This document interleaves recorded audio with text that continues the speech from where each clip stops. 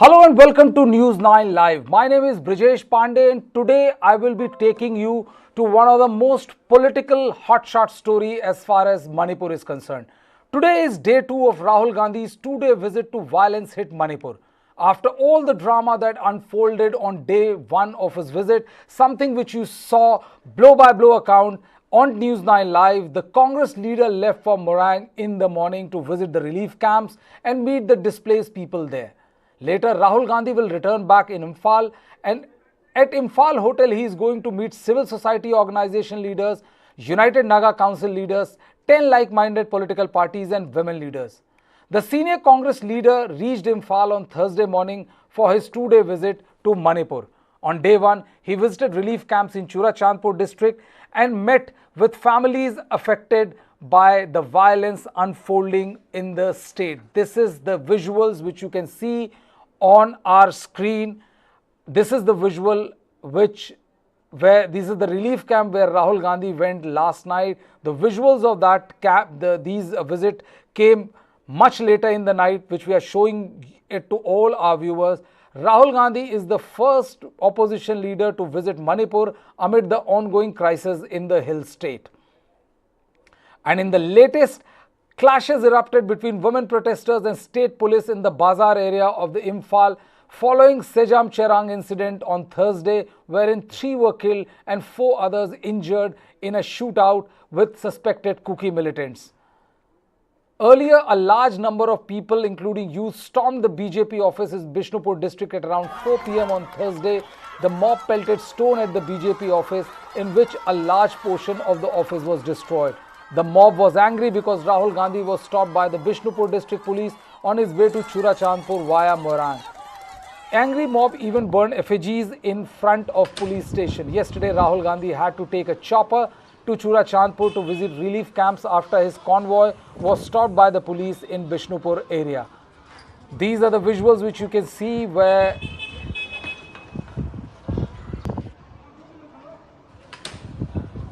you can see police and as well as other people standing there, some sort of a scuffle. It is not very clear, getting very clear from this thing, but you can see police and protesters there.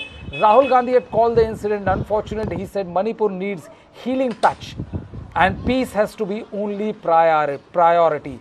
Now these are the visuals which are there. Meanwhile, Meghalaya Chief Minister Conrad K. Sangma, who is also the President of National People's Party (NPP), is likely to visit violence-hit Manipur on July 5th. On this, I will be joined to debate the entire issue and what is the outcome of Rahul Gandhi's visit. I will be joined by Dr. Thangzep Tombing, who is Assistant Professor, National Law University and Judicial Academy, Guwahati, Assam. I would also be joined by Nabakishore Singha, who is a national spokesperson, World Meitei Council. I will be joined by Hasina Krabi, founder and chairperson, Impulse NGO and human rights activist, and Major General retired Sanjay Meston, who is defense and geopolitics expert and somebody who knows the state of Manipur. But before I go to my guest and start our discussion, let's first listen in to the sound bites which are there, and then we will start our discussion. We're having a program today. Rahul is leaving for Moirang at 9 a.m. and he will meet there all these affected families, and he will visit the relief camps. No, so after that he will back to Imphal, and at Imphal he is going to meet all these civil society organization leaders and intellectual leaders and these United Naga Councils leaders and these 10 like-minded political leaders and these other women leaders and the 5 student organizations. No, this Rahul is going to meet all these leaders. No, in Hotel Imphal. At Hotel Imphal only. So why not you are going through road to Moirang? Yes, that is right. No, this government is not giving the permission. That's why it's only this distance of 30 to 40. 40 to 50 kilometers. No, so this government. I met DG yesterday at around 10 p.m. So I approached him to give the permission for this by road, no, but he declined it. And anyway, even if this DGP, the government of Manipur is given for offer, that's okay. We will visit there definitely. देखिए मेरा यही बोलना है कि अभी जो मणिपुर का परिवेश है वो परिस्थिति को नियंत्रण करने का काम स्टेट गवर्नमेंट और सेंट्रल गवर्नमेंट को करना है।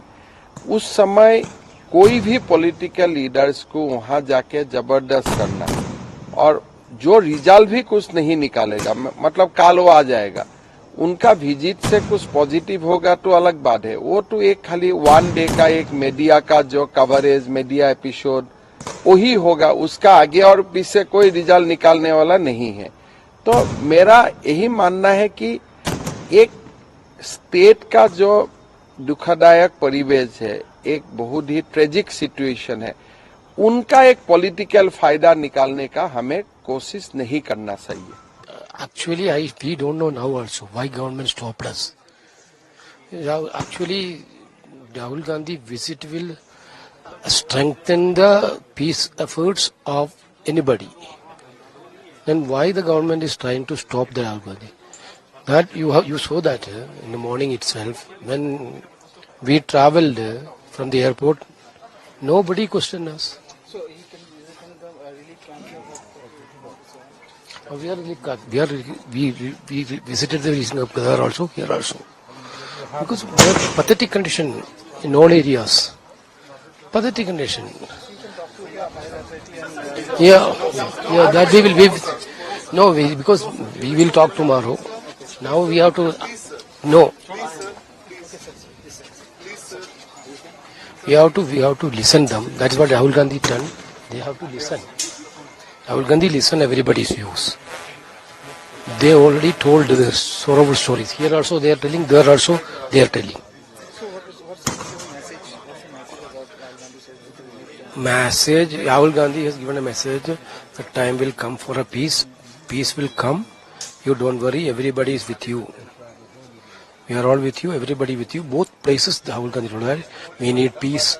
That is what he told. देखिए वो फोटो ऑप करते हैं, राजनीति करते हैं। अगर उनको जाना तो पहले ही हेलीकॉप्टर से जाते, उन्होंने सड़क से जाने का तमाशा किया, जिसके चलते वहाँ पर लोगों ने प्रोटेस्ट किया। एक राज्य में जहाँ पर ऑलरेडी अशांति है, दिक्कत है, वहाँ जाकर आप ये सब नौटंकी करते हैं, जिससे अंततः नुकसान होता है देश का और राज्य का। So, Rahul Gandhi's today plan is that he has gone for Moirang. Visuals will come out in a bit on our screen. See, he is leaving for Moirang. And there he will meet all the affected families and visit the relief camps. There his security is not allowing the agencies and other journalists to put their mic and seek a response from Rahul Gandhi on the issue, which is all right. After that, he will be back in Imphal. At Imphal Hotel, he will meet civil society organization leaders. I will ask my producer to play the visuals of Rahul Gandhi in the relief camp, which has gone there. After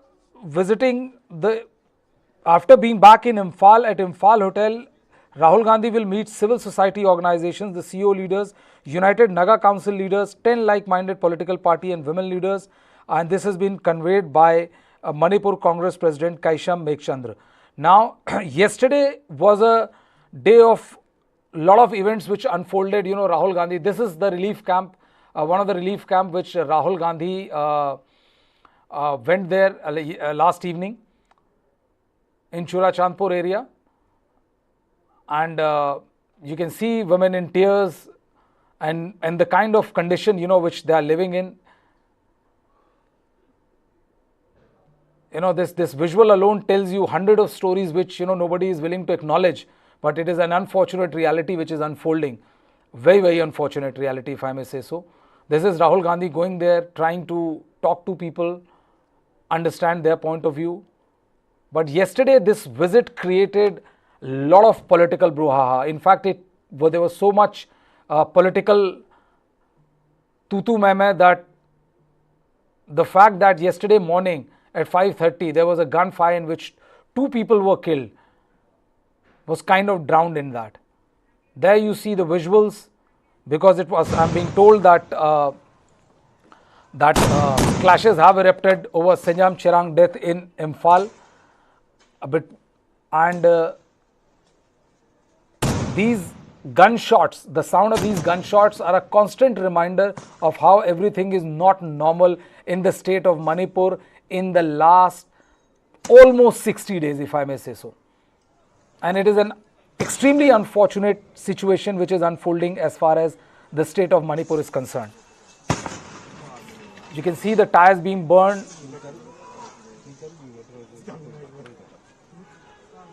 I'm just taking my viewers through these visuals before I come to our guest and understand,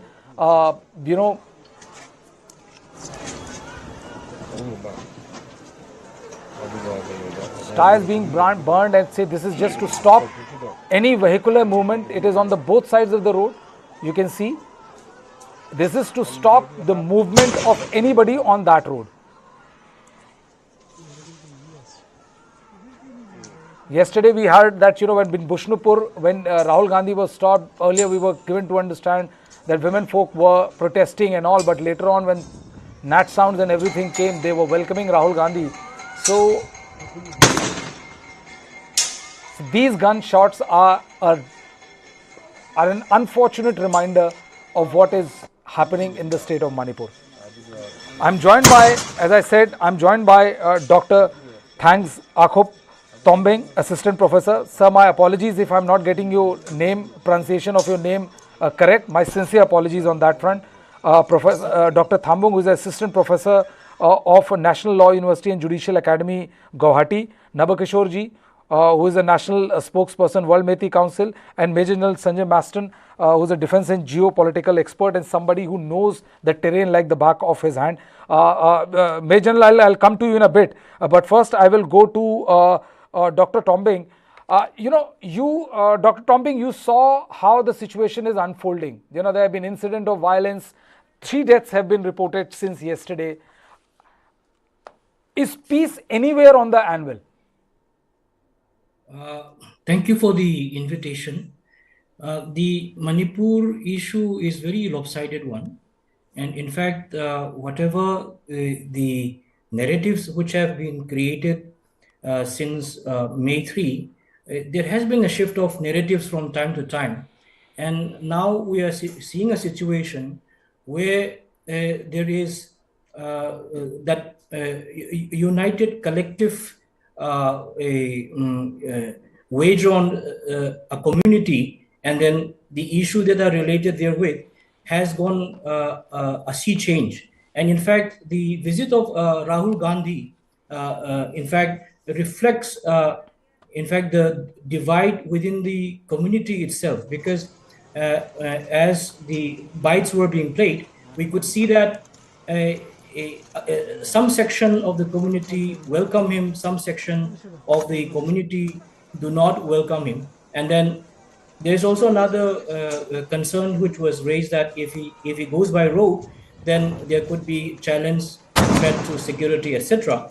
So if we look at the Rahul Gandhi visits of yesterday, there can be 2 perspectives. One perspective is from the hill people's perspective, and then the other one is the plain or Meitei community perspective. So if we go by the Meitei community perspective, one part is that maybe there is still a presumption that he needs to be humiliated. So therefore, in fact, when he arrived at the airport, he was not clearly told that by what means he should travel. So they were not clearly stating that he should travel by a chopper, but he can also have the option of traveling by road. And when he actually took the means of transport by road, then in fact his entourage was stopped at Bishnupur, and in fact the state police said that there is a security issues there.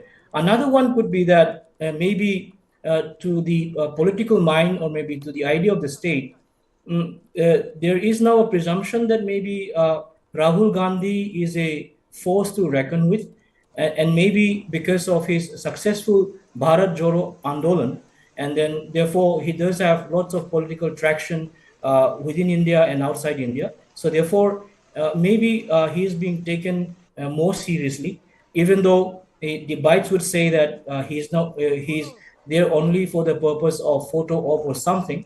And then another concern could be that the state actually is apprehensive that he might bring about a certain change, because the people seem to look up to him, and that he does have a voice.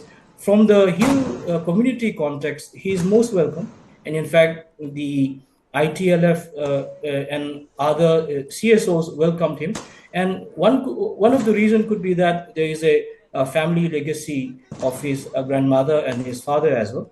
Another one could be that they feel that Rahul Gandhi is more compassionate, and therefore he'll be listening to their concern and would be, in fact, be able to help and hear them. Because if you see the visuals that are available, women have, in fact, hugged him and then cried and told him that he may be the only one who could be able to save them from this ongoing conflict. Another perspective in that continuation is that maybe there is a regard for him as a uniting factor and force.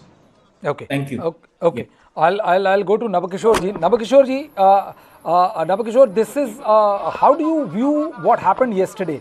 You know, Rahul Gandhi first allowed to go up to Bishnupur, and then then his cavalcade was stopped. Then he got back to Imphal. Then he flew to Churachandpur to talk to the Kuki CSO leaders and visit the relief camps and all. And he was also denied, as the original stated plan was to go to Moirang.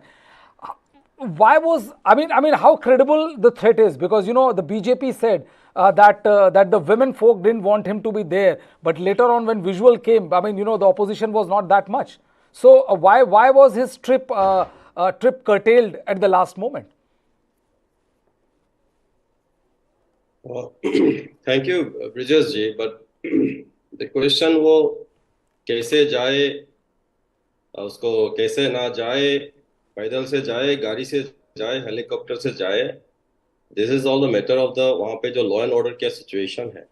But उनका मणिपुर में आना और वही नहीं है. मैंने यही चीज बोला था जब ऑल पार्टी लीडर्स का मीट जब हुए थे दिल्ली में. मैंने यही बोला था मणिपुर का जो प्रॉब्लम है ये जस्ट मई 3 तारीख से अभी तक वो स्टोरी जान के no one is going to sort it out. Manipur का प्रॉब्लम पिछले 70-75 साल से जो क्या हो रहा था ये जानना जरूरी है. और उसके पहले भी हो सके तो 2-3 हजार साल से मणिपुर में क्या था, मणिपुर कैसे इंडिया में आया और मणिपुर आज कैसे है और मणिपुर आगे क्या रखना चाहिए. क्योंकि मणिपुर जो है ये एक इंटरनेशनल बाउंड्री 390 किलोमीटर जिसमें हार्डली 10 किलोमीटर फेंसिंग है. जो जियोपॉलिटिकल जो सिचुएशन है इस रीजन में, I am not talking just about the India with in India, जो नेबरिंग कंट्री जो सिचुएशन है ये कंप्लीट ध्यान में रखते all the political leaders, all party political leaders, they must have a honest and genuine एक intention लेकर अगर काम करेंगे, then they are only durable. What happened, ma'am? No, you please carry on. I would ask my PCR to tone down the NAT sound because it is disturbing the guest and all, and they feel that there's somebody who's doing a crosstalk. So please lower down the NAT sound when the guest is talking. Yes, Nabakishore ji, please go ahead.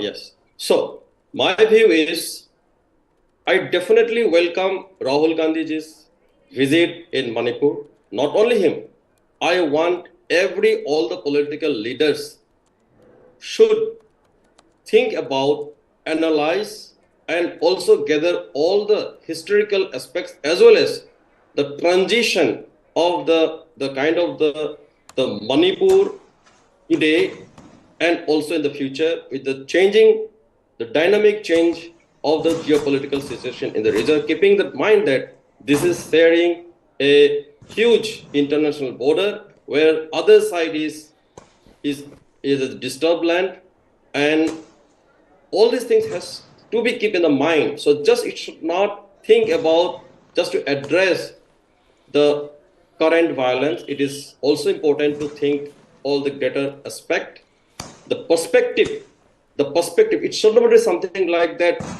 The 20 years back Manipur में ऐसा था, वही जानकारी था और अचानक से आज आ गया, चलो क्या हुआ देखते हैं. No, the transition also should have been studied, and then only the thing will change. The thing will definitely change into positive. This is my view. वो कैसे आए, क्या गए, क्या नहीं गए, it does not matter to me. ये law and order का है. Yes, उनका safety जो है, उनका security safety, yes, that should be kept on the top priority. Okay, that's very well put. That doesn't matter how he goes to Chura Chandpur or another, but normalcy must restrain. I would like to show our viewers the visuals, which looks like, you know, as if you're in some sort of a war zone. I mean, the visual which was being played just a minute before when Mr. Nabakishorji was speaking. You know, there's a firing which is going on, you know, from both sides. These are the visuals. You know, it looks like as if you are in a you're watching a pitched battle, gun battle which is going on, and you know, yes, this is the tear gas being shelled.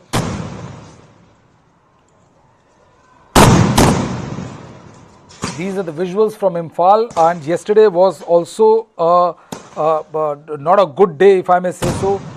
Around 3 civilians have been killed and 4 injured in a fierce gun battle which happened yesterday.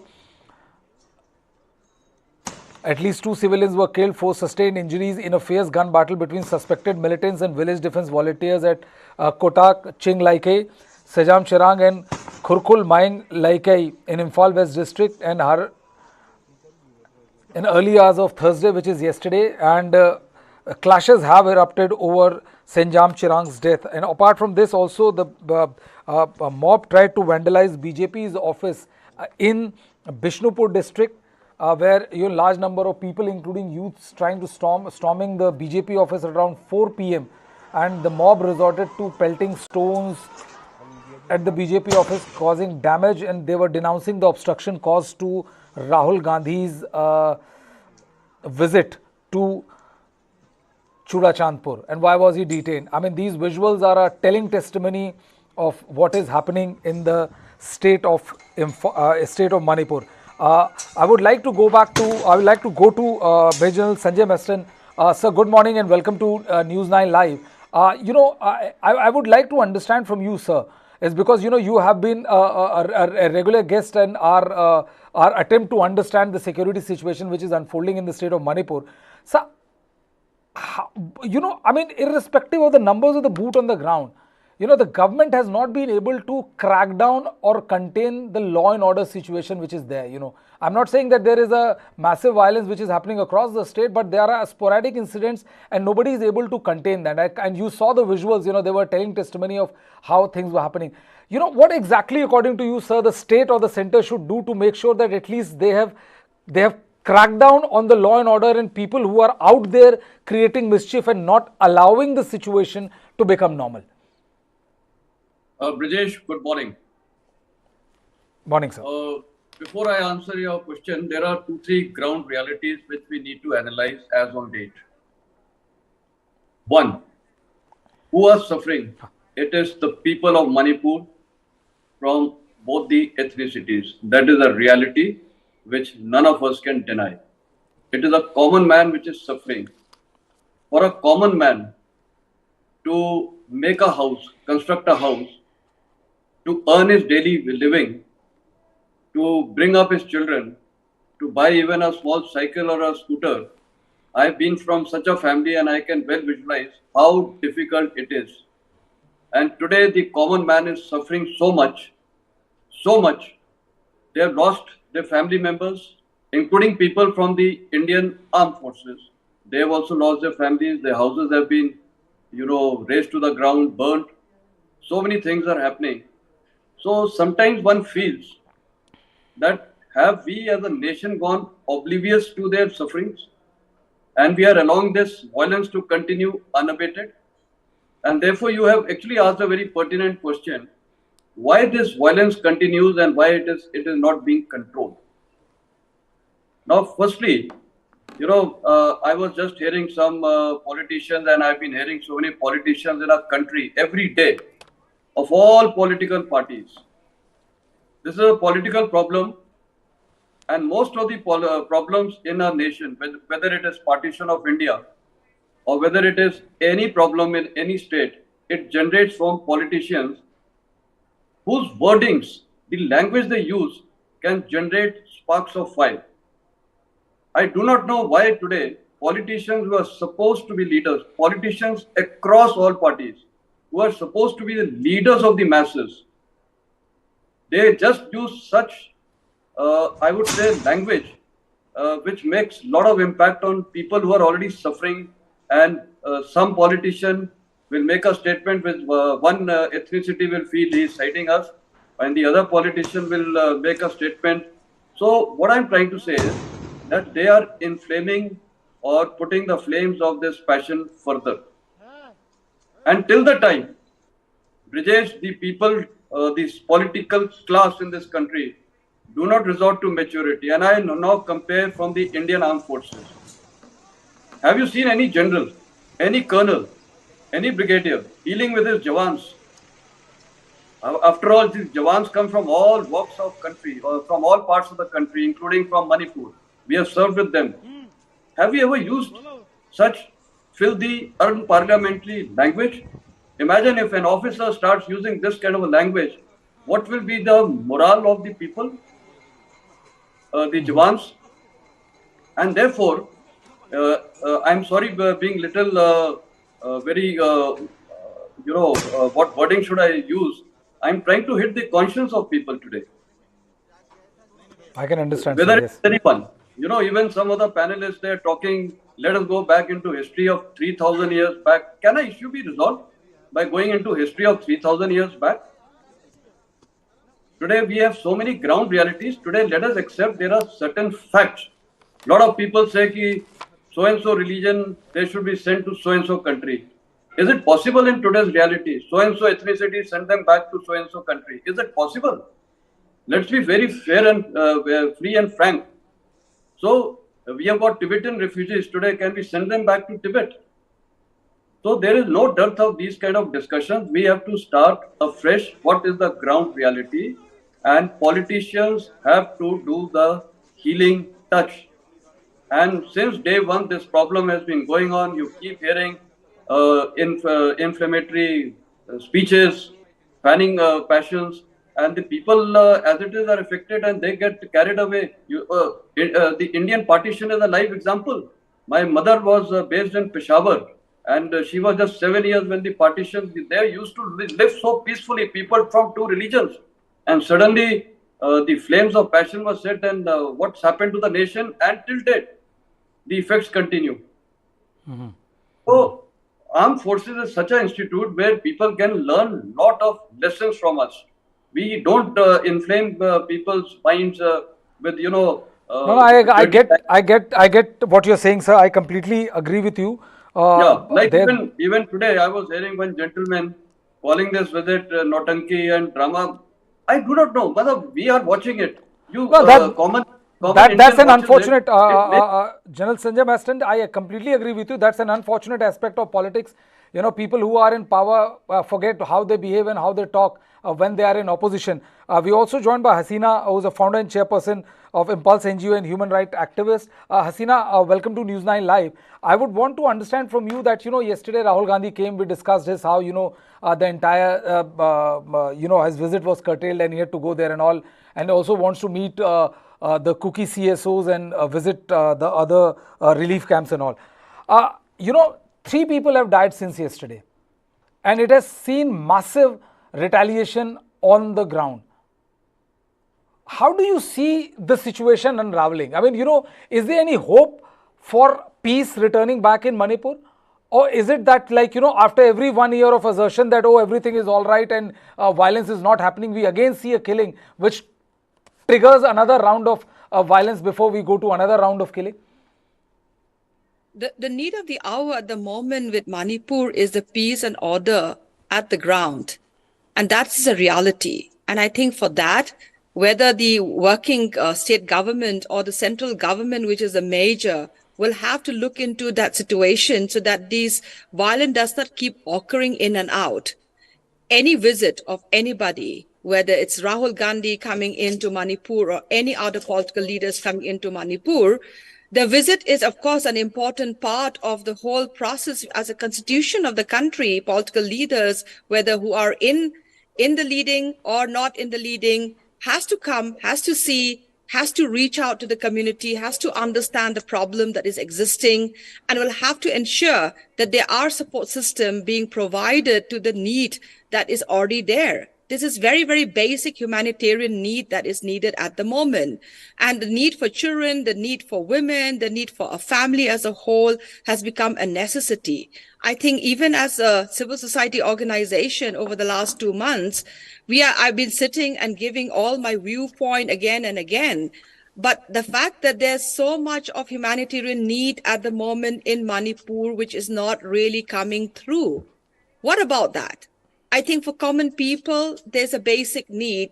And in a situation of crisis like this basic needs has to be met immediately. You cannot allow hunger or any kind of situation to bring in more violence and aggression, because that's a very basic human right. So beside everything around who is visiting, how the visit is taking place, the law and order situation is a very state level, and it has to be coordinated in the framework of a law and order situation. But all these visits, are they culminating into any kind of immediate support to the camp, the relief camp? People who are needing the most? I think that's a question that we need to ask in the entire debate for the entire 2 months going on. Absolutely. I completely agree with you. There you see the visuals which has come from Chura Chandpur, Rahul Gandhi eating along with the children in the relief camp. Call it photo op, call it whatever you want to, but it's a very telling tale of the kind of misery people in Manipur are subjected to. It will take a lot before the situation return back to normalcy. There's this Rahul Gandhi who is going to a relief camp, and what we have been given to understand is that today Rahul Gandhi has already left for Moirang, and we'll get his visuals. Apart from there, he'll go and meet all the affected families and visit the relief camps. After that, he'll be back in Imphal. At Imphal he will meet civil society, CSOs leaders, Maiti leaders, United Naga Council leaders, 10 like-minded political parties and women leaders. This has been said by Manipur Congress President Kaisham Meghachandra, and also he is likely to address a press conference there. Rahul Gandhi, who is on his way to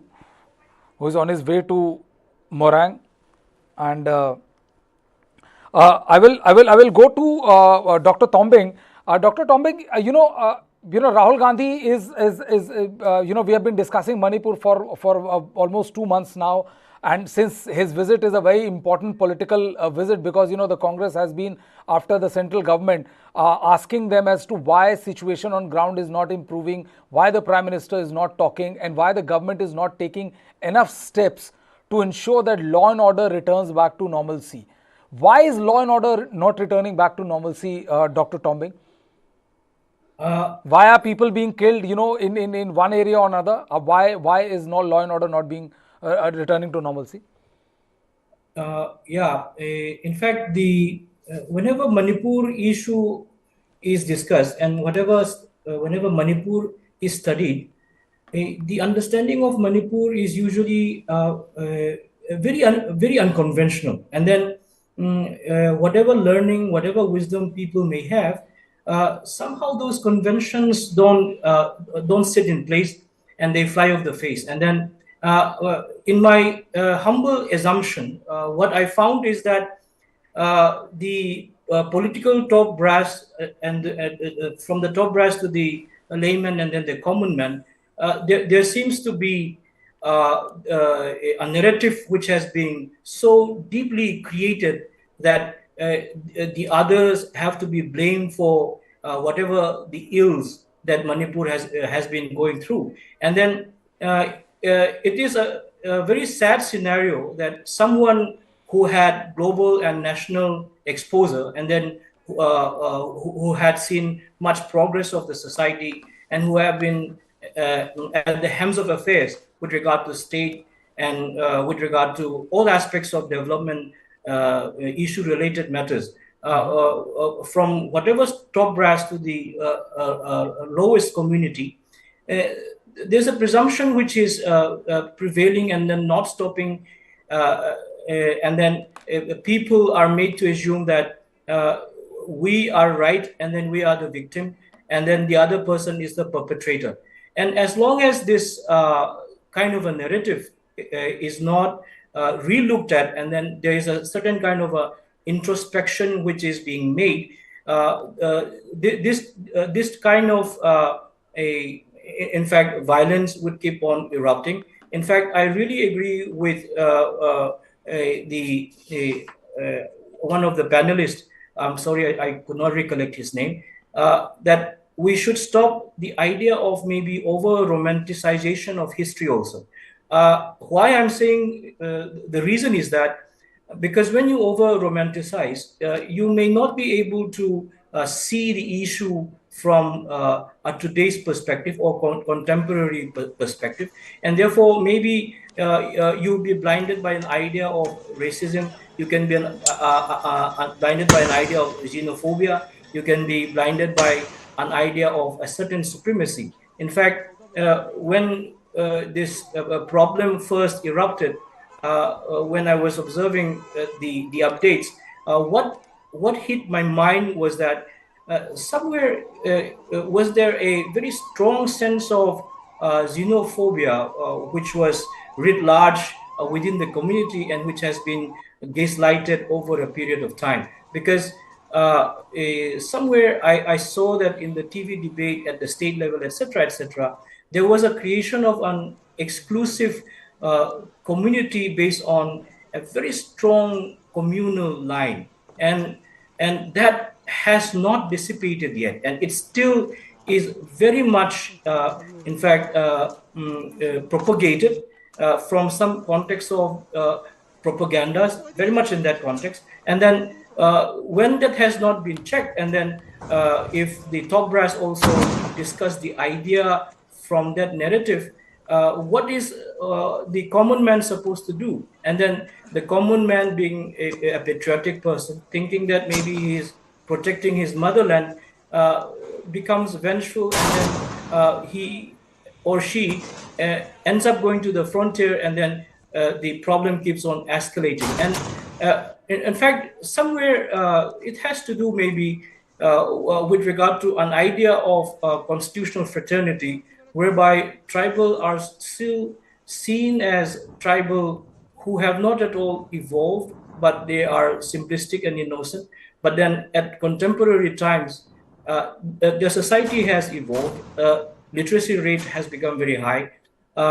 It has become very complex. And modern ways of life, modern aspirations of life is very much part and parcel of the individual aspirations of the community. And therefore, among the hill communities and also among the valley communities, the sovereignty of the individual has not been really discussed and allowed to, in fact, evolve.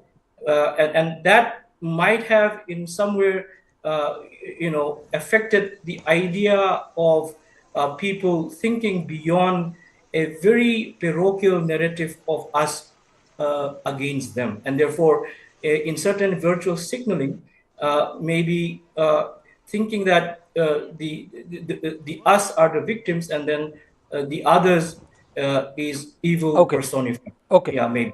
Yeah. Okay. Nabakishore ji, are you guys over romanticizing the idea of Manipur? Are you going too back in the history to, Brijesh ji, the problem of Manipur is a very unique. It's a very unique than any other state in India. Unfortunately, even today, our co-panelist also said that they just want to focus the contemporary issue. Is that violence in Manipur, is it the first time? No. Is the law and order situation in Manipur, is it that something just it was like, all of a sudden this has been started? Definitely not. So it has a very long, there are many other complexities involved. I mentioned about the dynamic change of the geopolitics in the region. Okay. So unless and until the perspective is not changed, the way these things has to be analyzed. Okay. So I'm looking for the durable peace. I mentioned this always in my show. Okay. We should look for the durable peace. That's what I said already, and I shall continue to say.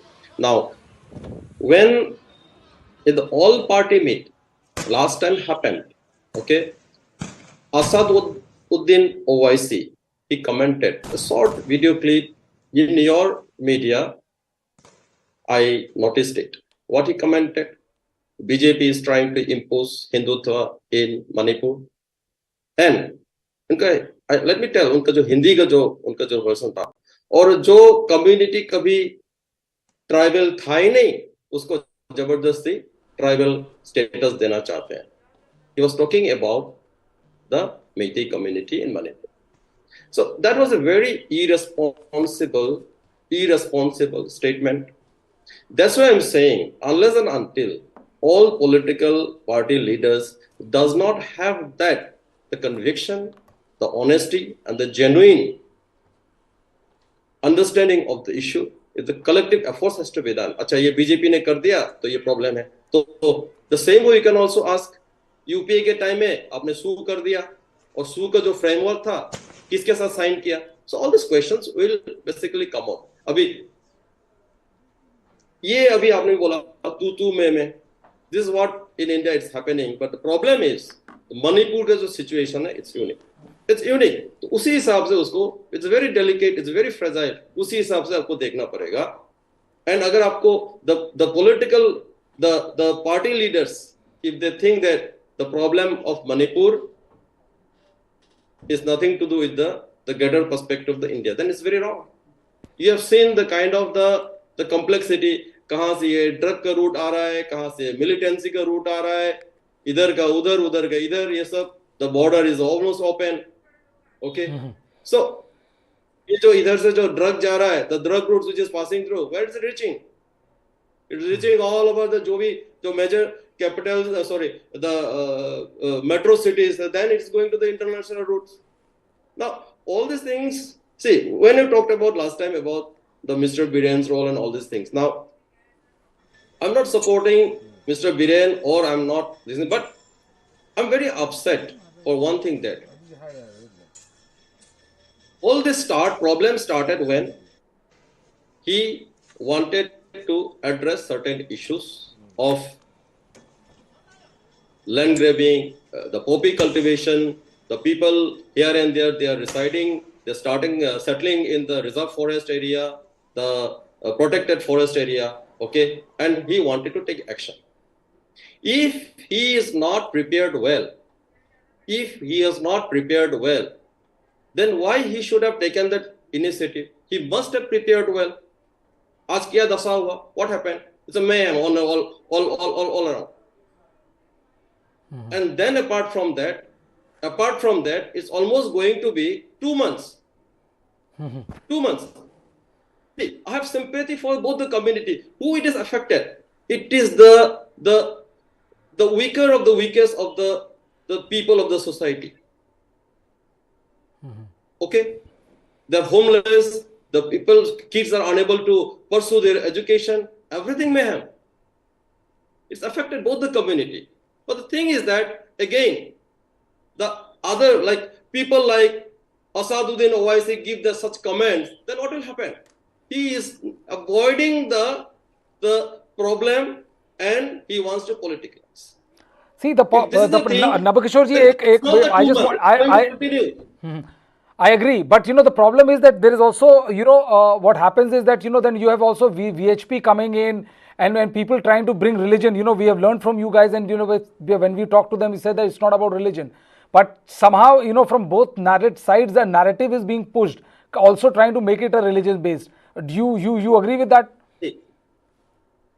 Vijay ji, I think till now, I proudly can say, any of the Meitei CSO leaders, I don't think we are politicalizing the regional religion.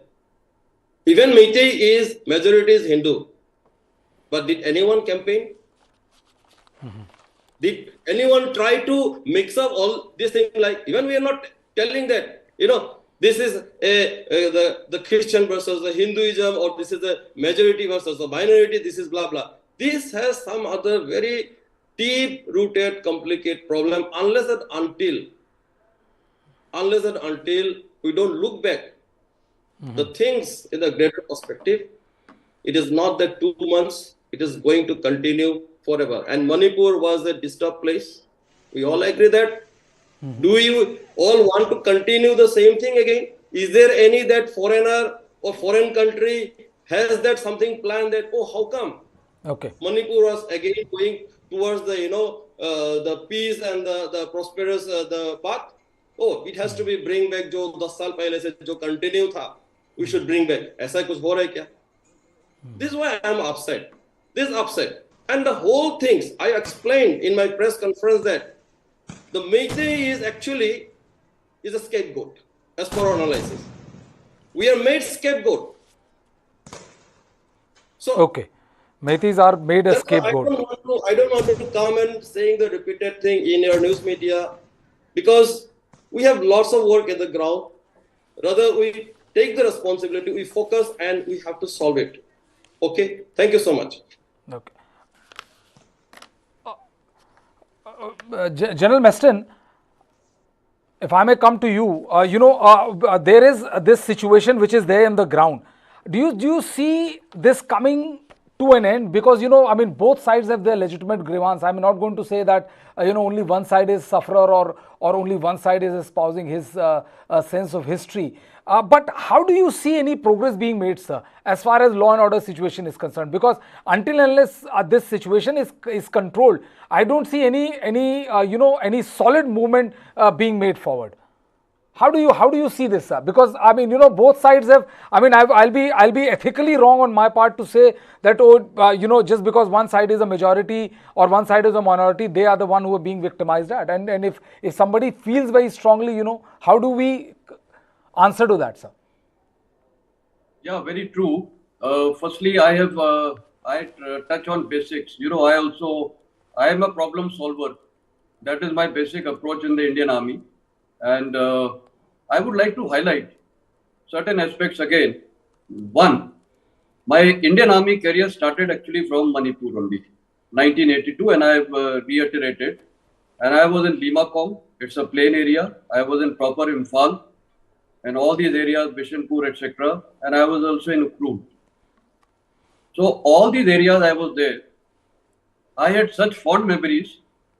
The people existed so well, and frankly, I never ever perceived or felt any problem on the ground or division between the two communities, and between the two ethnicities.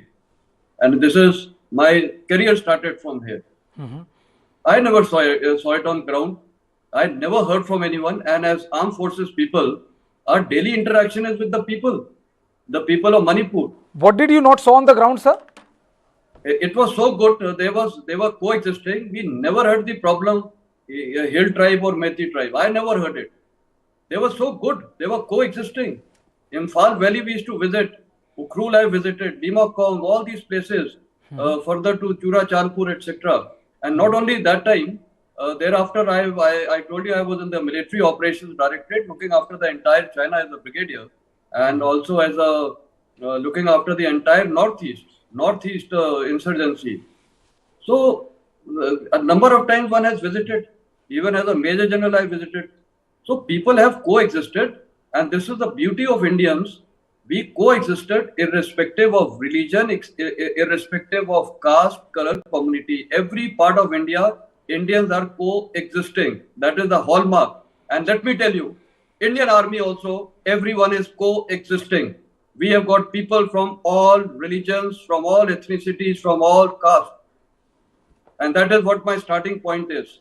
That firstly, we should really teach them not teach them, they have coexisted. Some persons have sparked this violence because of some vested interest, could be from any ethnicity. Now coming on to drugs. Who's doing this drugs? No ethnicity can do drug trade alone. Entire drug trade, everyone is involved. Politicians are involved, police is involved. There is a big racket. So to say that only one ethnicity is involved, it is absolutely untruthful. As a brigadier, I was handling the entire Northeast, and I am aware what the drug cartels were. I never heard ki so-and-so ethnicity was doing. It is a proper drug cartel, and it is both ways. It's going up to the hinterland of India and even from Myanmar, whatever is happening. So I'm stating ground realities. Next, we require peacemakers. After all, who's suffering? The common man is suffering. We have to unite them. And if we start, stating language, and I said, politicians across all political parties, they have to correct their language. Okay. Language sparks violence, and this is what one gentleman was quoting someone. We can quote from all political parties the kind of language what people are speaking. That should be banned. In fact, there should be a Supreme Court directive. Are we here to flame passions and continue the fire? So therefore, no focus is there on curbing the violence. So peacemakers have to be brought, and there could be independent people. There are many who have been in these areas. And let me tell you, today you will find in India about 80% of people, only very few people get charged up with passions. Balance of the people, including you notice in any WhatsApp groups, they remain quiet, but they have also a voice. They only keep quiet, and that is the biggest indication. They want unity and peace in the entire country. So including whether it is Manipur. Now coming on to the fourth point, today we are talking about, I've been in Rwanda, a country in Africa, Hutus and Tutsis. It's a long back drawn issue. Where will the Hutus go? Where will the Tutsis go? They are today sitting together, and Rwanda is today developed so well. Their politicians took a great stand, the president of Rwanda, and today they are united. So are we here to disunite people with a narrative? We have to go on to the ground realities and start today Kashmir, and now coming on to the hill and valley problem. Look at China. I wonder Sir, if anyone I would like to stop you, and I would like to stop you there, sir. And there is a news which is coming that the Chief Minister of Manipur, N. Biren Singh, is going to meet the governor at 1 p.m. This is an extremely important piece of news which has come right now, is that Chief Minister of Manipur, M. Biren Singh, is going to meet the governor. Now, all kind of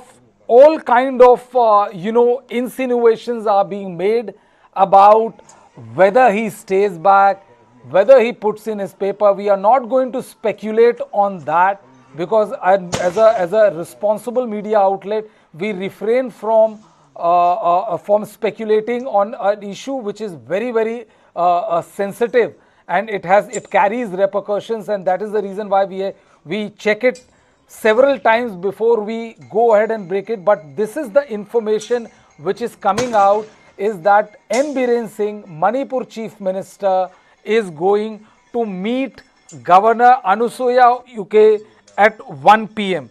This is what we are being told.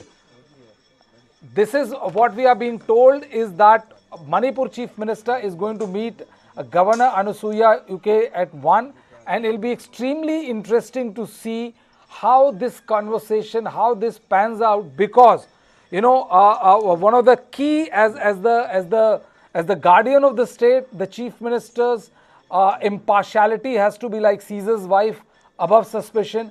And unfortunately, both the Cookies as well as Maiti's side, they have not reposed their faith, and until and unless there's faith from both sides, there is no way you can go ahead with any kind of political rapprochement you want, because whether you like it or you don't like it, as one of our panelists, Rami Niranjan Desai, said yesterday, that you have to sit across the table to come to a solution, irrespective of how much victimized you feel or how much anger you have towards the other community. Without sitting in one room, without sitting across the table, there is no way you can carry the conversation forward.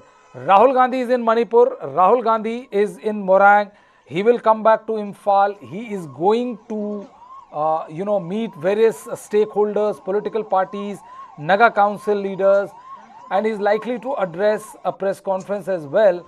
But this is what we have been given to understand, is that Manipur Chief Minister N. Biren Singh is meeting Anusuya UK at 1 p.m. and sources are saying that this is an extremely important. See, I would like to take our viewers to the live shots which has come. Rahul Gandhi in Moirang, where he is visiting, all people who are living in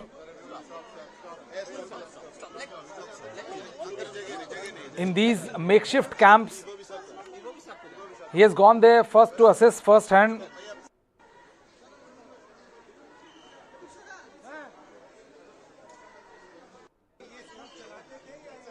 He's gone to assess the situation first hand.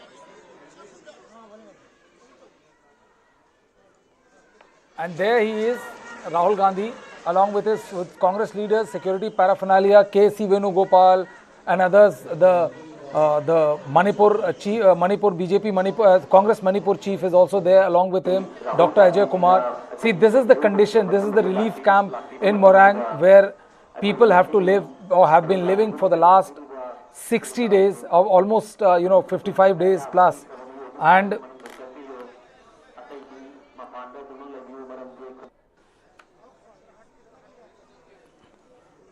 it's an extremely unfortunate story of the kind of suffering which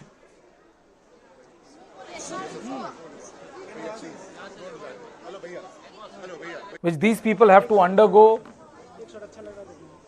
as chances of situation returning back to normalcy is not on the horizon. It will take a while before the situation returns to normalcy, and till then these people are condemned to stay at this place. So this is an unfortunate, very sorry state of affairs as far as Manipur is concerned. 3 people have been killed, 5 injured, as gun battle continues since yesterday morning, when 2 people were killed, and then there was a retaliation which was there by the security forces, and they have to also act with utmost caution to avoid any kind of collateral damage, because the situation is very, very tough. The situation is very, very fragile. And in middle of all these, news is coming in that Chief Minister of Manipur is going to meet Governor Anusuya UK, and this I'll come back to my guests in a while, because these visuals have just come, and these are very important visuals. Now we have shifted to the visuals of how these people have done a blockade by putting tires on fire and drawing a line on the highway.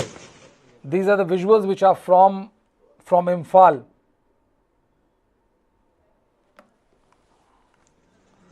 And these are the visuals which also reflects the state of affairs as far as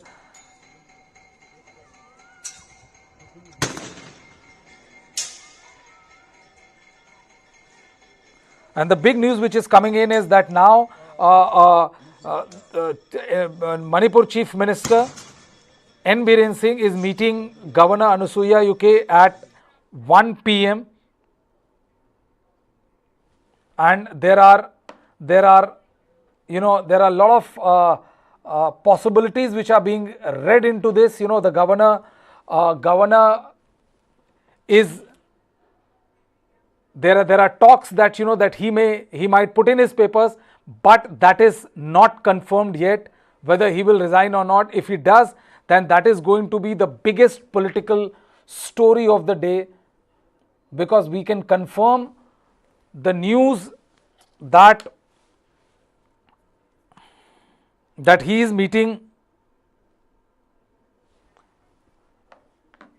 the governor there. I would like to go to Hasina for more. Hasina, have you heard Major General Meston?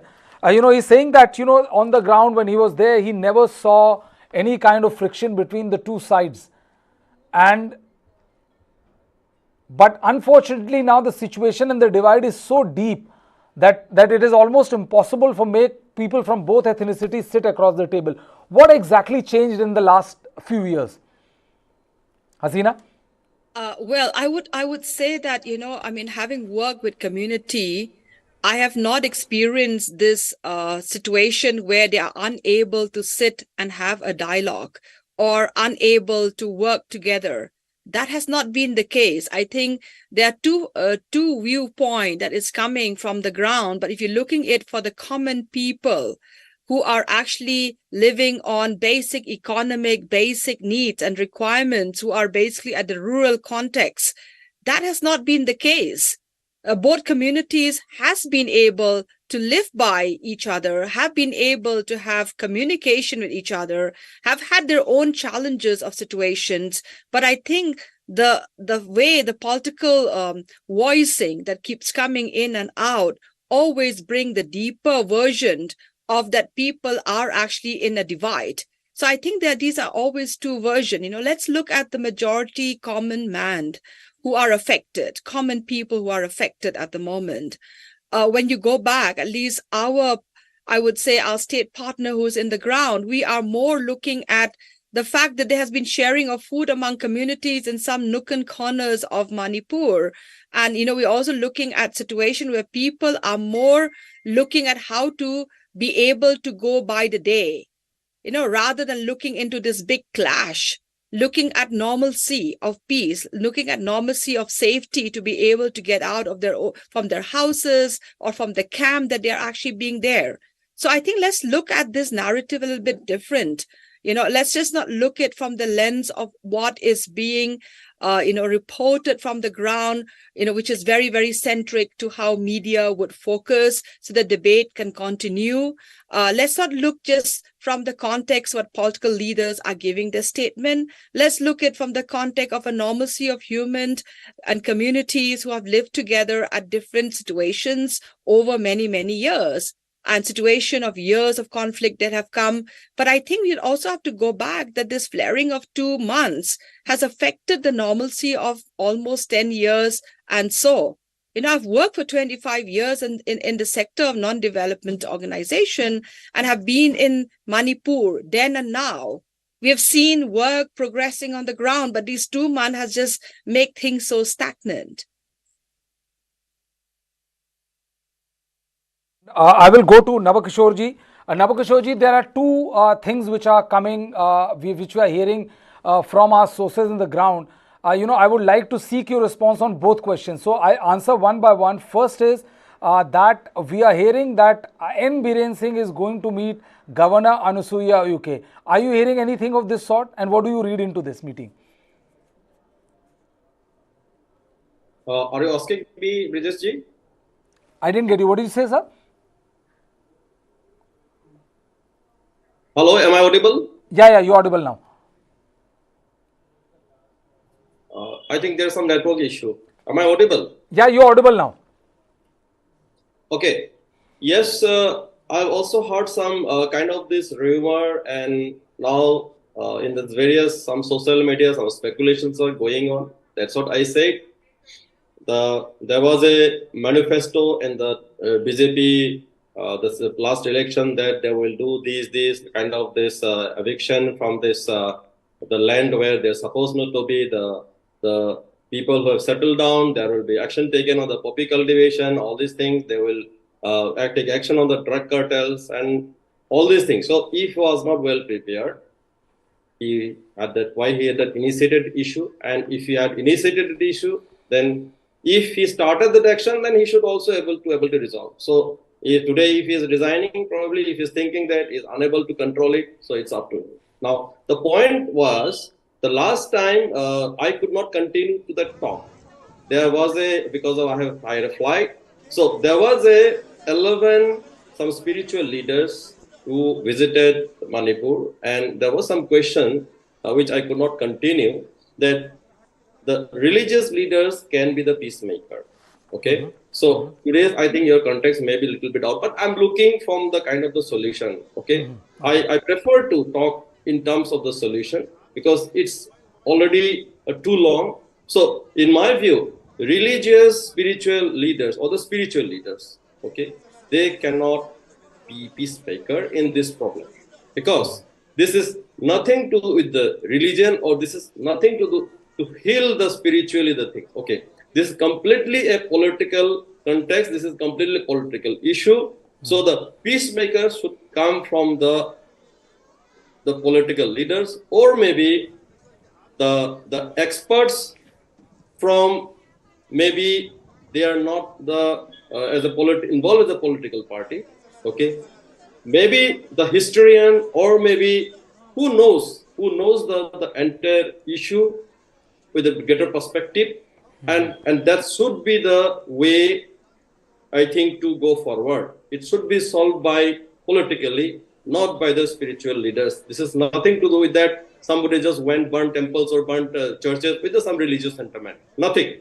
This all caused due to there are something deep-rooted, complicated problems which is political in nature, and this is what I want to give message. And sorry, Brijesh, I have to move out. I have another, activities which. Thank you so much. Thank you so much, Nabakishore for taking out time for our viewers. Our effort is, I know that it is like going around the same circle, but the attempt is to understand and make sure that both sides get their chance to speak their mind. Otherwise, the conversation becomes one-sided. Thank you so much for joining News9 Live and sharing your perspective, as always, candid and forthright. That was Nabakishore spokesperson, World Mighty Council. The visuals which you are seeing on your screen is Rahul Gandhi, former Congress President, Rahul Gandhi, who has come here to visit this relief camp in More. There he is talking to Manipuri people, trying to understand what the condition they are being forced to live in. After that, he will come back to Imphal.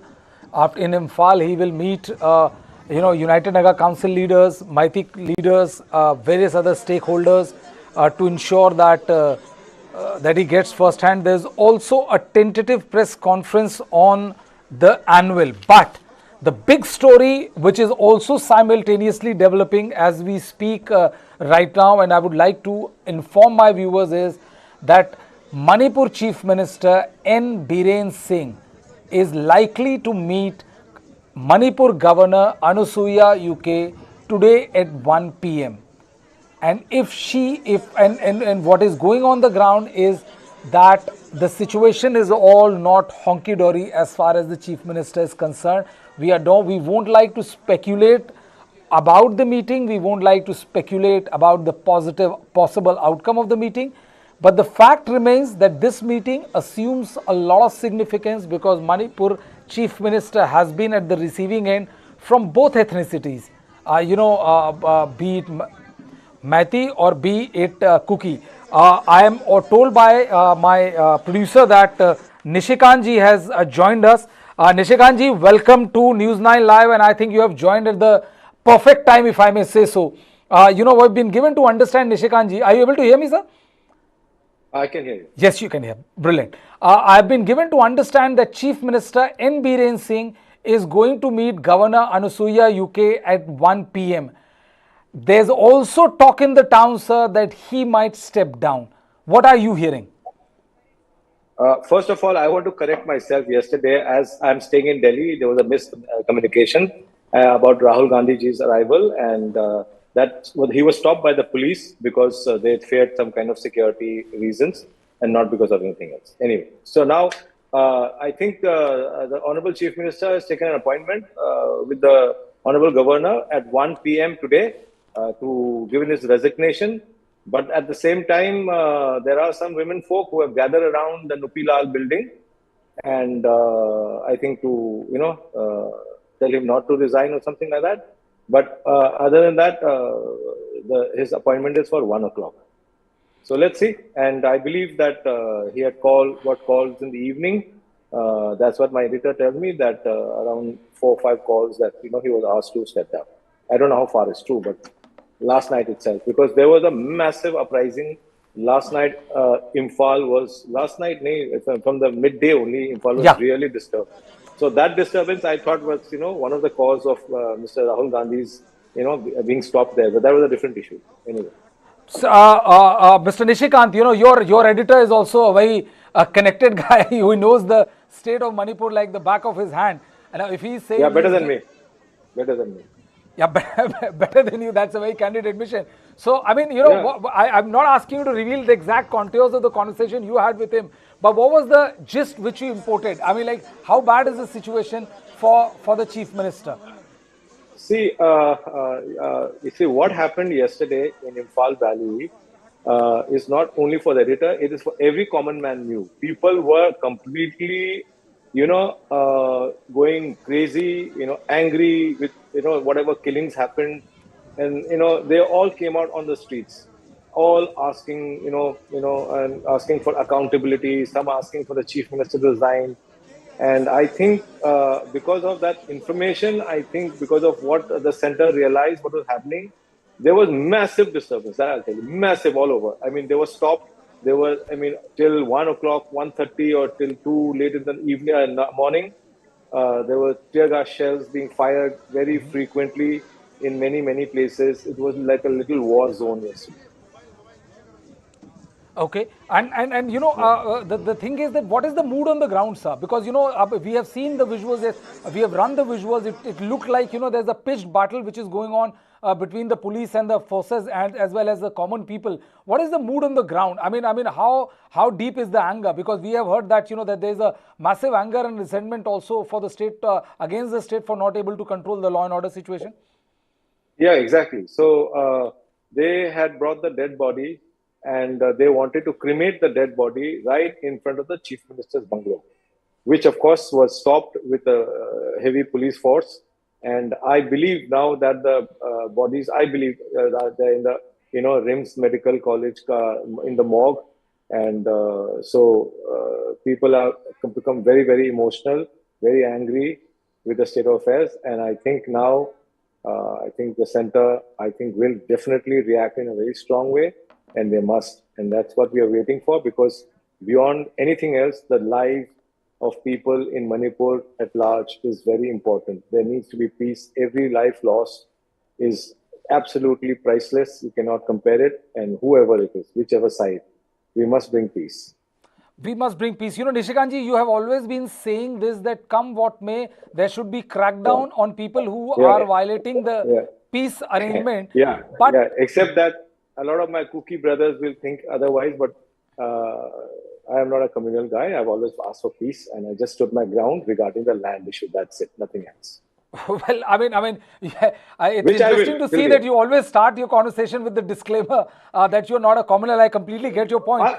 I am not. I was there and with Miss Gangpe, and her son was a big fan of mine. We posed. I hugged him.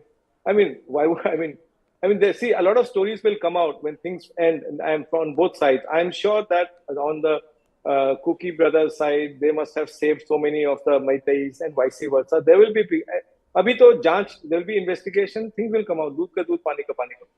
Doodh ka doodh aur pani ka pani jaga. Nishikantji, one more thing, because you have been talking about, as many have been talking about, how there should be a crackdown on people who are offending. Why is the state not being able to control the law and order situation? It's almost 2 months and you have so much boots on the ground, and still this killing continues unabated. You see, I totally agree with you. I am also speechless. So in many occasions, I turn down interviews because I know that, because I'm supposed to be defending the government and I would be at a loss of words. So I refuse, just because somehow I'm very, very, I like your channel, and William is such a sweet guy, and you, Brijesh and Karthik, I like you also. I just came on, though I was going elsewhere.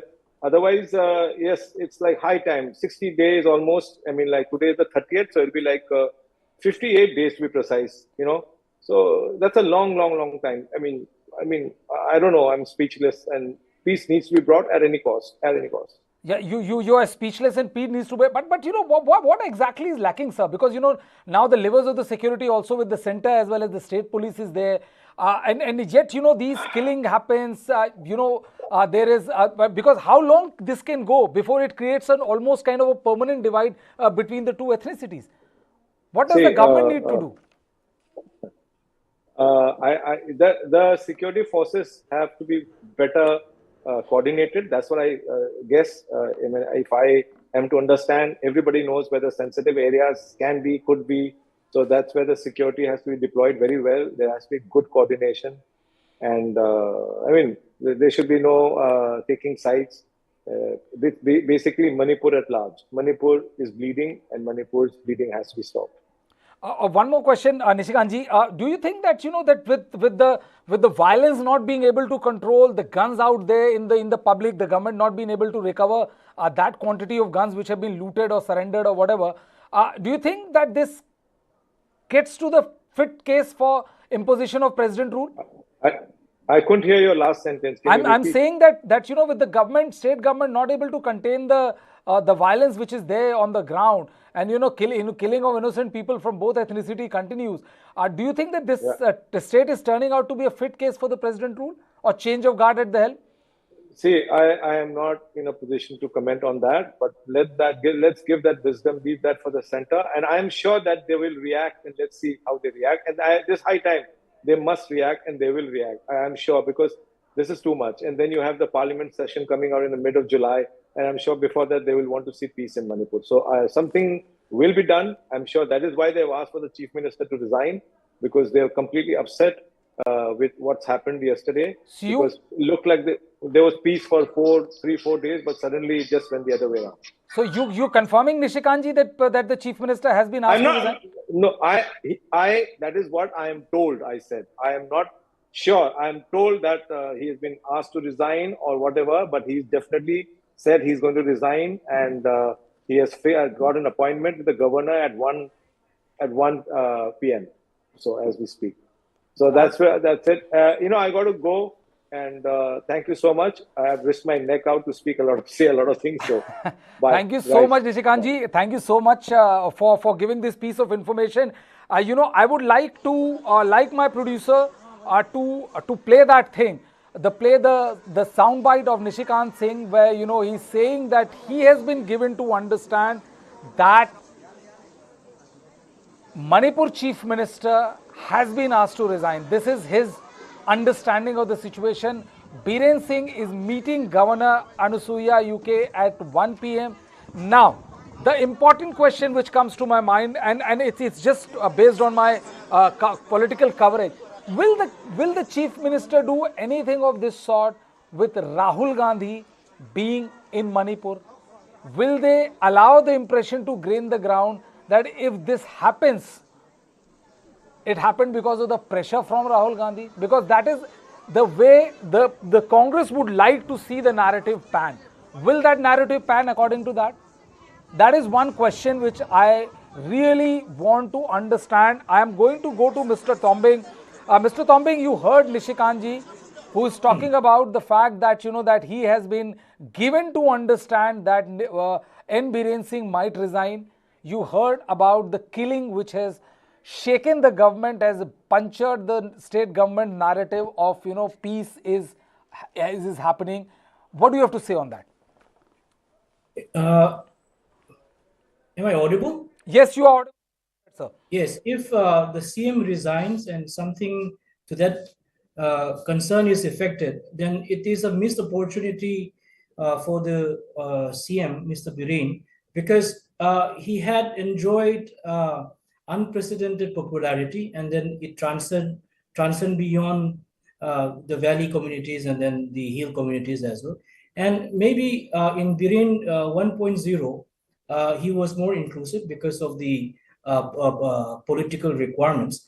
But in Biren 2.0, maybe his tribes actually came out. And then why I said it's a missed opportunity, because he had, in fact, like I said earlier, enjoyed the trust.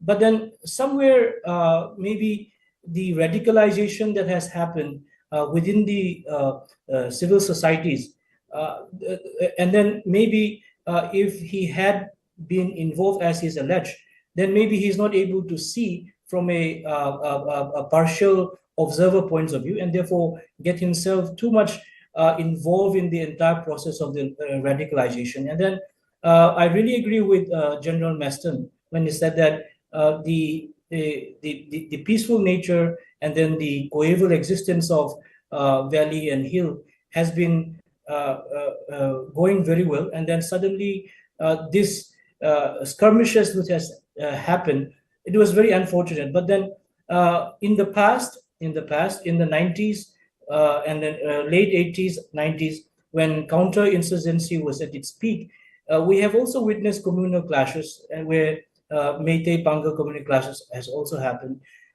Kuki Naga clashes have also happened. Naga Meitei clashes have also happened. On those occasions, also Meitei as a major stakeholder, and then having this generosity as a elder community, they have always paved the way for peace and then ensure that reconciliation has happened. But this May 3, May 4 mayhem that has happened, it reflects a kind of a unfathomable hatred, anger, which is like very unfortunate. And then when I look deep into it, I can only surmise that maybe there's something to do with an idea of revival of an age-old Sanamahi religion, and then the idea of the Kanglei Park historical past, when they compared themselves from the historical context of it, that they were having their own kingdom and then their puyas and everything, and like the institution was very much structured. And then with the passage of time, and then as India got independent and then they being merged into the Union of India, the equalization process that has happened as per constitutional spirit of Article 14 and right to life, and then the other aspect of affirmative actions, the ST being a scheduled tribe, and then for many arguments or against they not being an ST community, maybe it was choice, or maybe it is out of not able to understand the implication that would happen in the future. What happened is that somewhere when you go back to the historical past, and then there's an idea of the race being more advanced. Dr. Tombing, Yes. I would like to stop you for a minute, sir. I'm sorry, because we don't cut our guests in middle. We let them speak what they have to say. But there's just a couple of information which is coming in. K.C. Venugopal, who is a general secretary of the Congress party, is now saying that Rahul Gandhi will try to meet the governor. Rahul Gandhi will try to meet Governor Anusuya UK at 3 p.m. Ajoy Roy, who is along with him, Dr. Ajoy Roy, is saying that we will like to meet governor at 3 p.m. likely. So the political temperature of the state of Manipur is rising, and the information which is coming is something which can prove decisive today, because as Nishikant Singh Sapam, who is an MLA from West Imphal, has said that the government is under a lot of pressure. I would ask my producer to repeat those sound bites whenever she gets it. But the fact is that the government is under a lot of pressure due to the 3 killings which happened yesterday. Imphal was kind of turned into a theater for a pitched battle between the protesters as well as the police and the forces, and that doesn't augur well for the government. Also the fact that monsoon session, the first leg of monsoon session of Parliament, is likely to start in the second week of July, and the government would not want itself to be pushed to the corner. The bone of contention remains the Chief Minister N. Biren Singh. Now, what we have been given to understand is, and I want to tell our viewers very, very clearly, and also reveal the source of the information, so no kind of attribution or second guessing is from where we are getting this information. What we have been given to understand is that Chief Minister N. Biren Singh is likely to meet the Governor Anusuya UK at 1 p.m. According to Nishikant Singh Sapam, who is a MLA from West Imphal, Kaishman Thong area, West Imphal, an independent MLA who supports the BJP, has said that the government is under a lot of pressure from the women group. A lot of pressure.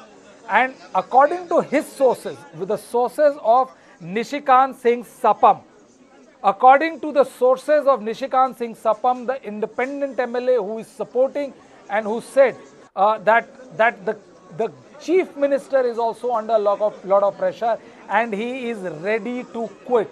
Now, this is a big political statement, if I may say so, ladies and gentlemen, because this could mark as some sort of culmination for the Chief Minister Biren Singh. Will Biren Singh resign? Let me play the devil's advocate, because we have covered several such situations. Will the government let Biren Singh resign on the day when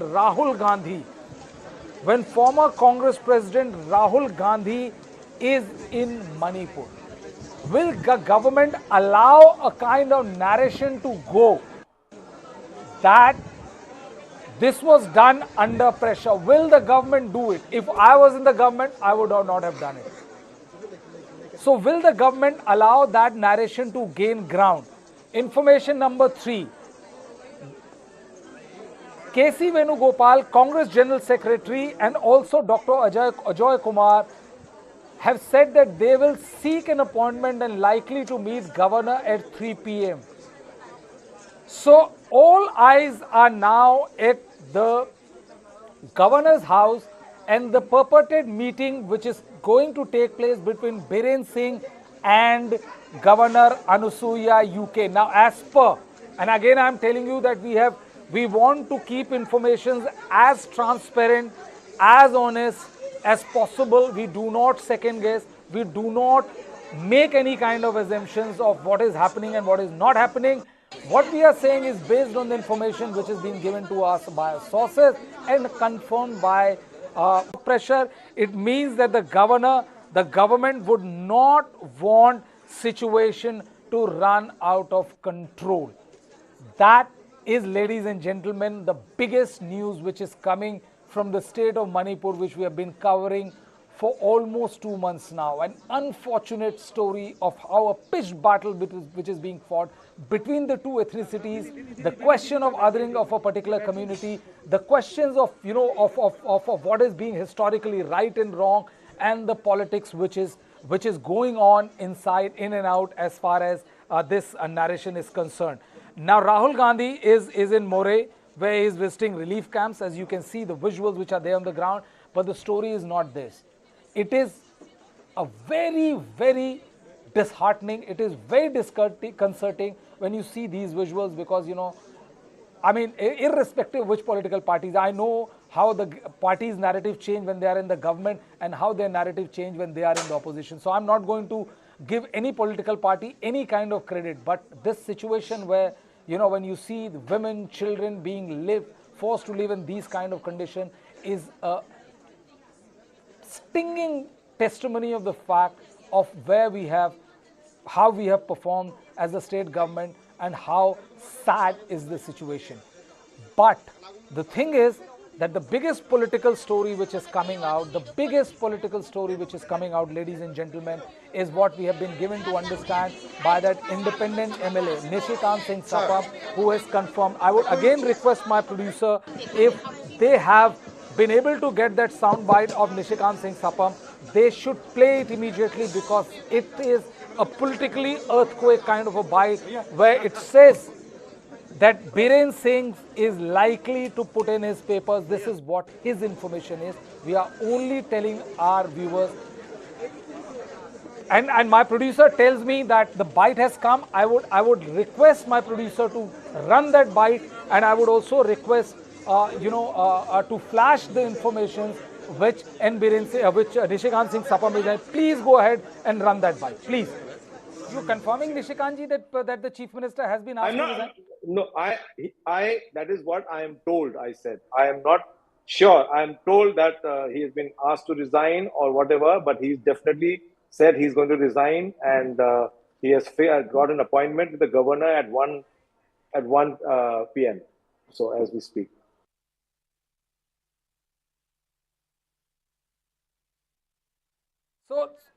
So as I would like my producer to run that bite again, because it is the most important political bite of the day. Please run that again. I mean, these unfortunate visuals where you see young girls crying and the kind of a place where, they have to live. It's an absolute sorry state of affairs, and no kind of whitewashing is going to solve it. And the unfortunate aspect is that the political parties which are raising question mark over the government are those very parties who had a completely different stand when they were in the power. When you are in power, your narration completely changes. When you're not in power, your narration completely changes. That is the unfortunate thing. But I would like my producer to run that soundbite of Nishikant Singh Sapam. It has to be run at least 2 times so that the viewers can get the import of what exactly is happening in the state of Manipur and how N. Biren Singh is under a lot of pressure. As far as what happened due to what happened yesterday. A lot of pressure. So I would request my producer to run that soundbite of Nishikant Singh Sapam where he is making those informations public. You're confirming, Nishikant ji, that the Chief Minister has been asked to resign? No, that is what I am told, I said. I am not sure. I am told that he has been asked to resign or whatever, but he's definitely said he's going to resign, and he has got an appointment with the governor at 1 p.m. So as we speak. You confirming, Nishikant ji, that the Chief Minister has been asked to resign? No, that is what I am told, I said. I am not sure. I am told that he has been asked to resign or whatever, but he's definitely said he's going to resign, and he has got an appointment with the governor at 1 p.m. So as we. You're confirming, Nishikant ji, that the Chief Minister has been asked to resign? No, that is what I am told, I said. I am not sure. I am told that he has been asked to resign or whatever, but he's definitely said he's going to resign, and he has got an appointment with the governor at 1 p.m. So as we speak. Now, you know what Nishikant Singh Sapam is doing? Nishikant Sapam is confirming something which is doing the rounds, but as a responsible media outlet, we are not prone to second guess, to indulge into rumor mongering, and that is the reason why we waited with the information till Nishikant Singh Sapam confirmed that for us. What Nishikant Sapam is doing, and why are we giving so much credence to what Nishikant Singh Sapam is saying? That is another question. The reason why we are saying about Nishikant Singh Sapam is because Nishikant Sapam is an important minister, is an important MLA. I beg your pardon. He wanted to contest on the BJP ticket. Somehow he couldn't get the BJP ticket. He is an independent MLA and he supports the government. Now, when he also runs the press conference when Rahul Gandhi will speak about his visit and all.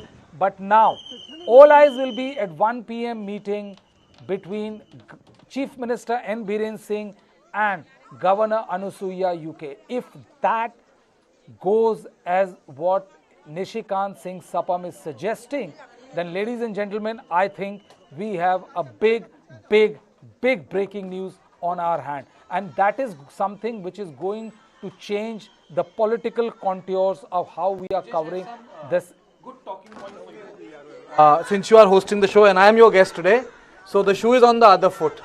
Brijesh, the talking point is that I have been told that Biren Singh is under tremendous pressure from the women group.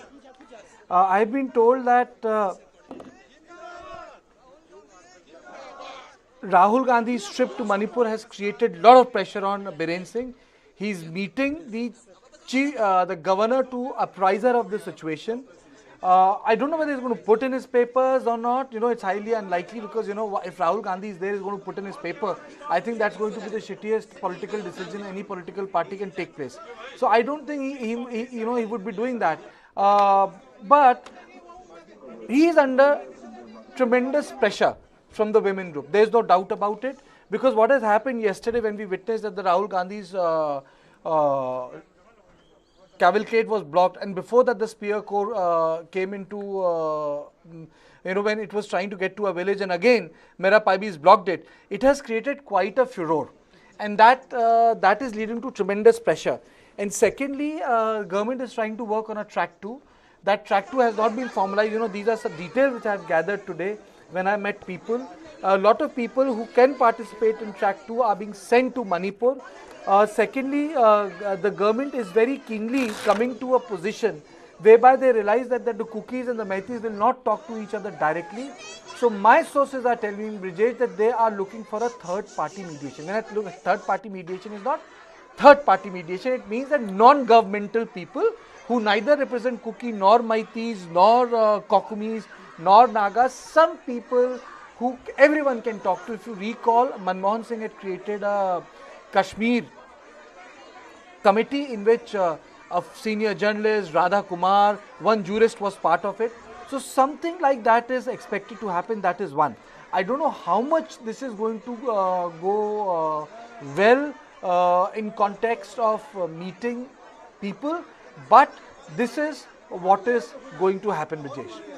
Karthikeya, I'm not going to speculate, because I have been making this thing very, very clear to everybody who listens to us. I know it's heartening to see when people like Nishikant Singh Sapam and all come and say that that we have not gone to any other channel because they have been calling us, but because they misrepresent what we say, and also the fact that that the kind of trust he has reposed in us and our coverage, non-partisan, completely unbiased coverage which we are carrying right now. But irrespective of what you're saying, Karthikeya, one of the key questions emerges is that more than what happened to Rahul Gandhi's cavalcade being stopped and all, the 2 killings and now the 3 killings which have taken place has put a lot of pressure on the government. And Nishikant Singh Sapam has openly said that Manipur Chief Minister is under a lot of pressure to resign. Yes.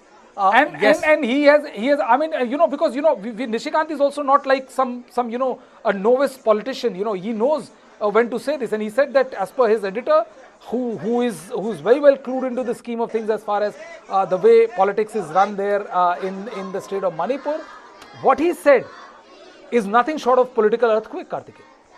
And I would before you start, I would again request my producer to get the other sound bites of what Nishikant Singh Sapam said, so that we can play one more time the entire sequence of bites once Karthikeya finishes. Yeah, Karthikeya.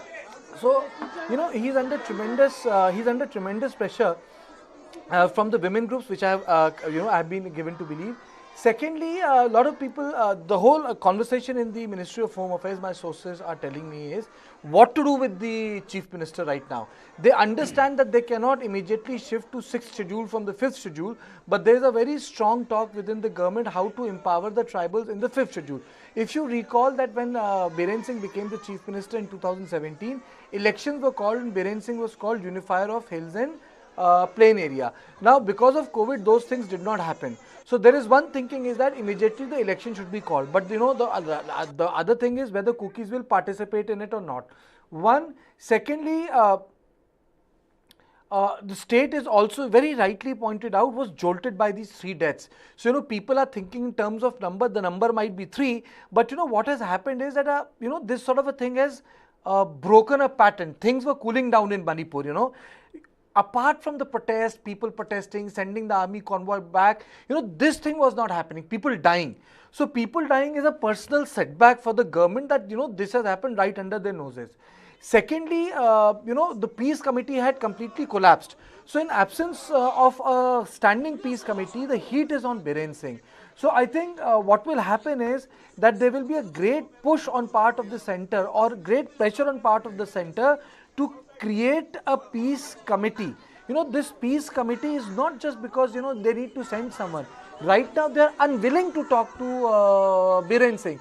So how? Because unifier in chief has become a big villain for the Kuki community, and that is fact of the matter. And Kukis have become very, very emotional right now because the displacement has mightily. It has actually cut off those remote hill areas from the valley. We must understand that both the communities have suffered equally, but access to basic things in mountains do not exist. So, that way the truth of the matter is that somehow the sort of reaction which has taken place, within the valley has impacted the entire mountain economic system. A lot of people can differ, a lot of people can say, this,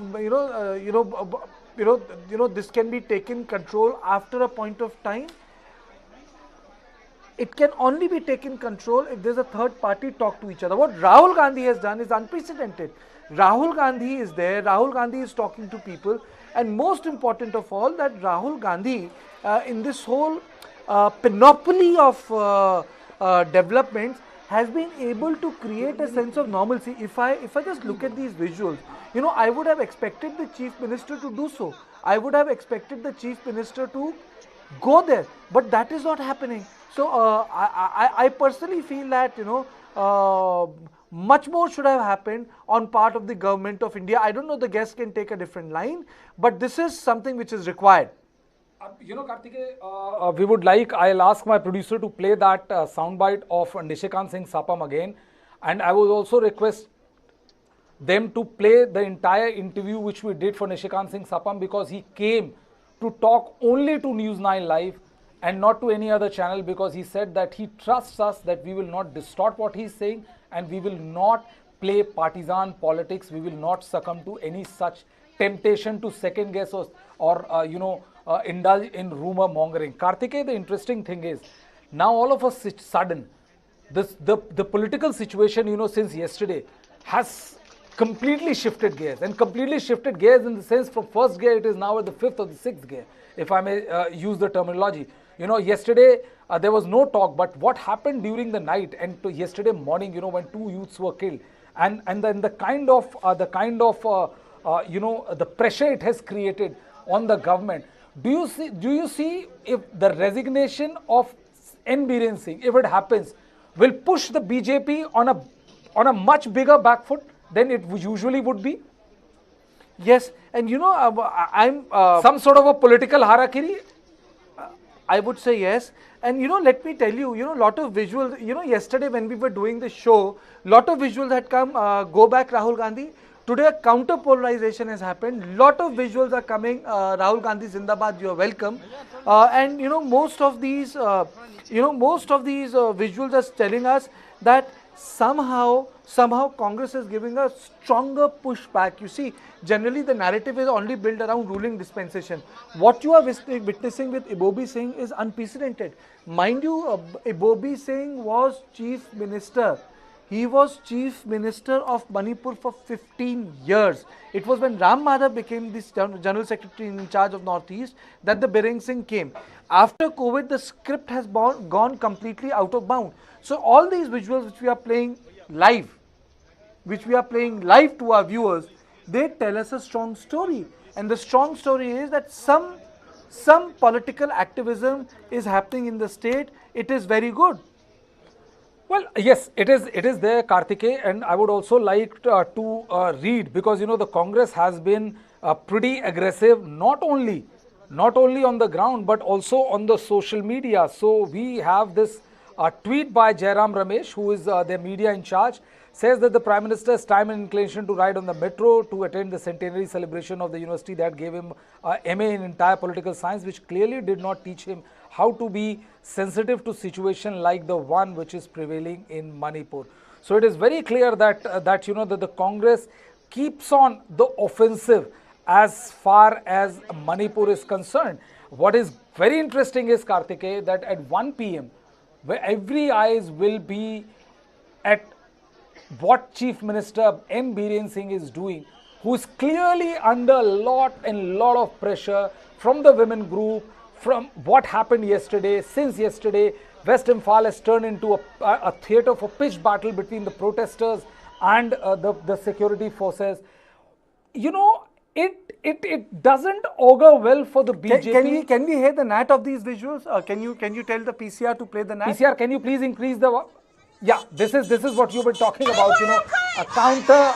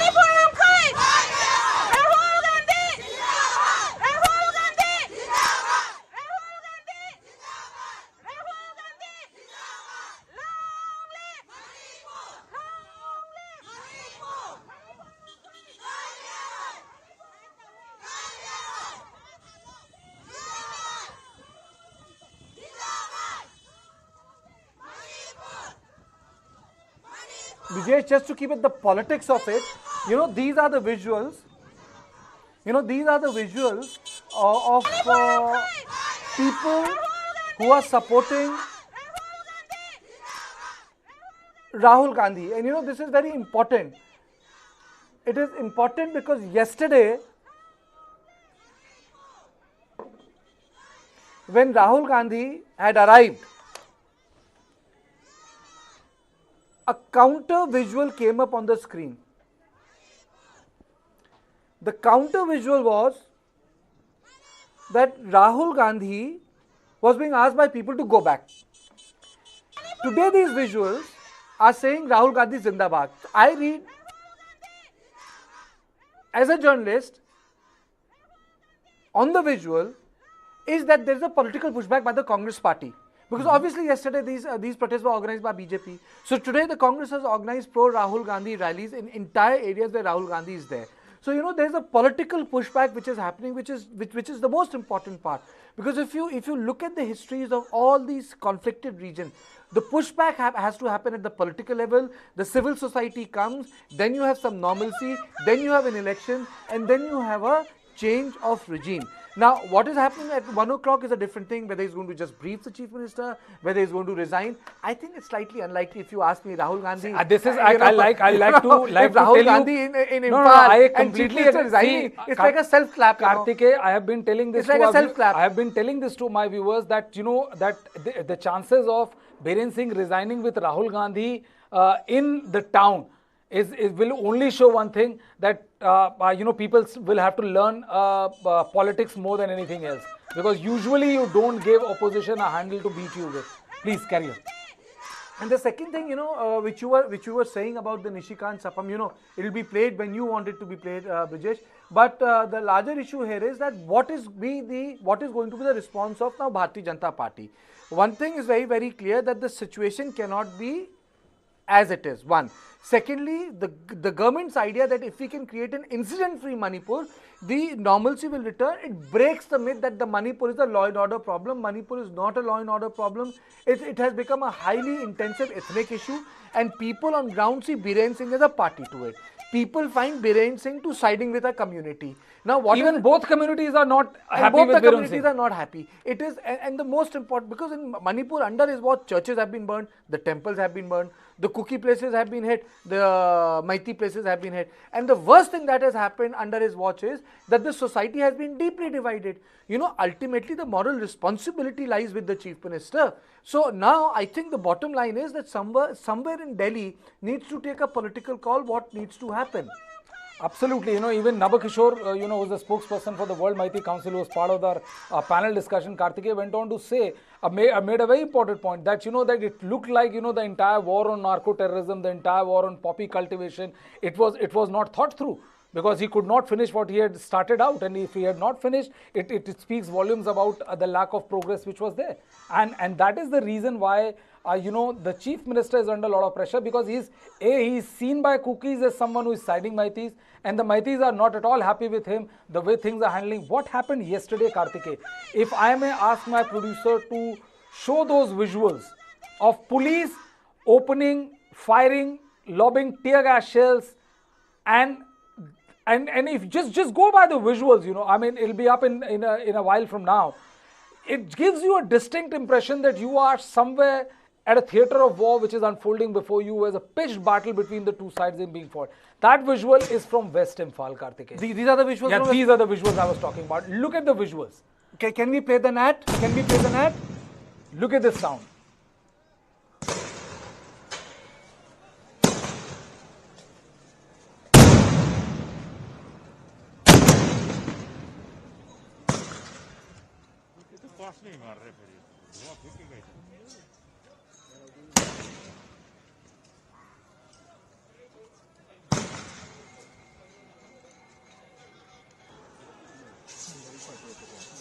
Look at these visuals. Look at these visuals. They burned the tire, put it across this highway. You cannot cross this highway without causing damage to your to the car in which you are traveling, to the life and. This is amazing, and this is happening when so much of police has been pressed into service. I'm been again and again saying that this is not a law and order issue. It's a national security issue. It requires great change from the top. The local administration has melted away, so you cannot say that uh, time is required. I think the time has run out for everyone in Manipur. Time has really run out for everyone in Manipur. There's a theory people say let people express themselves, but expression at the cost of destruction of normalcy cannot happen. Absolutely, Kartikeya. Now been told by producer that chunk of Nishikant Singh Sapam has come now. The reason I'm asking for that to be played is because he has made several important points, several important political points. Look at those visuals. Kartikeya, this is like the fifth or the sixth time we have run this visual. Unbelievable. And I'm watching it for the first time. I'm sorry I'm late in your show. That's absolutely all right. I'm just saying, look at the depth. Look at the depth. Look at that fire flame which you're seeing.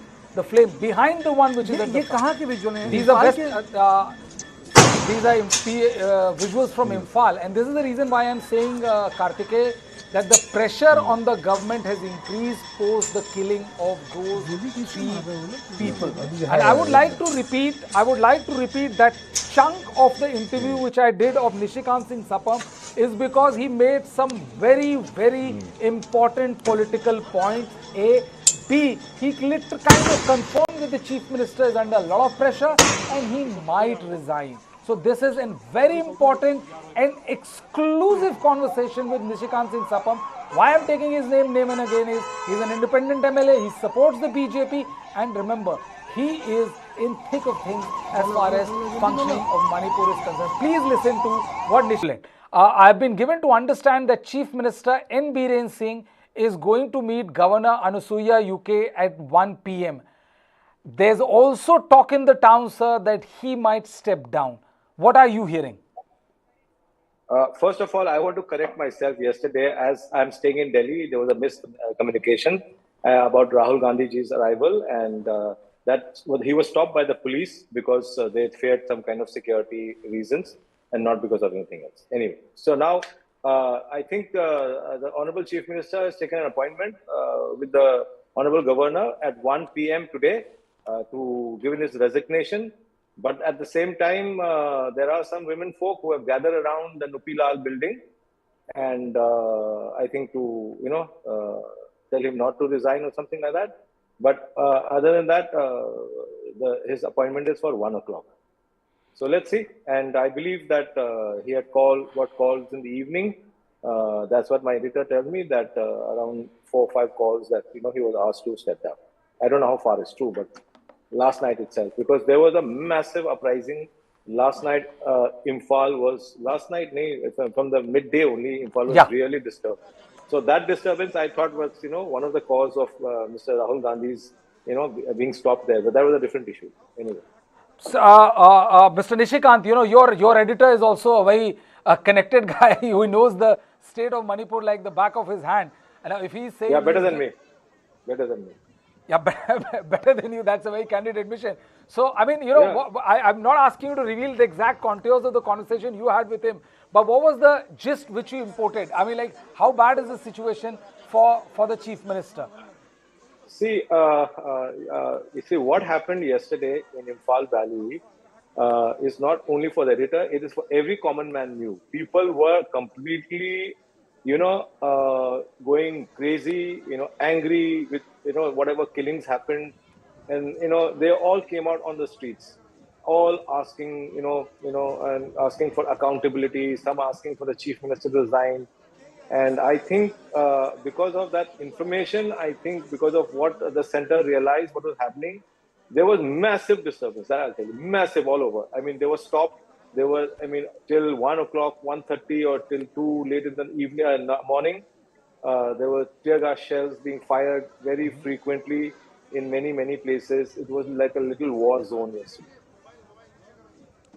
Okay, and the thing is that what is the mood on the ground, sir? Because we have seen the visuals, we have run the visuals. It looked like there's a pitched battle which is going on between the police and the forces, and as well as the common people. What is the mood on the ground? I mean, how deep is the anger? Because we have heard that that there is a massive anger and resentment also for the state against the state for not able to control the law and order situation.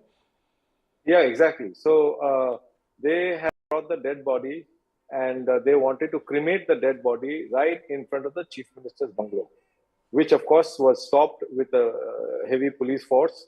And I believe now that the bodies, I believe that they're in the RIMS Medical College in the morgue, and people are become very, very emotional, very angry with the state of affairs. And I think now, I think the center, will definitely react in a very strong way, and they must. And that's what we are waiting for, because beyond anything else, the life of people in Manipur at large is very important. There needs to be peace. Every life lost is absolutely priceless. You cannot compare it. And whoever it is, whichever side, we must bring peace. We must bring peace. Nishikantji, you have always been saying this, that come what may, there should be crackdown on people who are violating the peace arrangement. But except that a lot of my Kuki brothers will think otherwise, but I am not a communal guy. I've always asked for peace, and I just stood my ground regarding the land issue. That's it, nothing else. Well, I mean, it's interesting to see that you always start your conversation with the disclaimer that you're not a communal. I completely get your point. I am not. I mean, I was there and with Miss Gangpe, and her son was a big fan of mine. We posed. I hugged him. I mean, why? They see a lot of stories will come out when things end, and I'm on both sides. I'm sure that on the Kuki brothers' side, they must have saved so many of the Maitais and vice versa. There will be. Abhi to janch, there will be investigation. Things will come out. Doodh ka doodh, pani ka pani. Doodh ka doodh, pani ka pani jaga. Nishikantji, one more thing, because you have been talking about, as many have been talking about, how there should be a crackdown on people who are offending. Why is the state not being able to control the law and order situation? I mean, it's almost 2 months, and you have so much boots on the ground, and still this killing continues unabated. You see, I totally agree with you. I am also speechless. So in many occasions, I turn down interviews because I know that, because I'm supposed to be defending the government, and I would be at a loss of words. So I refuse, just because somehow I'm very, very, I like your channel, and William is such a sweet guy, and you, Brijesh and Karthik, I like you also. I just came on, though I was going elsewhere. Otherwise, yes, it's like high time, 60 days almost. Like today is the 30th, so it'll be like 58 days to be precise, So that's a long time. I don't know. I'm speechless, and peace needs to be brought at any cost. At any cost. Yeah, you are speechless, and peace needs to be. But what exactly is lacking, sir? Because now the levers of the security also with the center as well as the state police is there, and yet these killing happens. There is because how long this can go before it creates an almost kind of a permanent divide between the two ethnicities? What does the government need to do? The security forces have to be better coordinated. That's what I guess. If I am to understand, everybody knows where the sensitive areas can be, could be. So that's where the security has to be deployed very well. There has to be good coordination. And there should be no taking sides. Basically, Manipur at large. Manipur is bleeding, and Manipur's bleeding has to be stopped. One more question, Nishikantji. Do you think that that with the violence not being able to control, the guns out there in the public, the government not being able to recover that quantity of guns which have been looted or surrendered or whatever, do you think that this gets to the fit case for imposition of president rule? I couldn't hear your last sentence. I'm saying that with the state government not able to contain the violence which is there on the ground, and killing of innocent people from both ethnicity continues. Do you think that this the state is turning out to be a fit case for the president rule or change of guard at the helm? See, I am not in a position to comment on that, but let's give that wisdom, leave that for the center, and I am sure that they will react, and let's see how they react. And this high time, they must react, and they will react. I am sure, because this is too much. And then you have the parliament session coming out in the mid of July, and I'm sure before that they will want to see peace in Manipur. So something will be done. I'm sure that is why they've asked for the chief minister to resign, because they're completely upset with what's happened yesterday. So because it looked like there was peace for 3-4 days, but suddenly it just went the other way around. So you're confirming, Nishikant ji, that the chief minister has been asked to resign? No, that is what I am told. I said I am not sure. I am told that he has been asked to resign or whatever, but he's definitely said he's going to resign, and he has got an appointment with the governor at 1 p.m. So as we speak. I would like to go to our guest, Dr. Tom King. We have also been joined by General Sivach. I'll go to him in a while. Dr. Tom King, I am extremely grateful to you, for having the patience to sit through the narration. But I hope you will understand that, that the political events which are unfolding is very fast-paced, and if it goes as per what is being claimed, then it will have a major consequence for the state of Manipur, because this is one of the demand that that the chief minister must resign and put down his paper. Dr. Tombing, how important would that be for the state, for the community? Do you think his stepping down will bring back peace and normalcy to the state of Manipur?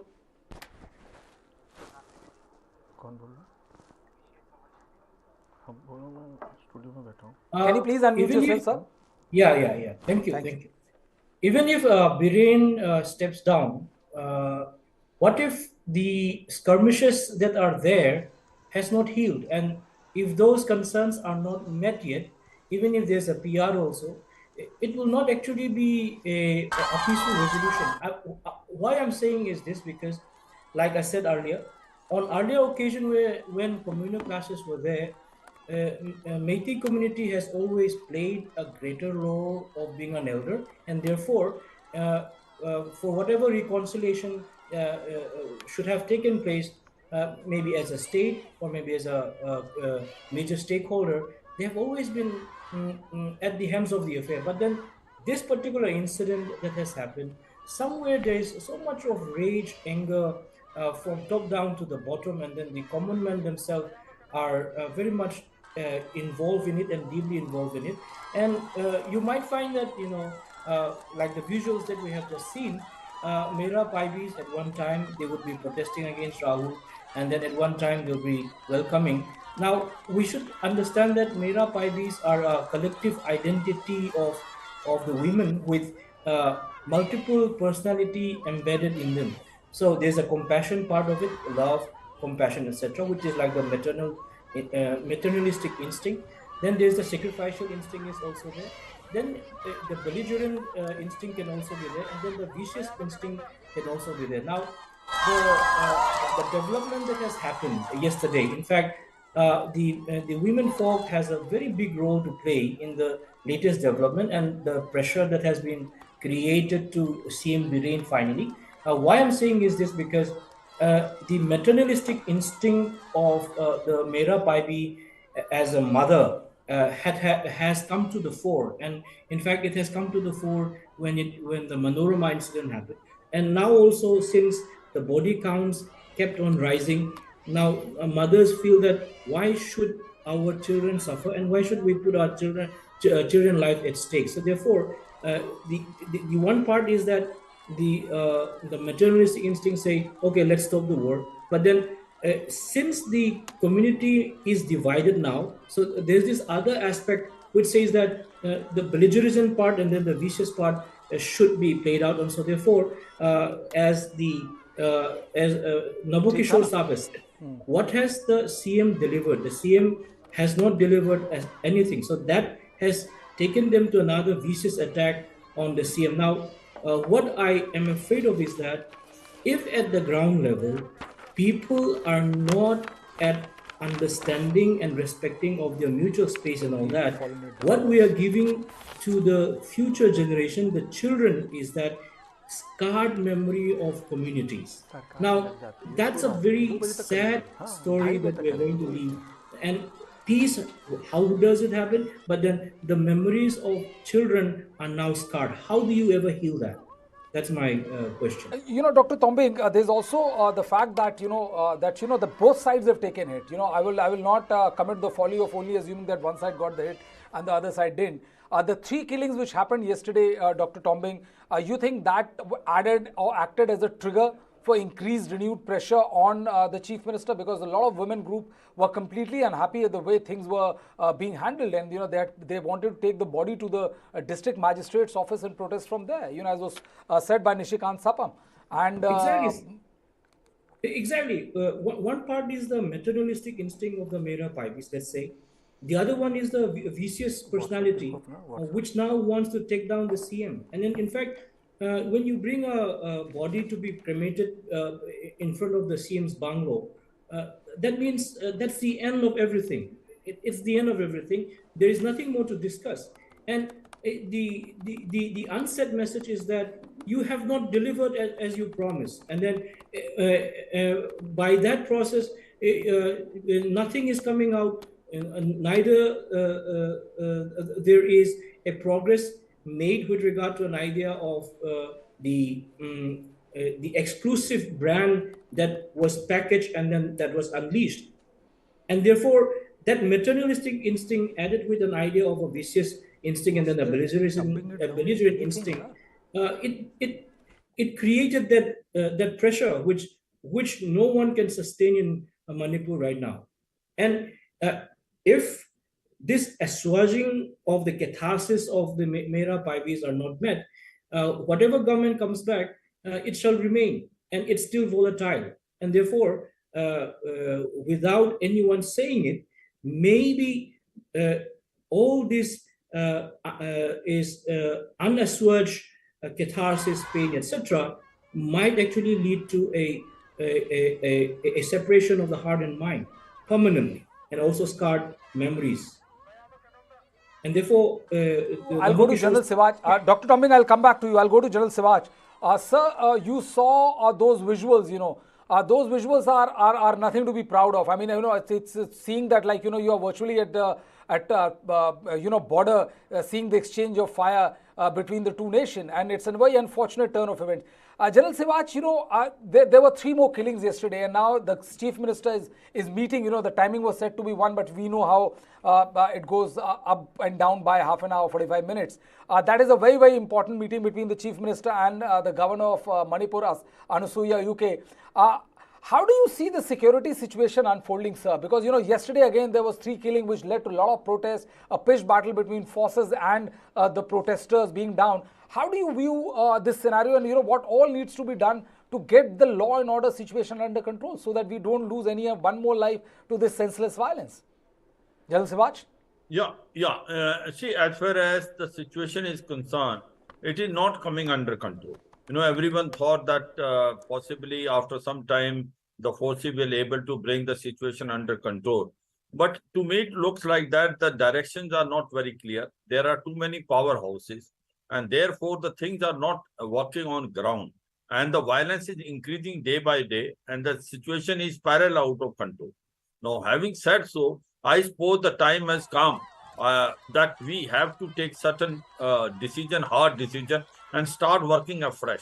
Now, the speculation which are going, possibility of chief minister resigning, and if he resign, then governor rule may be not possible because it will be a president rule, or what acts otherwise will there be a change of guard, or the assembly will be can be said signed, then it will be kept in abeyance. But all said and done, there is a need to change the whole scenario, because presently things are not looking too bright and things are looking out of control. As I have been telling, I don't think anyone is in control of the thing. And why it is not controlled? The leadership, in the sense, if it is with the political leadership now, things are not matching.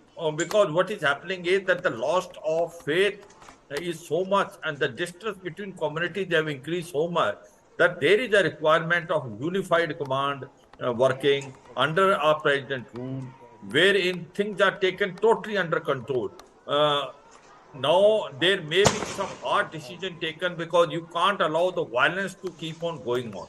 So therefore, this will be harsh on both the community, but law has to take its own time. You cannot allow this senseless killing taking place every day.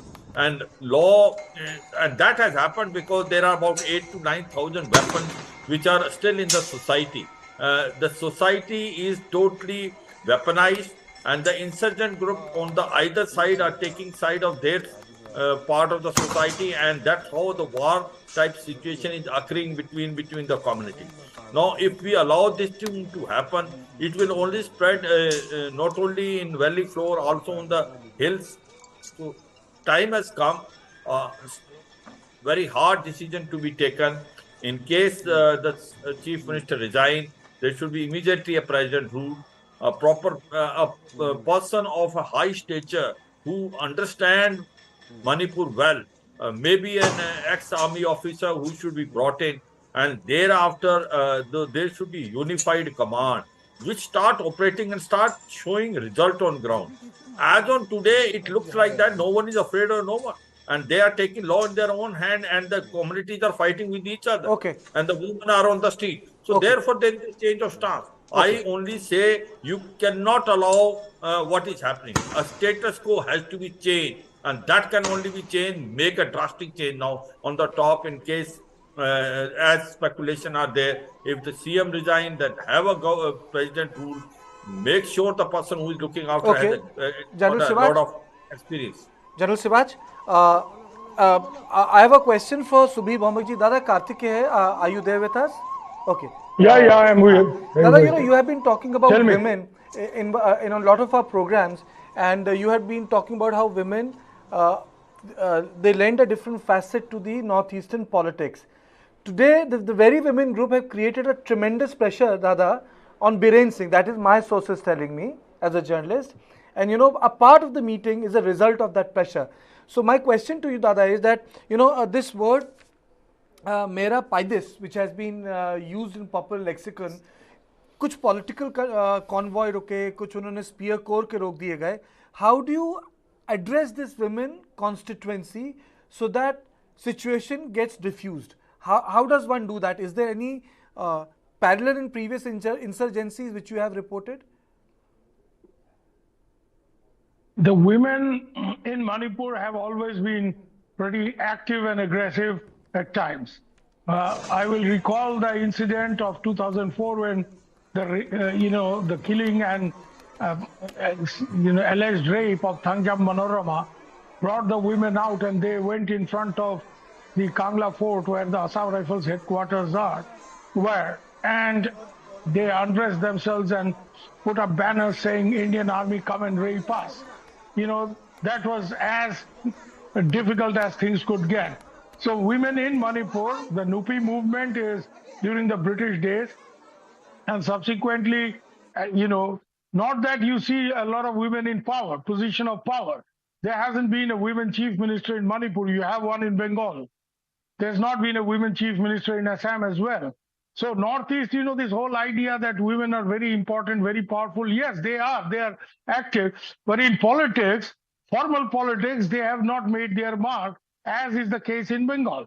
So here I will just say that this Mera Paibis, sometimes they have played a very positive role. They have protested against injustice and they have come out on the streets.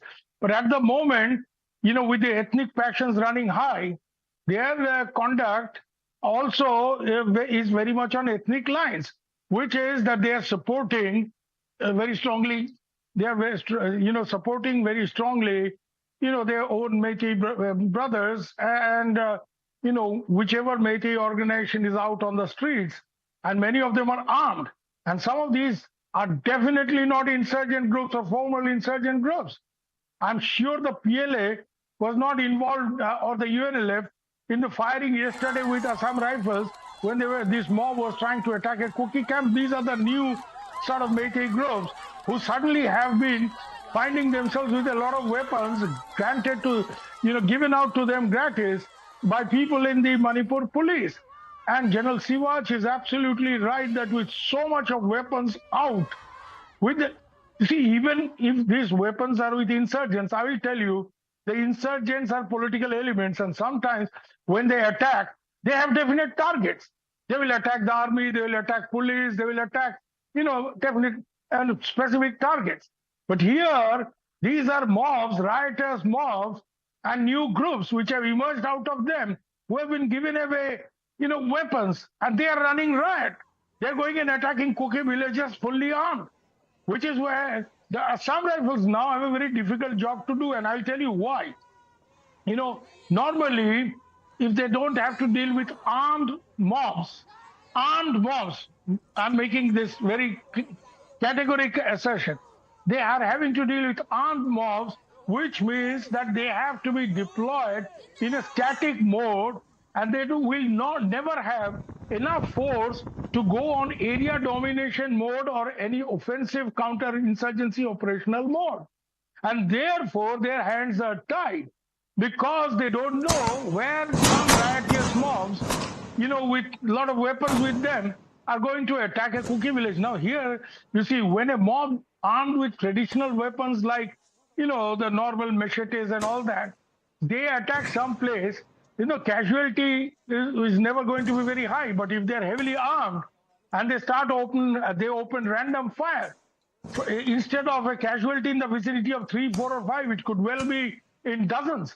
So here the counter-insurgency forces have been put into a lot of trouble. And as far as your initial question, sometimes at the early stage of the movement, if this gender factor was played and some of the women leaders, social leaders were involved in peacemaking, that would have happened. Even now, there are some Manipuri women like my dear sister Beena Lakshmi Nefram, who runs the Gun Survivors Network. She is interested, but there is so much ethnic passion that most of these organizations are getting carried away by the ethnic passions. And this has happened because the government has not been able to control the situation, and the matter has drifted from weeks into months, and therefore now passions are very high. Okay, that's very well put. But Dada, this brings me to another question. Then Brijesh will take over for me. I will rather read the information, Kartike, which, because you have been talking about it. This is what Nishikant Singh Sapam said. This is what Dada has been saying. Information which has come out is that women protesters are thronging the Nupilal complex to prevent Manipur CM Biren Singh's resignation. This is a very important piece of information which is coming in, and it shows that in a show of solidarity, women from various women's organizations assembled in front of Nupilal complex to prevent Biren Singh from resigning, and they have expressed that this is not the appropriate time for the chief minister to step down given the unrest situation in the state. Though there is no official confirmation regarding his resignation, but it's a very important what turn has of happened, events. What has happened before I go to Dada? I think there's a pressure tactic which is in play in BJP. It has come into fore. Absolutely. कई बार होता है ना, मुख्यमंत्री कहते हैं ठीक है मैं इस्तीफा दे देता हूँ आप चला लीजिए, and then suddenly people realize you can't allow a man to take this decision because this is further going to create crisis because you have no consensus for the second man, and then you will give in to the demand of the president rule. So many other things which doesn't suit the politics. So my idea is that this has been part and part of it. Meanwhile, this is for the utility. The curfew relaxation period has been shortened from 14 hours to 9 hours, which is from 5 a.m. to 7 p.m. to 5 a.m. to 2 p.m. in effort to maintain peace and order while ensuring movement during the specified hours. So the active curfew relaxation has taken place. Dada, should there be a third party for a conversation? What can that third party be? Because both the representatives of ethnicities don't want to talk. What can lead to a creation of a third party, which many conflicts have seen, that the first third party talks and then they decide, okay, after 2 months, now they are ready to talk between them. Okay, अब आप दोनों बात करिए. देखिए यहाँ अभी जो हालत है, the present situation in Manipur, nobody seems to be interested in talking. And this demonstration that you are talking about, I would imagine there are two angles to it. One is that Biren Singh, by his conduct, has become very popular with the Meiteis because he is now seen not as a Manipur chief minister, but a Meitei hero of some kind. And therefore, this movement that the women are coming out in the streets and, saying that he should not resign. The other thing is there could be some, direct linkages between people who are close to Biren Singh and people who run Mera Paibis. It's not that the Mera Paibis are all, sort of non-political elements. There are elements in the Mera Paibis who are political. Mera Paibis is not a monolithic organization. It's a women organization, yes, but women of all kinds are represented there because it's a kind of women organization which brings together different women leaders. And there are women there who are close to the BJP as well and who are now involved in, raising the heckles that Biren Singh should not resign. Well, if Biren Singh does not resign, the point here is, will he take responsibility for everything that has been going on so far? So here there are many, many questions coming up. As far as your question on third party, well, there are some people who could play the role of third party, honest mediators. There are some within the Meiteis and some within the Kukis as well. But you know what? With this kind of ethnic passion at boiling point, these guys, if they come out in a peace mode, they are likely to be lynched or hammered by their own people. He a gaddar hai, iska pitai karo. Why is he talking peace? Let us go and, kill the other side. Because now, you see, if these kind of, mayhem goes on for a long time, and I've seen this happening again and again, the longer these problems persist, it is the troublemakers who become the hero of their communities. And then people who talk peace are forced to take the back seat. And by allowing this problem to drift the way it has been, the state government directly and also the center has today landed Manipur in a situation where anybody with any good intent of making peace, if they come forward, they're likely to be hammered. They're likely to be hit. People like my very good younger brother, I can say, Bablu Loi Thangbam, Bina Lakshmi Nefra, my dear sister, these are people of peace. Their appeal cuts across different ethnic communities, their linkages at least. And therefore, they are the right kind of people who can actually come out and do peacemaking. They are the third party that you're talking about. But you know what? At the moment they come out and try to do what we think they should, they're likely to be hammered by their own community because they'll be seen as traitors. They'll be seen as, people who are not supporting the cause of the community because ethnic passions are running so high. And this has happened. The government is to be blamed because they've allowed this matter to drift to this level. Both the state government and after 355, the center cannot say, "Hame kuch nahi pata." 355 lagu hua hai, you are directly responsible. So, the governor, the chief minister, everybody will have to take responsibility. But the reality on ground, Karthikeya, Rajesh, is that this matter having drifted the way it has, today the third party that you and I are looking for, and everybody should, because always it is the third party which brings back peace, which starts mediation, table पे बिठाओ बात करवाओ. ये लोग community से जिस community दोनों community में है, but if they come out and talk today, they are likely to be hammered, and that's the problem. Their life and limb will be in danger. Ma'am, so many people gathered here. Dada, Brijesh, this side, I wanted to ask you a question. If just for the conversation's sake, if Biren Singh resigns, how big of an impact it will be on the prevailing current situation in the state of Manipur? Will it help calm down tempers, or will it exacerbate the situation? At the moment, if Biren Singh resigns, the cookies will find some justification for what they have been showing long, and they may feel, that things are going to be better, because Biren Singh resigning means that at the moment, the center will take greater responsibility of the situation and things like that will happen. But some elements in the Meitei community, like the people who are demonstrating, may actually resort to violence, may start creating more trouble. Protesting, the fact that somebody who was chief minister yesterday of Manipur and today is more of a Meitei hero than a chief minister is being removed. So some of these people may create trouble. So Rajesh, I anticipate mixed reactions. There will be some calm and relief in among the cookies, and they will think, well, the center will take greater responsibility and central forces will have the upper hand now that Biren is gone. But you know what? Biren Singh is going, and it will depend what happens after Biren Singh is gone. Now you remove him. Do you replace him with somebody else in the BJP? Or do you bring in president's rule and, run the government from Delhi? That will actually influence what is going to happen. Okay. There's one thing which I want to say, that since Rahul Gandhi is also meeting the governor, They've sought time. They've sought time. So if it happens, there's going to be a back-to-back meeting taking place. It means that the Chief Minister Biren Singh, the meeting is already over. And it also means that if the meeting is supposed to take place in the real time, if I have to say, the meeting should be taking place after 5 minutes.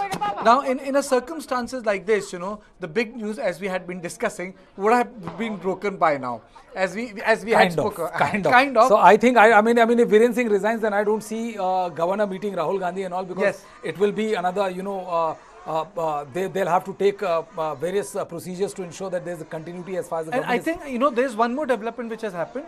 Let me put it on record, that there are two things which are coming in. I think there is rescheduling of time that is taking place. My sources are telling me that the meeting which Biren Singh is seeking is expected to take place at 3 p.m. So, this is exactly the time which Rahul Gandhi was seeking. So, let me again say that Congress leader Rahul Gandhi will meet like-minded party leaders, which is United Naga Council, also in Imphal Hotel. So, Rahul Gandhi will be meeting them also. And I have also been told that the meeting of Biren Singh with State Governor Anusuya Uke is now likely around 3 p.m. And yes, you are right, men wearing black t-shirts which are associated with Maiti group Arambai Tengol have started to arrive there. And basically it is a show of strength. It is a show of strength and telling people that we are very popular with one ethnicity. So there is a show of strength that is happening today. So I will like to go to Dr. Tombing on this, and after that I will go and have our viewers listen to the two sound bites of Mallikarjun Kharge, Congress President, and Bena Nan, Congress leader, on Rahul Gandhi. But before I go to sound bites, I will go to Dr. Tombing. Dr. Tombing, what do you make of this supposed show of strength by Manipur Chief Minister N. Biren Singh? People gathering there, women groups assembling there, requesting him not to quit and all, creating the entire mahal in his favor. Exactly. In fact, the recent development, in fact, is an outcome of somewhere before May or around May 3rd, tweaking of the tweaking of the fact of the social fabric. So certain tweaking of the truth has been done, and that has in fact affected the society so much that the common man, as he's so popular, believe that whatever he says and whatever narrative and shifting of narrative and then tagging of a certain selective community that he has done, they believe it in totality. Now, and then they also believe that since he's so popular and then he is like the hero of the community, he shall be able to deliver whatever he has in fact promised or maybe impliedly promised through certain development that has taken place. Now, after 50 years, almost 2 months now, many of the, in fact, alleged promises, let's say, nothing seems to have come forth. Now, what is happening is that there is a big divide within the communities themselves. So if we go back to the women communities, the maternalistic community, like the one whose maternalistic instinct has been triggered now because of the body counts that has happened, that has happened, they don't want any more war. But the other community, which is belligerent, maybe wants to continue with the war till the alleged promise has been met, and therefore give Biren another chance. And it seems that before any peace is being talked about, peace has to be reached between the collective mind of the valley communities themselves, because like the incident that has happened last night, the divide is getting deeper. In fact, if you see the police commandos are firing tear gases, they are charging the communities themselves now, and this is not a happy situation.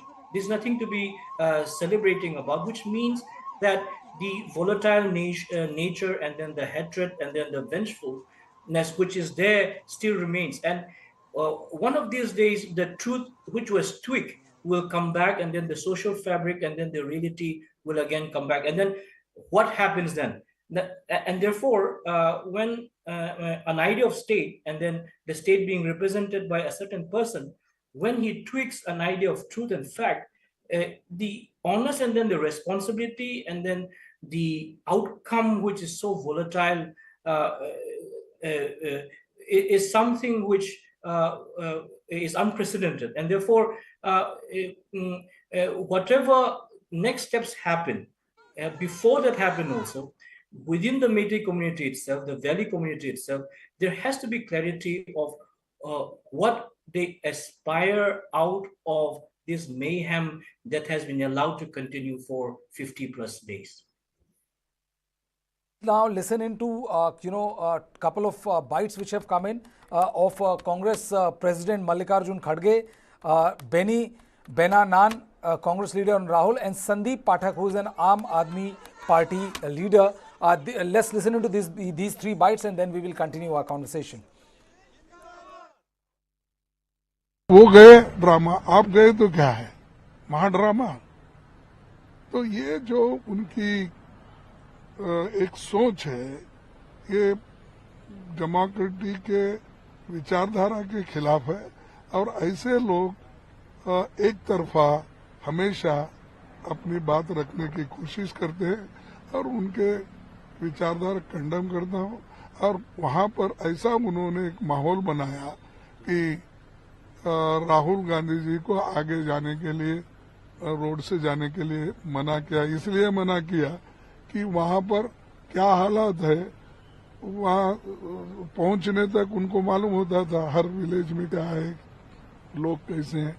जब एक व्यक्ति 4000 kilometre पैदल चल सकता है, क्या यहाँ पर हालात देखने के लिए उसको आप प्रोटेक्शन नहीं दे सकते? He didn't go there, and like Rahul Gandhi, the people, they want to go there for peace and to appeal the people to stop this brutality. That time, what is the government is doing? Government object Rahul Gandhi to visit that area. It is very unfair that in India it's a secular state, and it is a government-sponsored thing is happening in Manipur. इस देश के गृह मंत्री लगातार 3 दिन तक मणिपुर में रह के लोगों से मिलना जुलना, बातचीत करना, और आज शांति का वातावरण बना है। अब उस शांति के वातावरण बन गया तो इनको तकलीफ हो रही है। अब जाके राहुल गांधी वहां पे उत्पात करने की कोशिश कर रहे हैं, ये उचित नहीं है।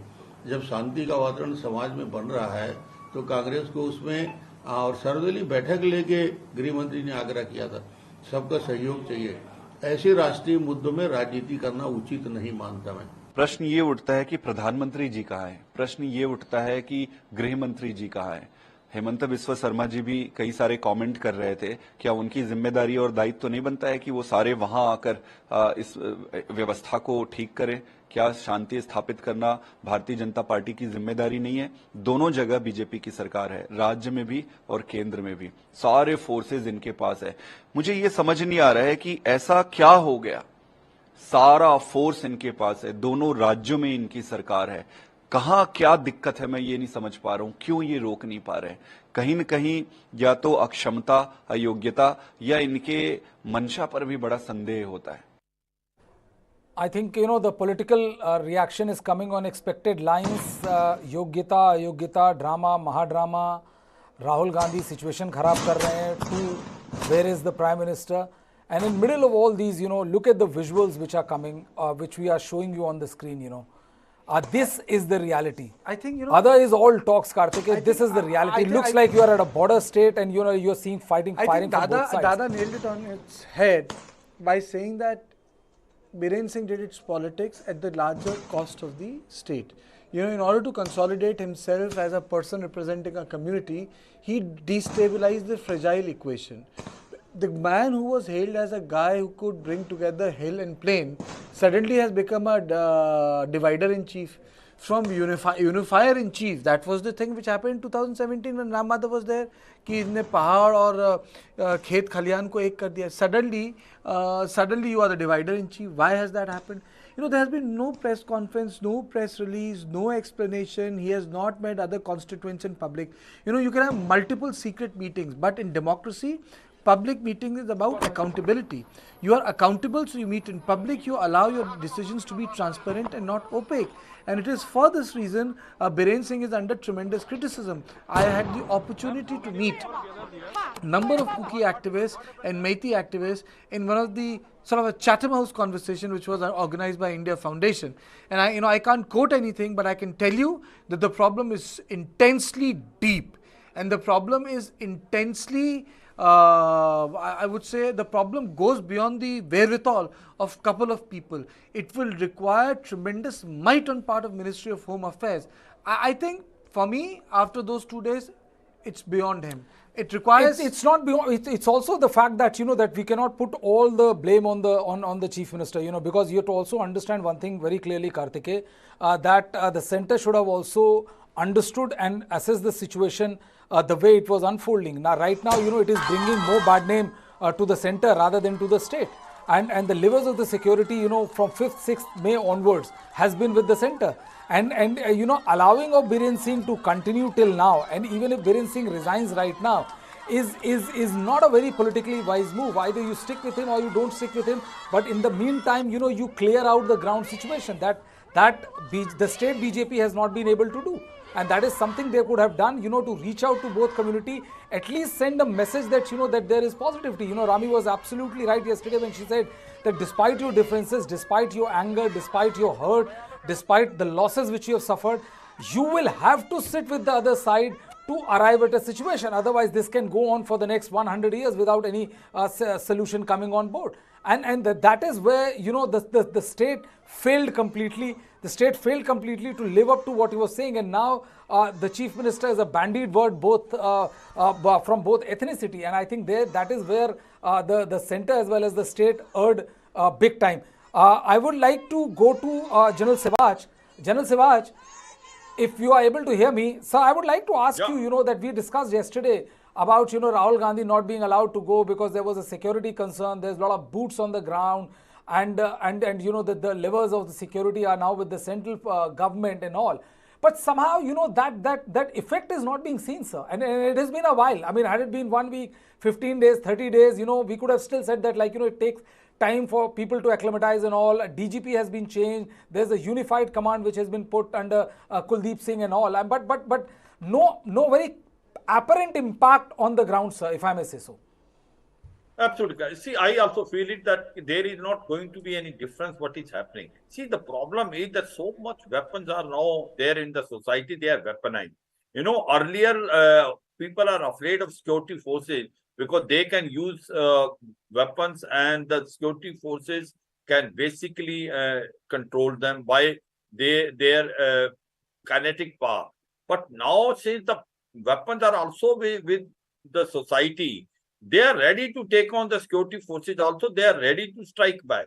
Now, this is the situation come when there is a total militancy or terrorism in a particular state. So, as on today, it doesn't seem that anyone can be controlled until unless you take a drastic step. You have to now make sure this violence level has to be reduced in the state before taking the next step. As on today, it is free for all, and any two communities. Violence is increasing, trust is also increasing, and due to which every day everyone is taking law in own hand. My point is the government must do following. One is that in case the CM resign, if this is a speculation, then what will be the roadmap must be made before a decision of taken to make him resign. Unified command under army personnel, who will be the person who will be taking over as a new governor in case if they change it, what will be the president rule, working mechanism. That has to work out because what is at present is not working. At present, no one knows who is in control of things. It seems no one is in control of things. Things are drifting. This should be not allowed to happen because the distrust has come and both communities are divided as per the community. the militant groups or insurgent on either side are taking side of their community. And that's why those 12, so-called insurgents has to be released, whereas one of them was also involved in the ambush of 6 Dogra units. So the question comes in, until unless you don't bring law and order, don't bring fear in the mind of the common man, that you cannot allow this thing to happen. You must give back the weapon. If you are criminalize the society, then no one is taking orders and everyone is doing what they are doing. As on today, it looks like that the thing seemingly looks to be out of control, which should not be allowed. And to bring that, you have to be harsh. If there is a requirement of taking strict action, so it be. But then there should be roadmap.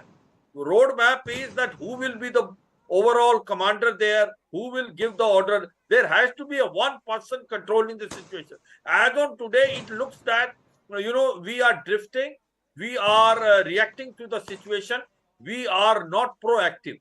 So this is not a very good situation. I feel that as on today, there is a requirement of complete overhauling at the top level and make sure that the right message goes to all communities that if you take law in your hand, whosoever he may be, he will not be spared. That point has still not gone. People are becoming hero of each other because they are taking the community side. Irrespective what is his position, till now I feel majority of the people are taking their community side. Till that time it happens, you can't get peace. So both communities have their viewpoint. Both communities justify why they are doing this. If that is the aim, then where is the peace? Peace has to come. You have to compromise on either side. And compromise can be there. First, bring law and order. There's so many weapons in the society, criminalization, everyone taking law in their own hand. Every day you are reacting to the situation. So the way things are happening, the things are not coming under control, but they are spiraling out of control. Every day you are finding distrust. That's very bluntly put, eloquently put, General Sivach, and this is the need of the hour. But between these visuals of this pitched battle which is fought between the police and the protesters, the political happenings which is going on, there are visuals which really makes you think what exactly is wrong. You see these visuals which are from the release centers at Moirang, Manipur, where Rahul Gandhi is gone. I would request my PCR to play up the NAT sound so that we can listen to what that young girl has to say to Rahul Gandhi.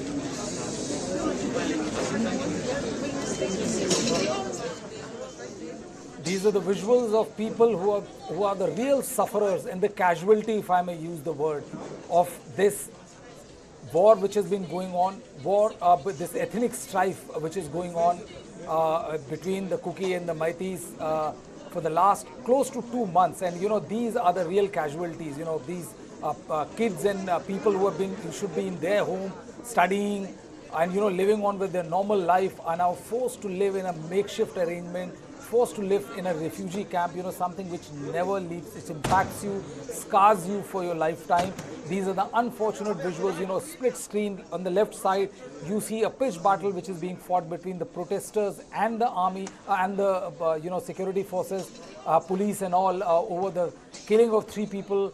And on the right hand side, Rahul Gandhi, former Congress president, talking to the victims of this violence which has been going on close to 2 months in the relief camp in Moirang, Manipur.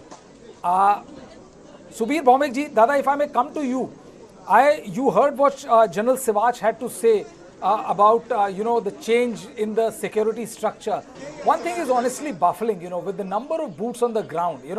By boots on the ground I mean with the number of people who have been the forces which are there in the state of Manipur. How is it that that there's no stopping the situation from getting out of hand?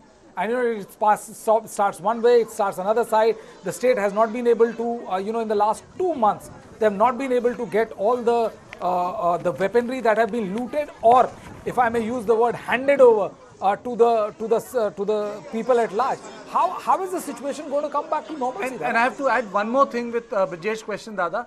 This conflict has seen lot of people leaving Manipur, and they are in Mizoram. How does this add to the current narrative, Dada? 13,000 people are in Mizoram now. Yeah, okay. I have an article this morning in the New Indian Express where I have said that this development may lead to the resurfacing of the greater Mizoram demand. That, cookies have been talking of separate administration. Well, appeal, listen to the reaction. हर व्यक्ति से, मणिपुर के हर व्यक्ति से, कि मणिपुर को शांति की जरूरत है। मैं यहाँ हाजिर हूँ, जो भी मैं कर सकता हूँ, जो भी मदद मैं कर सकता हूँ, शांति के लिए मैं करने के लिए। Sir, Manipur issue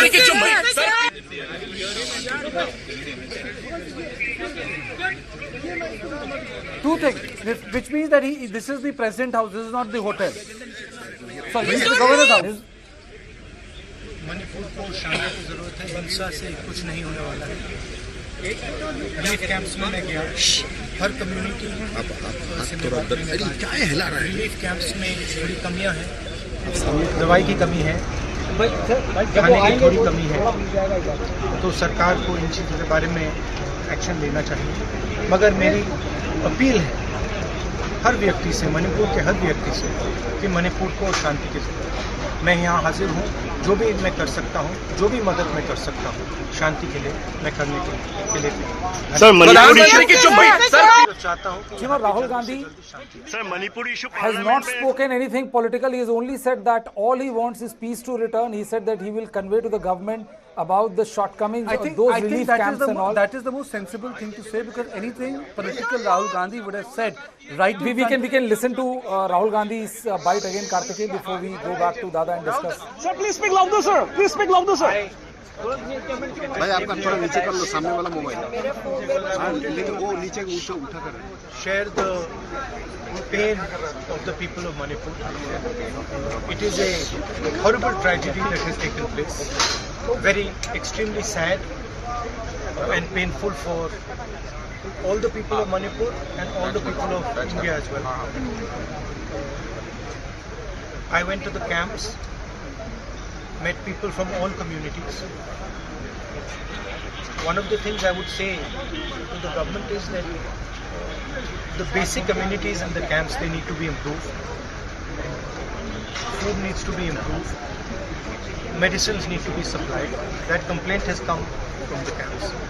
And I would appeal to everybody in Manipur that we need peace. Peace is the most important thing. And my strong appeal to everyone that violence will not get anything for anybody. Peace is the way forward, and everybody should now talk about peace and start moving towards peace. Thank you. Sir, do you please don't interrupt me. I'm here to help in any way I can to bring peace to the state. I love all the people of Manipur. And once again, this is a terrible tragedy, and we need to bring peace. Rahul ji Hindi में बोल दीजिए, राहुल जी हिंदी में बोल दीजिए। So this is the soundbite of Rahul Gandhi, who has spoken for the first time till now. I think and Karthikeya, it is a very mature, politically very mature bite which Rahul Gandhi has said, and I would like to repeat and tell this to our viewers that what Rahul Gandhi has said is that Rahul Gandhi said that he will speak to the government, he will tell them about the inadequacies in the relief camp which should be listened to. He has spoken about how he loves people of Manipur and he doesn't want to play politics. I think it's a very mature and balanced bite, which is soundbite which has come from Rahul Gandhi. And I think it's time to go back to Mr. Bhaumikji. Mr. Bhaumikji was talking about the article and in context of the larger Mizoram issue. I think that's where his argument got cut because of the bite. Mr. Bhaumik, am I audible to you? Yeah, yes, you are audible. Continue. Yes. So should I? Please, sir. Please. So today is June 30th. This is the anniversary. In 1986, on this day, the Mizoram Accord was signed. That brought peace to Mizoram. And Rajiv Gandhi was the man who spearheaded this whole process. Therefore, the Kukis in Manipur are the ethnic cousins of Mizos, and there is a growing feeling now. See, when this accord was signed in Mizoram, the Mizo National Front, which for 20 years had fought India in a bloody insurgency, they returned from the jungles, they bid farewell to arms, and Mizoram became peaceful, and the peace has held there.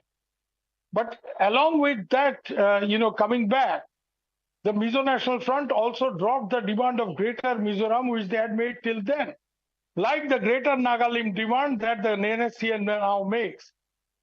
But with this trouble in Manipur and the Kukis are finding it very difficult to get along, and many of them fleeing into Mizoram, a new demand, the demand for Greater Mizoram is coming up again. You know, the Kukis, some Kukis have made this demand for separate administration, but some in Mizoram are saying they're our ethnic cousins. They should come and join the state of Mizoram. Like a lot in the Nagas want to join the present state of Nagaland. They don't want to stay in Manipur.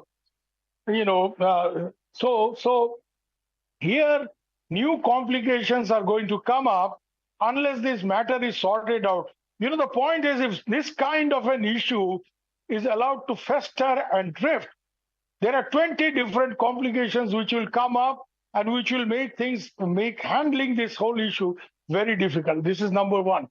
I agree with you that Rahul Gandhi made a very mature statement, and he said he will express the inadequacies, when he communicates to the government. He did not talk about the inadequacies in front of the media, which is a smart thing to do.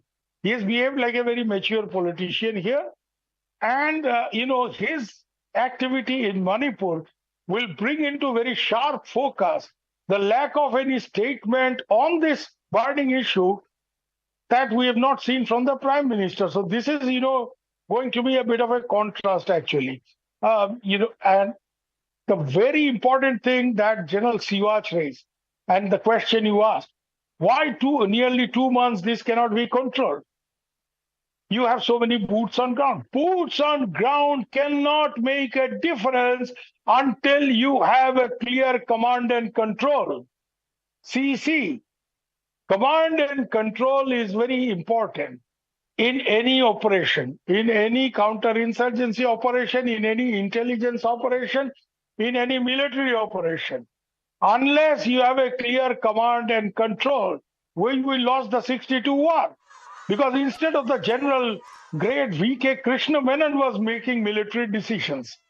And therefore, what happened has happened. The man who has never picked up a 303 rifle in his life was telling generals what to do. Why did Hitler lose the war? He had the best generals of his time. Because a bloody corporal, and I'm using this term consciously, bloody corporal, was telling the best generals of Europe at that time how to fight a war. It's a question of competence. It's a question of command and control. The 3 C's, competence, command, and control, is extremely important when you're trying to handle this issue. And I agree with General Siwach that this command and control issue has to be sorted out. And if you have to bring in President's rule, do it immediately. If you want to create a unified command, and that's very important. Because unless you have a unified command, you can't get all the forces acting to a particular plan. people will go their own different ways. The state police, we have seen how miserably they have behaved, handing over weapons to troublemakers. So unless there is a clear command and control, and the command and control is with somebody who knows how to exercise command, and in this case, obviously, it has to be the local army commander. There is no choice. Because the state police has behaved miserably, and you cannot make the DGP the head of the command and control in Manipur, at least now. There is no way. The local military commander, the commander GOC Mike sector, or somebody like that, or the GOC 3 Corps, has to take charge. And therefore, you have to sort out this command, control, and competence issue before. And when I say competence issue, you need to change the governor as well. I think because the task of the time now is to control this situation, you need an ex-army guy who knows the region well and who will be acceptable to both communities. And I'm saying this not because I always like army guys to be governors, but at the moment the situation is such that you need to have somebody, a good soldier and a good human being and a fair human being who will not sort of differentiate on the basis of caste, creed, and color. And you need to get a clear command and control situation going. Absolutely. If you don't have that, I agree with General Siwat. We're asking for much bigger trouble. You know why? In next door Myanmar, you have a civil war going, a raging civil war, and the drug lords of those country turning to Manipur, not only to get local poppy cultivation going. On one of these days, they may even shift their processing factories to Manipur, because in Myanmar, they're finding it difficult to get their trade going, So there are, and the China factor. So there are so many factors because as a result of it, unless you sort out this issue in good time, without any further delay, you are asking for many, many complications to arrive on the scene, which will make things managing things very difficult. Okay, Mr. Toming, I have a question for you. Which is slightly taking off from where Subir Bhaumikji has ended. When we talk about narco-terrorism, when we talk about processing factories, when we talk about cultivation, I would like audience also to know and understand. So how did this poppy cultivation start in the mountainous area? If they did, whatever happened, how did this go? This was not an issue 10 years ago. How has that happened? Is it only because of the fact that, the change in the regime in Myanmar, but that is not too old, that is 2 or 3 years old. So how did this happen? Manipur getting affected by poppy cultivation, and I am not locating it in context of a community. I am asking the question broadly. Mr. Tombing, I would like to stop you there for a minute because, the shots of Rahul Gandhi coming after meeting the governor is coming out. So we'll come to you in like less than a minute. Please bear with us, sir.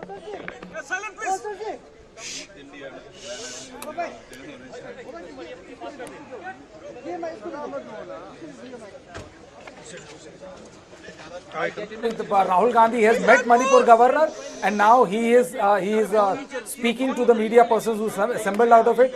So I think at 1 o'clock Rahul Gandhi got the chance to meet the governor instead of Manipur CM, who was supposed to meet him there.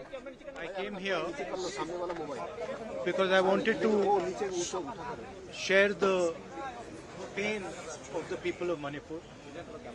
It is a horrible tragedy that has taken place, very extremely sad and painful for all the people of Manipur and all the people of India as well. I went to the camps, met people from all communities. One of the things I would say to the government is that the basic amenities in the camps, they need to be improved. Food needs to be improved. Medicines need to be supplied. That complaint has come from the camps. And I would appeal to everybody in Manipur that we need peace. Peace is the most important thing. And my strong appeal to everybody that violence will not get anything for anybody. Peace is the way forward, and everybody should now talk about peace and start moving towards peace. Thank you. Please don't interrupt me. I'm here to help in any way I can to bring peace to the state. I love all the people of Manipur. And once again, this is a terrible tragedy. And we need to bring peace here.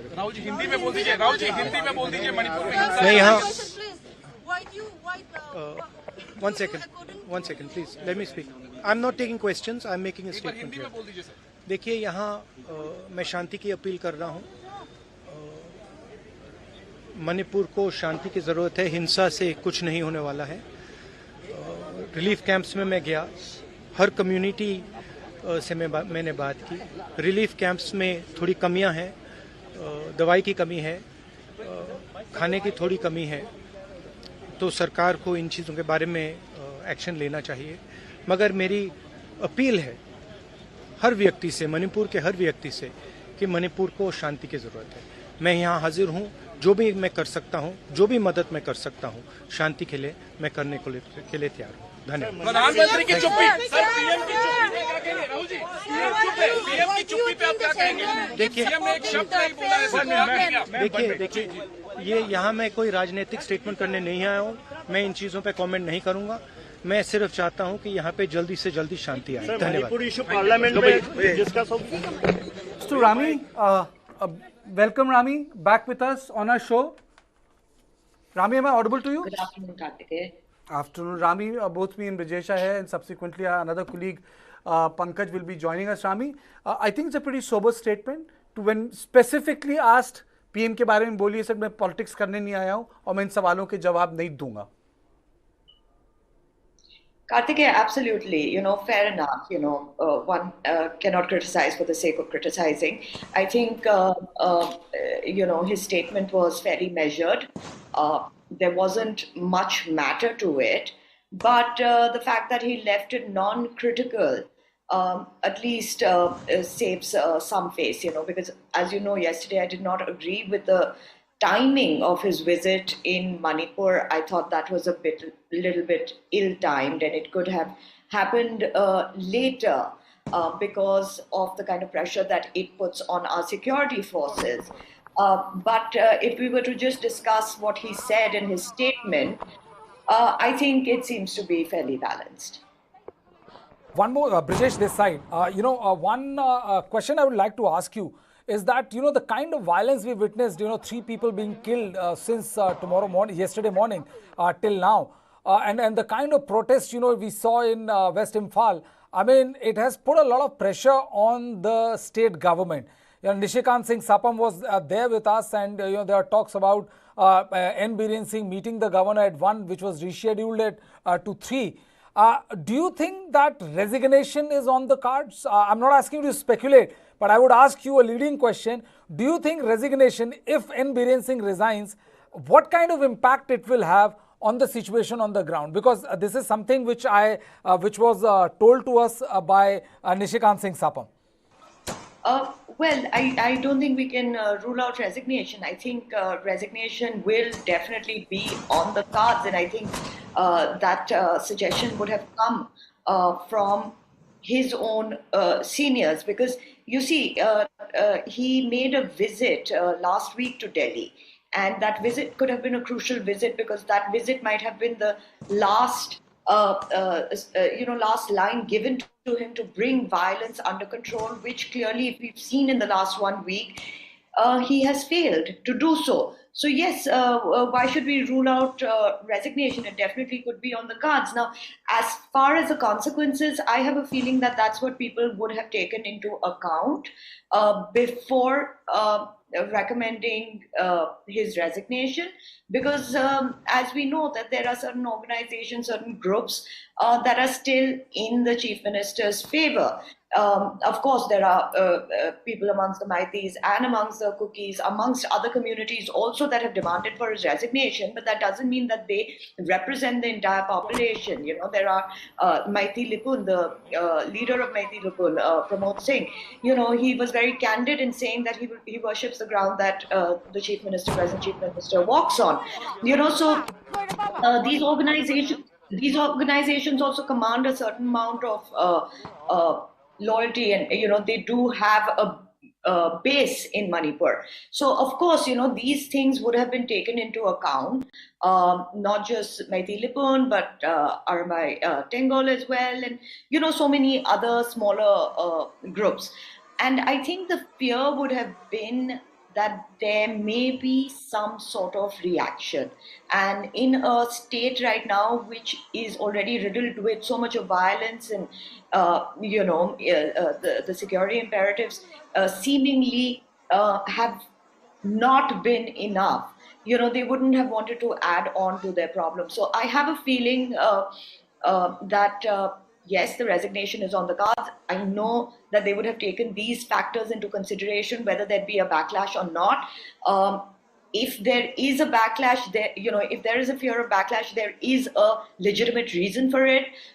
There are organizations that support the chief minister, and the state of Manipur at this point does not need any more violence. So all of these factors coming together would play a huge role in the decision that is to come. And maybe that decision is going to come sooner than we expect, whether it's today or tomorrow.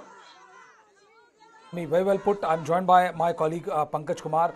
I would like to ask you one more question, Rami, because we have already seen you're talking about groups and organizations supporting Chief Minister and going there to support him or asking him not to seek or give resignation. It has also already started gaining grounds, and many women group and other organizations are saying that they will not ask, they will request Chief Minister to not resign, and they support him and all. Do you see, I would like to ask you a question. Why has the Chief Minister not been able to control the violence? It's been close to 2 months. And Rami, I'm not saying that the violence is as it was in the first week or at the end of the last week of June. But sporadic violence continues, and the government has not been really able to crack down on these perpetrators of, who are doing this violence. Brijesh, of course, that's a very good question, and I'm sure that's in everybody's mind, I don't know why he hasn't been able to do that, because at the end of the day, the political will has been there. I'm not saying that he's done a good job or not done a good job, or there haven't been, vested interests. What I'm saying is that for his own benefit, the political will has been there, because I think as it has dawned on everybody else, it has, most obviously dawned on him as well that, unless the violence is brought under control, he is losing mass support. Having said that, the conflict itself, if we were to look at it, in the isolation of what the conflict has become so complicated, has become so personal. It is not just one armed group fighting the other armed group, which really at this point would be an easier conflict to solve. It has become an individual against an individual, a community member against a community member. Over and above that, obviously there have been angles of, motivations coming from across the border. We started off, if you remember, 2 months ago with just the High Court recommendation of the inclusion in Scheduled Tribe list. However, from there, look at the amount of situations we're talking about, look at the amount of demands we are talking about, and look at the hardening of stance. Yesterday, when we were on the debate, it was very, very clear that nobody was willing to cede on any of their demands. And, so therefore that has made the conflict very, very complex, very emotional, and highly sensitive. Over and above that, Brijesh, 4,000 arms, if not more, are floating around in Manipur, out of which, from what I know, only about 1,500 weapons have been surrendered. There are still 3,000, 3,500 weapons that are floating around. The minute you arm, the minute civilians decide to arm themselves, how do you stop it? It is a very, very difficult task. I am not casting any aspersions on our security forces, because I know that, they have done a fantastic job in the limitations that they have, keeping in mind the sentiments of people keeping in mind the sentiments of, whatever cultural context they have been faced with. But all I'm saying is that this is not an easy conflict to bring to a resolution. And the only way, and I've said this repeatedly on your show, that the only way that this is going to happen if civil society comes on board. And at this point, civil society is not coming on board. In a colony, you'll see. If you see people who are arm-wielding, weapon-wielding individuals, it becomes your moral responsibility to sort of maybe pass the information on to security forces. Nobody is willing to do that because now they think this is their private militia. These are people who are going to keep them safe. And I think that sort of trust deficit is going to take a long time to fulfill. Okay, that's very well put, Rami. I'll also go to Thangminlen Kipgen, who's a spokesperson for Kuki INPL Manipur. Mr. Kipgen, if you are with us, can you hear me, Mr. Kipgen? I can hear you. Yeah, you must have been hearing about this meeting of Manipur Chief Minister N. Biren Singh with Governor. First it was supposed to take place at 1. Now we have been told by our sources that it has been rescheduled at 3. How important is this meeting? And there are also talks of, Nishikant Singh Sapam told this on our channel, that there's a lot of pressure on him post what happened yesterday and late last night and the kind of battle which was going on. A lot of pressure on him from women groups also. How important is the news, will be for the state of Manipur if N. Biren Singh decides to resign? What kind of impact it will have, according to you, on the violence that is there or the situation Manipur is in? As we had discussed yesterday also, this step is, if not the president's rule, this should be how things should have begun. Because to the hill tribals, Biren Singh is an instigator and he is party to the atrocities committed right now, both the communities, to the Kukis and to the Meiteis as well. So him resigning or him being changed or removed, it's not the best solution, but it's a welcome step, because now without his presence, the Meitei civil society is also, I believe they would be in a much better position to take the suggestions and advice of the new chief minister, the new leader that would be in the state. Similarly, for those of us in the hills, it's one step ahead. Although to us, we would have preferred the president's rule, but until then, that is what I'm saying. Until we have president's rule, it is a welcome step that his leadership has been changed, and that Manipur can now take certain small steps towards towards the solution that we hope for. Okay. I will ask. I'll go to Dada. Dada, you heard both Rami and Mr. Kipgen. The situation is that the talk of change of guard is concerned. But do you seriously think it will add or it will change the scenario which is unfolding right now in the state of Manipur? Or will the government have a real task of picking up someone who both communities exude faith in? Because that has been a very kind of leitmotif of our conversation for the last close to 2 months, that both sides have openly expressed their unwillingness to talk to Biren Singh. Well, I agree with Ravi that some change is definitely in the air. And, Biren Singh will find it very difficult, to say the least, in retaining his position. I have no doubt about that. Now, what happens when Biren Singh is removed? There are two options before Delhi, before the central government. One is change of guard, retaining the BJP government, but having a new chief minister with possibly a new team. The other is going in for president's rule. At the moment, to find a chief minister among the BJP ranks who is equally acceptable to the Meiteis and the cookies may be a pretty difficult job, even for very shrewd politicians, heading the central government in Delhi. It's not going to be very easy. Therefore, the obvious choice that many have expressed, General Siva you did that in your program earlier, and last few days many, that president's rule.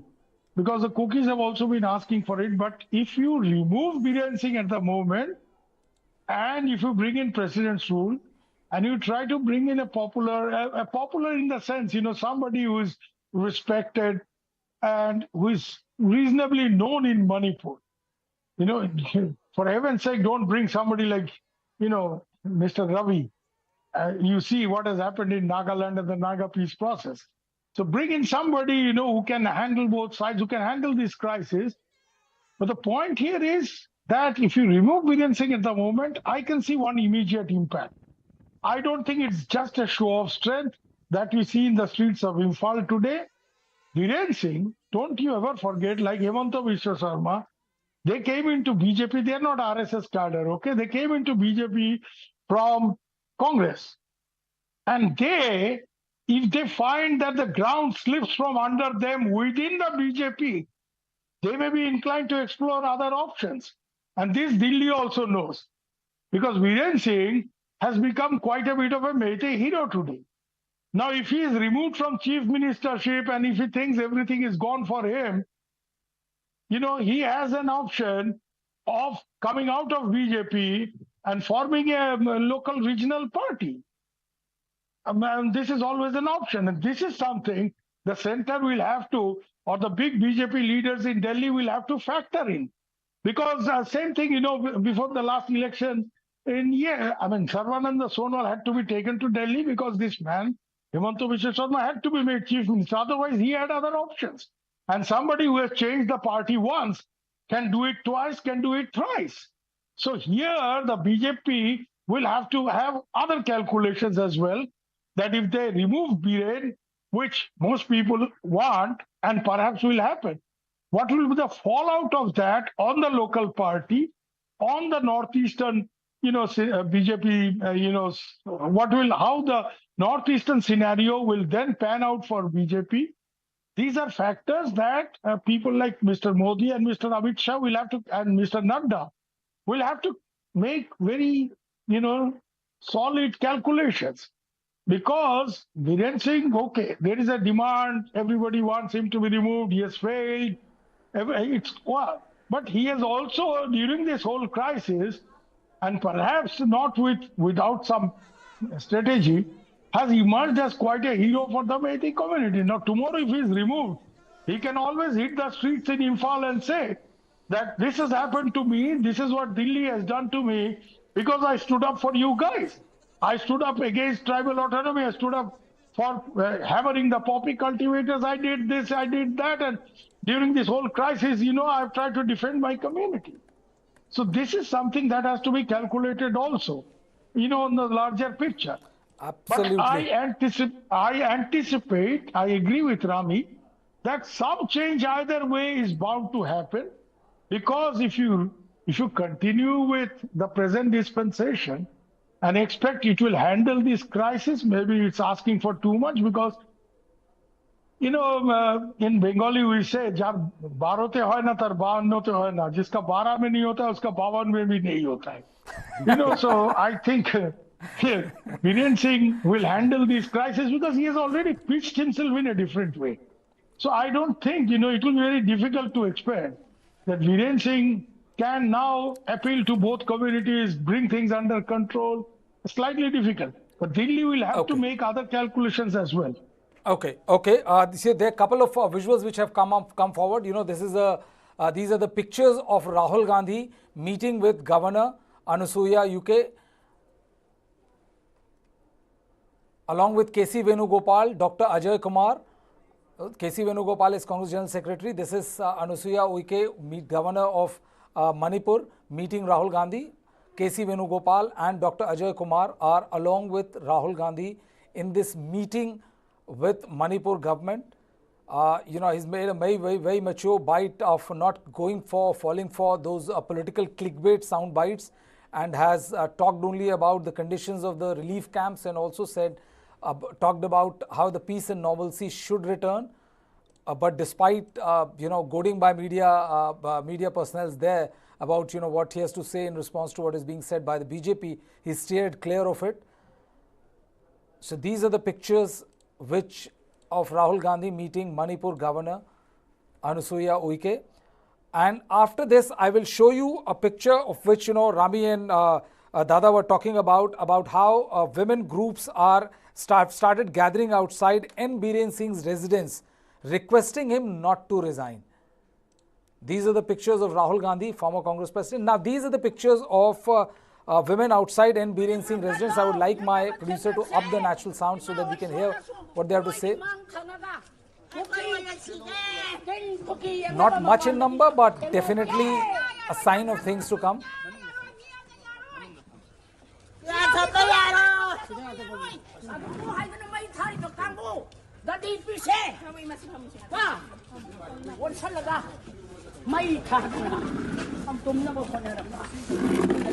Many women groups have also started going towards the governor's house, requesting N. Biren Singh not to resign. Rami, I'll take a question from you, and then I will go and play the interview with Nishikant Singh Sapam, where he spoke about the kind of pressure the government is.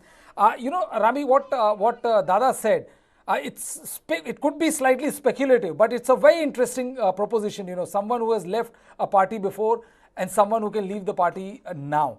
Because if Biren Singh is in a fix, he is kind of a mighty hero, because if you hear all his statements which have been made by initially, if you remember, killing of 33 Kuki terrorists, and also how he will crack down very hard on the Sioux groups of which are found violating, and the same tone when he was talking about mighty groups of Mighty Nipun and Arambai Tangol, he was very conciliatory.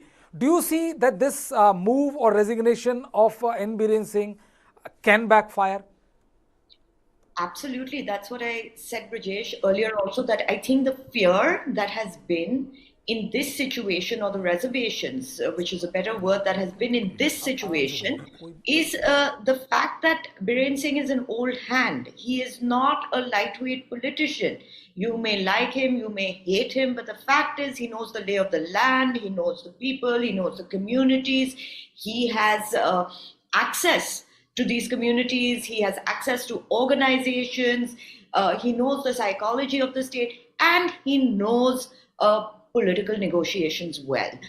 So keeping that in mind, I think there's always been a concern of a backlash on a state that's already pressured. There's also been a concern about how that would have an impact on the security situation, which isn't great even now, so I think all these factors have been taken into consideration, and I think there are lessons to learn from here. One of the things that I have said and discussed with a lot of people on ground is the importance of having somebody, with all due respect to our governor in Manipur, the importance of having somebody who understands a state like this on the border, who possibly comes from a background where they understand the security threats, they understand the responses that are needed, they understand the psychology of these communities.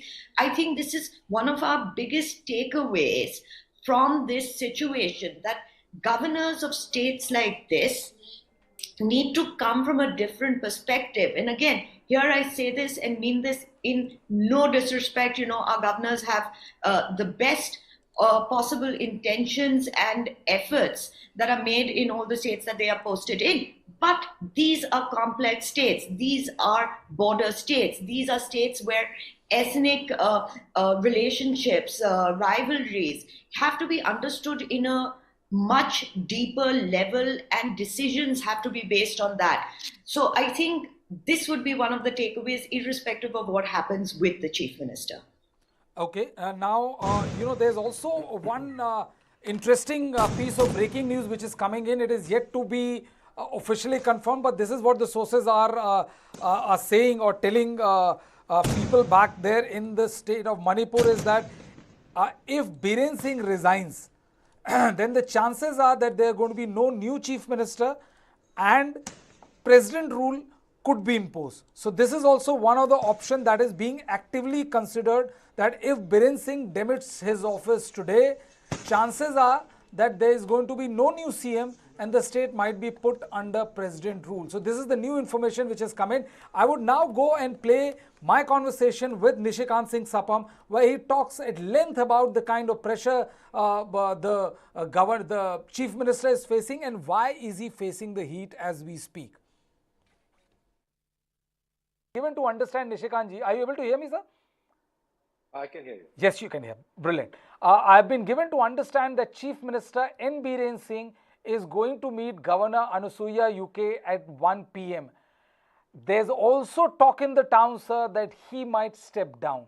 What are you hearing? First of all, I want to correct myself. Yesterday, as I'm staying in Delhi, there was a miscommunication about Rahul Gandhi's arrival, and he was stopped by the police because they feared some kind of security reasons and not because of anything else. Anyway, so now I think the Honorable Chief Minister has taken an appointment with the Honorable Governor at 1 p.m. today to give in his resignation. But at the same time, there are some women folk who have gathered around the Nupilal building, and I think to tell him not to resign or something like that. But other than that, his appointment is for 1 o'clock. So let's see. And I believe that he had got calls in the evening. That's what my editor tells me, that around 4 or 5 calls that he was asked to step down. I don't know how far it's true, but last night itself, because there was a massive uprising last night. Imphal was from the midday only. Imphal was really disturbed. So that disturbance, I thought, was one of the cause of Mr. Rahul Gandhi's being stopped there. But that was a different issue. Anyway. Mr. Nishikant, your editor is also a very connected guy who knows the state of Manipur like the back of his hand. And if he says, better than me. Better than me. Yeah, better than you. That's a very candid admission. So, I mean, I'm not asking you to reveal the exact contours of the conversation you had with him, but what was the gist which you imported? I mean, like, how bad is the situation for the chief minister? See, you see, what happened yesterday in Imphal Valley is not only for the editor, it is for every common man knew. People were completely, going crazy, angry with, whatever killings happened. And, they all came out on the streets, all asking, and asking for accountability, some asking for the chief minister to resign. And I think because of that information, I think because of what the center realized what was happening, there was massive disturbance, that I'll tell you, massive all over. I mean, they were stopped. There was, till 1 o'clock, 1:30 or till 2 late in the evening and morning, there were tear gas shells being fired very frequently in many, many places. It was like a little war zone yesterday. Okay, and the thing is that what is the mood on the ground, sir? Because we have seen the visuals, we have run the visuals. It looked like there's a pitched battle which is going on between the police and the forces, and as well as the common people. What is the mood on the ground? I mean, how deep is the anger? Because we have heard that that there's a massive anger and resentment also for the state against the state for not able to control the law and order situation. Yeah, exactly. So they had brought the dead body, and they wanted to cremate the dead body right in front of the chief minister's bungalow, which of course was stopped with a heavy police force. And I believe now that the bodies, that they're in the RIMS Medical College in the morgue. And so people have become very, very emotional, very angry with the state of affairs. And I think now, I think the center, will definitely react in a very strong way. And they must. And that's what we are waiting for, because beyond anything else, the life of people in Manipur at large is very important. There needs to be peace. Every life lost is absolutely priceless. You cannot compare it. And whoever it is, whichever side, we must bring peace. We must bring peace. Nishikantji, you have always been saying this, that come what may, there should be crackdown on people who are violating the peace arrangement. But except that a lot of my cookie brothers will think otherwise, but I am not a communal guy. I've always asked for peace, and I just stood my ground regarding the land issue. That's it, nothing else. Well, yeah, it's Which I will, interesting to till see the that you always start your conversation with the disclaimer that you're not a communal. I completely get your point.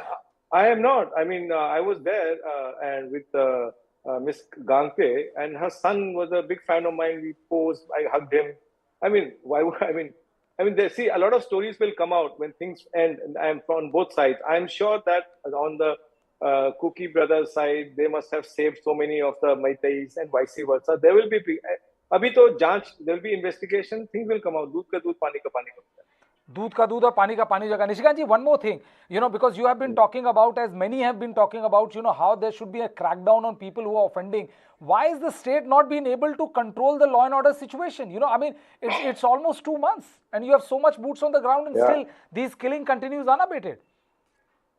You see, I totally agree with you. I am also speechless. So in many occasions, I turn down interviews because I know that, because I'm supposed to be defending the government and I would be at a loss of words. So I refuse just because somehow I'm very, very, I like your channel and William is such a sweet guy. You, Brijesh and Karthik, I like you also. I just came on, though I was going elsewhere. Otherwise, yes, it's like high time, 60 days almost. Like today is the 30th, so it'll be like 58 days to be precise, So that's a long, long, long time. I don't know. I'm speechless, and peace needs to be brought at any cost. At any cost. Yeah, you are speechless, and peace needs to be. But what exactly is lacking, sir? Because now the levers of the security also with the center as well as the state police is there, and yet these killing happens. There is because how long this can go before it creates an almost kind of a permanent divide between the two ethnicities? What does the government need to do? The security forces have to be better coordinated. That's what I guess. If I am to understand, everybody knows where the sensitive areas can be, could be. So that's where the security has to be deployed very well. There has to be good coordination. And there should be no taking sides. Basically, Manipur at large. Manipur is bleeding, and Manipur's bleeding has to be stopped.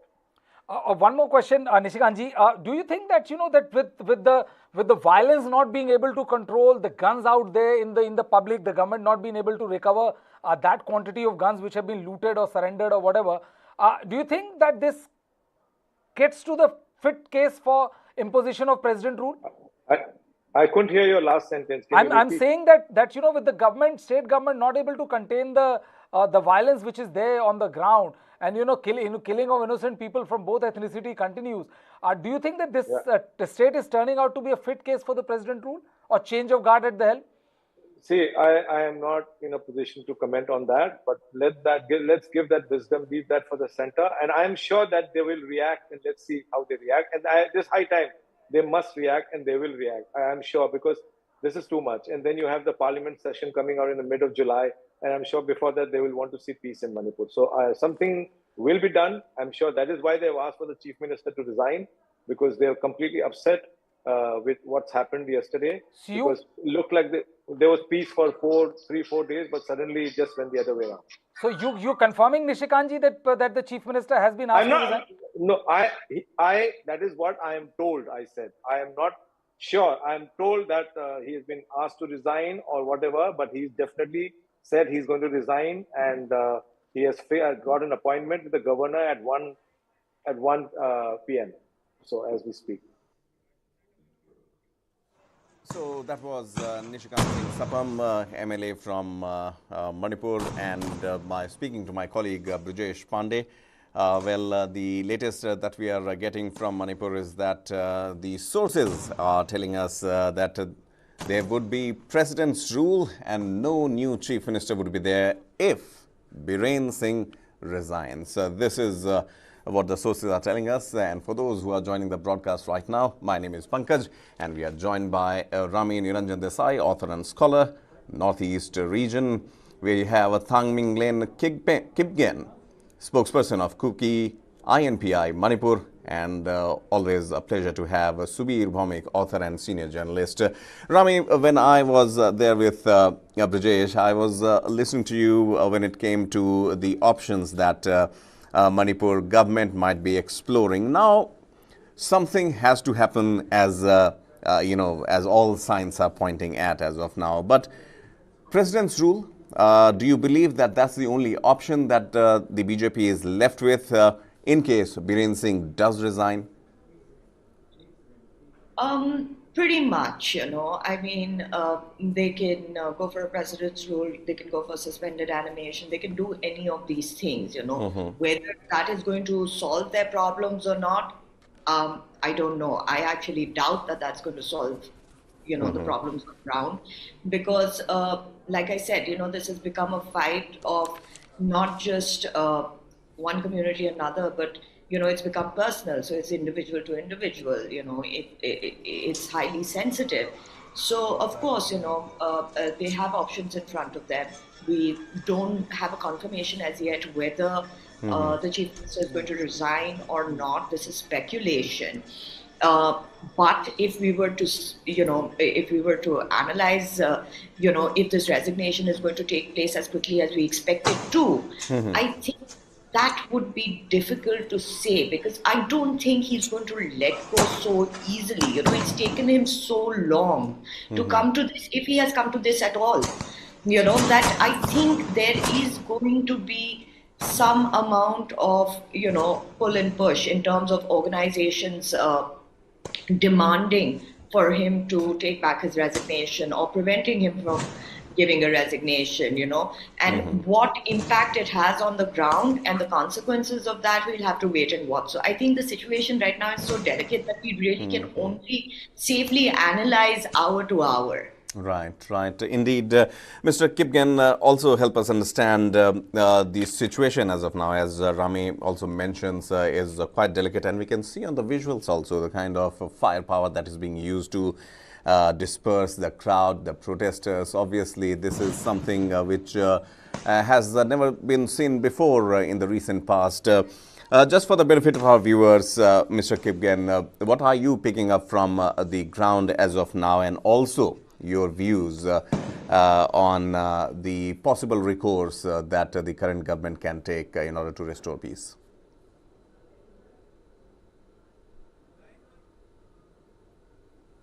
You'll have to unmute yourself, Mr. Kipgen. Yes. Yeah, sorry. Upon his return from Delhi a few days back, N. Biren Singh had given a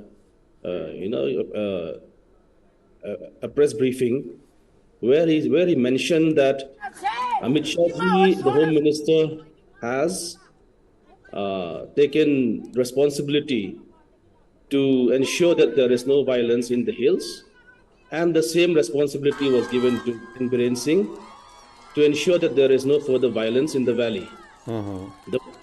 Ever since that arrangement was made, there has been no violence in the hills thus far. But Biren Singh has failed.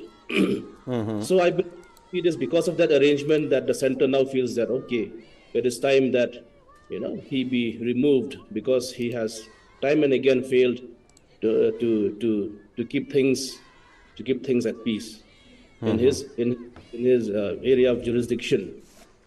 And yes, President's rule does not guarantee that things will go smooth from here. Right. But it is a prerequisite. Why? Because now both communities will not blame the state forces anymore. State forces, we believe, will be more neutral now in the road towards peace, and the road towards peace. And so formation of peace committees, peace talks, having a table to discuss with our counterparts, those things can be much more practical and reliable now. I think that if President's rule is at all imposed after the removal of or resignation of N. Biren Singh, then it will pave the way for further steps, so that ultimately will reach somewhere. Yeah.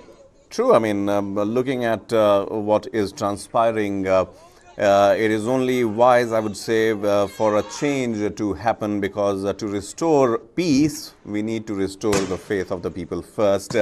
Before I come to you, Subir Dada, Rahul Gandhi, Congress and Jairam Ramesh, all of them have tweeted just now. And using the pictures, we will be putting that on the screen very shortly. The meeting of Rahul Gandhi with Manipur Governor Anusuya Uike. Now, in this day and age of social media, Dada, do you believe that any change that might happen in the Manipur governance, do you believe, and I'm asking you a very political question here, would it happen so long as Rahul Gandhi is there, or can something happen when he exits Manipur? Because today is the last day, I believe, that is Rahul is spending in Manipur. And obviously, from left, right and center, we are seeing Rahul's visuals coming through, Twitterati going abuzz. In your learned opinion, Dada, how would the cookie crumble as far as Manipur situation is concerned as of now? You have different aspects to your question.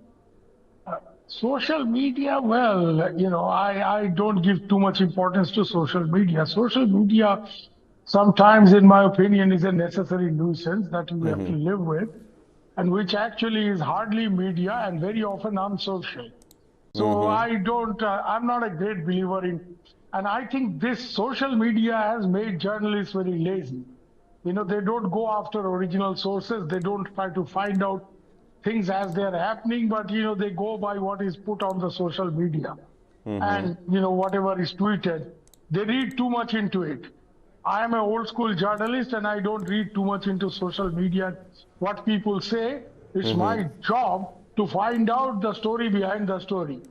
What people actually don't say but do is more important for me than what people say, because politicians particularly very often don't do what they say. So let me come back to this. I don't give too much to this Twitterity and all these things. Right. I don't give much importance. But here, coming back to the options, change is in the air, but whether for the optics, it will be a good thing for the BJP to change guard or announce president's rule when Rahul Gandhi is there. To the best of my knowledge, he is leaving Manipur sometime in the evening. The announcement can come later. In any case, I don't think it makes a difference if a decision like imposition of president's rule is announced an hour before Rahul Gandhi leaves or an hour after he leaves. If it has to be announced today, then it has to be announced at some point of time.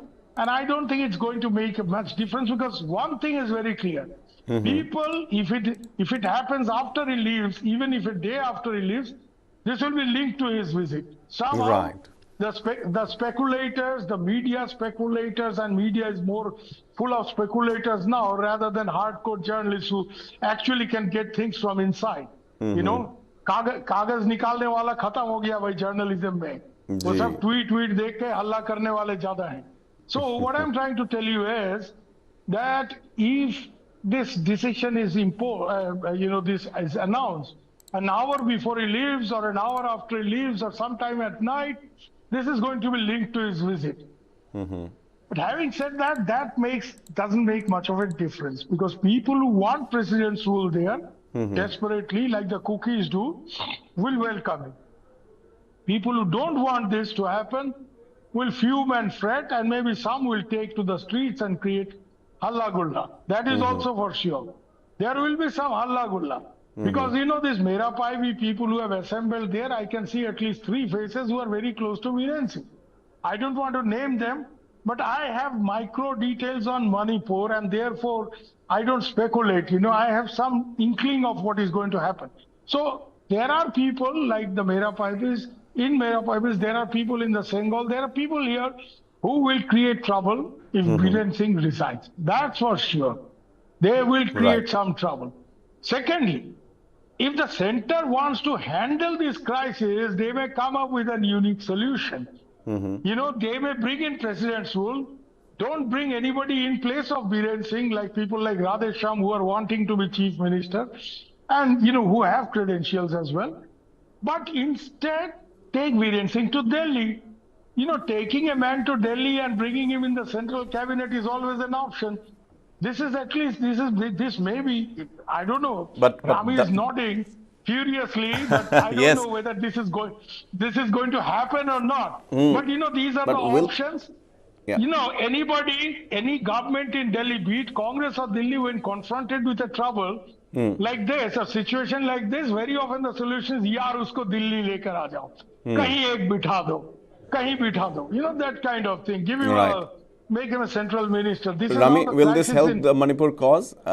Sorry, Dada. Rami, will this help the Manipur cause very quickly? No, I agree generally with what Dada is saying, but I want to throw a spoke in this discussion only because I feel that he may not resign either. We haven't seen him go into Raj Bhavan.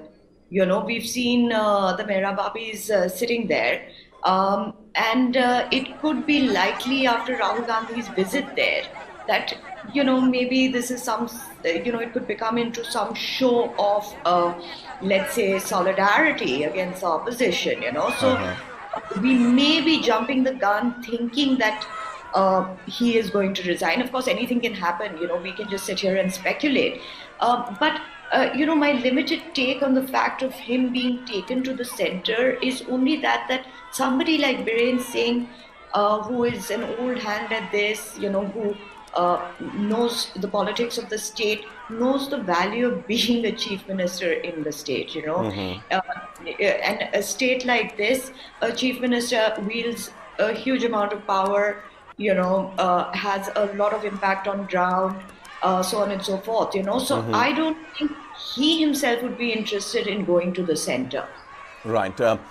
And just to bring to attention of our viewers and our esteemed guests, the visuals on the screen are from outside of N. Biren Singh's house, the Chief Minister, and the gathering of the women folk has just grown up in numbers. Earlier we saw a gathering of a few women at the Nupi Lal complex in Imphal, but this time around the women folk and the mix of protesters as well, as I've been told, heading towards Chief Minister Biren Singh's house. Mr. Kipgen, the situation as of now, politically, yes, there would be some change, about time that change should happen. What happens, whether a removal of Biren Singh equates with placing another person in his chair, or a totally new setup of president's rule, that remains in the realms of speculation as of now. As Rami mentioned, we haven't seen him going to the governor's house. But in your opinion, what is, given all the limitations, what is it that can be done in order to placate the nerves a little bit?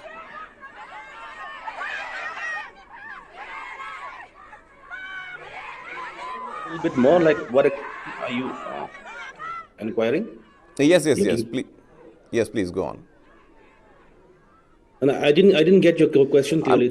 I'm saying, whether it's president's rule, whether it's change of Biren Singh as chief minister and a new face is appointed, all those things are going to be politically motivated things, and obviously in the realm of speculation as of now. But the kind of movement we are seeing at the screens, they have written something on their placards also, and they are heading towards Chief Minister Biren Singh's house. What is it that the government, as of now, so long as Biren Singh is in power, can be done in order to placate the nerves immediately? So long as Biren Singh is in power, we have nothing much of hope.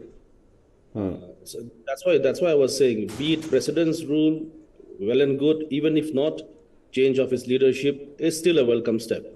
It will not make much change, but at least it will be easier, for example, for us to talk to our people of our community, that yes, something has changed, and so we can hope for better things. If today we can move from point A to point B, it's easier for us to get to point C tomorrow. So in that aspect, any change we are being very hopeful that things will be better, because because we have given him enough time. He has had almost 2 months now since the violence erupted, and under his leadership, things have only gotten worse and worse. So, a change of leadership, we hope that it will bring some change on the ground level. Okay, change of leadership. Dada, your view. You know, I would partially agree with Rami that Biren Singh may not himself resign, but what if the president's rule is imposed? In any case, there are occasions when president's rule is imposed without the chief minister resigning, especially if the chief minister belongs to a different party than the one ruling the center. Now, but in that case, what happens, and let me make this very clear, that if Biren Singh does not resign, and as of now, he was supposed to meet the governor at 1, it's going to be 3. He has not yet given any indication that he's going to step out of his house and go to Raj Bhavan so far. My last input from people close to him is that he's speaking to someone in Delhi. And I don't want to expose my sources, but I'm fairly sure this is true. The point is that if he is not resigning, and if the center imposes president's rule, then it is a confrontational situation, and we can expect a lot of other developments that we speculated about earlier in the day. But the fact is that some change, Delhi has to show that it takes Manipur seriously, and it will have to bring in some change. Whether imposition of president's rule without Biren resigning or with Biren resigning is not the point. Point is, if they come up with, if they decide to impose president's rule, and as is fairly clear that they won't go in for a change of guard within the BJP and bring in a new chief minister, because that can exacerbate the tensions within the Manipur BJP and cause a lot of side effects. So if president's rule is imposed without Biren having given his resignation beforehand, then it is a bit confrontational that we are bringing in president's rule because we don't want you to be chief minister anymore. That is the, you don't have to be a rocket scientist to understand this. That आपको रख के अगर हमने president's rule दिया तो थोड़ा यार आपके मुंह पे 2 चपेटा तो मारा ना आपने. So here it is fairly clear that if the center is serious about handling this situation, they will have to do something, and possibly imposition of president's rule may be easier, because if they change guard within the BJP, it may, create a lot of tensions within the BJP unit in Manipur. Right. So what is possible for Delhi to do in these circumstances is to bring in president's rule and then ask Mr. Biren Singh to, obviously he can't stay on as chief minister, and take him to Delhi. Now, I agree with Rami that Biren Singh won't like it. A lot of powerful people who have been chief ministers, Gyani Zail Singh used to tell me very clearly, when he was president, believe me, I knew him well. And he said, oh, ji, Punjab, the chief minister, the gully kuch aur hai. That means it's a different thing to be the chief. This man was president of India, but he longed to be the chief minister of Punjab, and he was upset that he has been kicked upstairs, and he didn't like it. Punjab, the chief minister, the gully kuch aur hai. So I used to tell him, Gyani ji, tusi president ho. Oh, chhad yaar, president the gull. President to key power hai. So president, what power does he enjoy? That kind of thing. Actually, president has a lot of power. But the point is that people who want to be a chieftain of the state, they don't want to go and sit in some corner of the union ministry somewhere and be, the sort of minister of personal grievances of some such ministry, which is not an important one and which gives you visibility. So I agree with Rami that Biren Singh, and I know him well, I'm fairly sure, I'm 200% sure he won't like it. But what happens if Delhi tells him, कि partner तुम दिल्ली आ जाओ, मणिपुर तुमसे संभाला नहीं गया, enough of it, we gave you 2 months, we gave you a very long rope, we don't want to hang with that rope, but here we give you the option to use that rope to swing from Imphal to Delhi. हाँ छलांग लगा के इधर आ जाओ, हम यहाँ पर कुछ एक कर देंगे, कहीं पे रख देंगे. That kind of thing.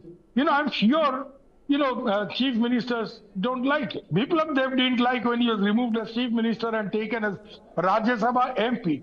And I Right. agree with Ravi that Biplab Dev was not such a heavyweight. He was an RSS guy, but he was hardly known in Tripura before he was made the president of Tripura yet. Biren has been around a long time. Like Hemanta Biswa Sharma, they are old.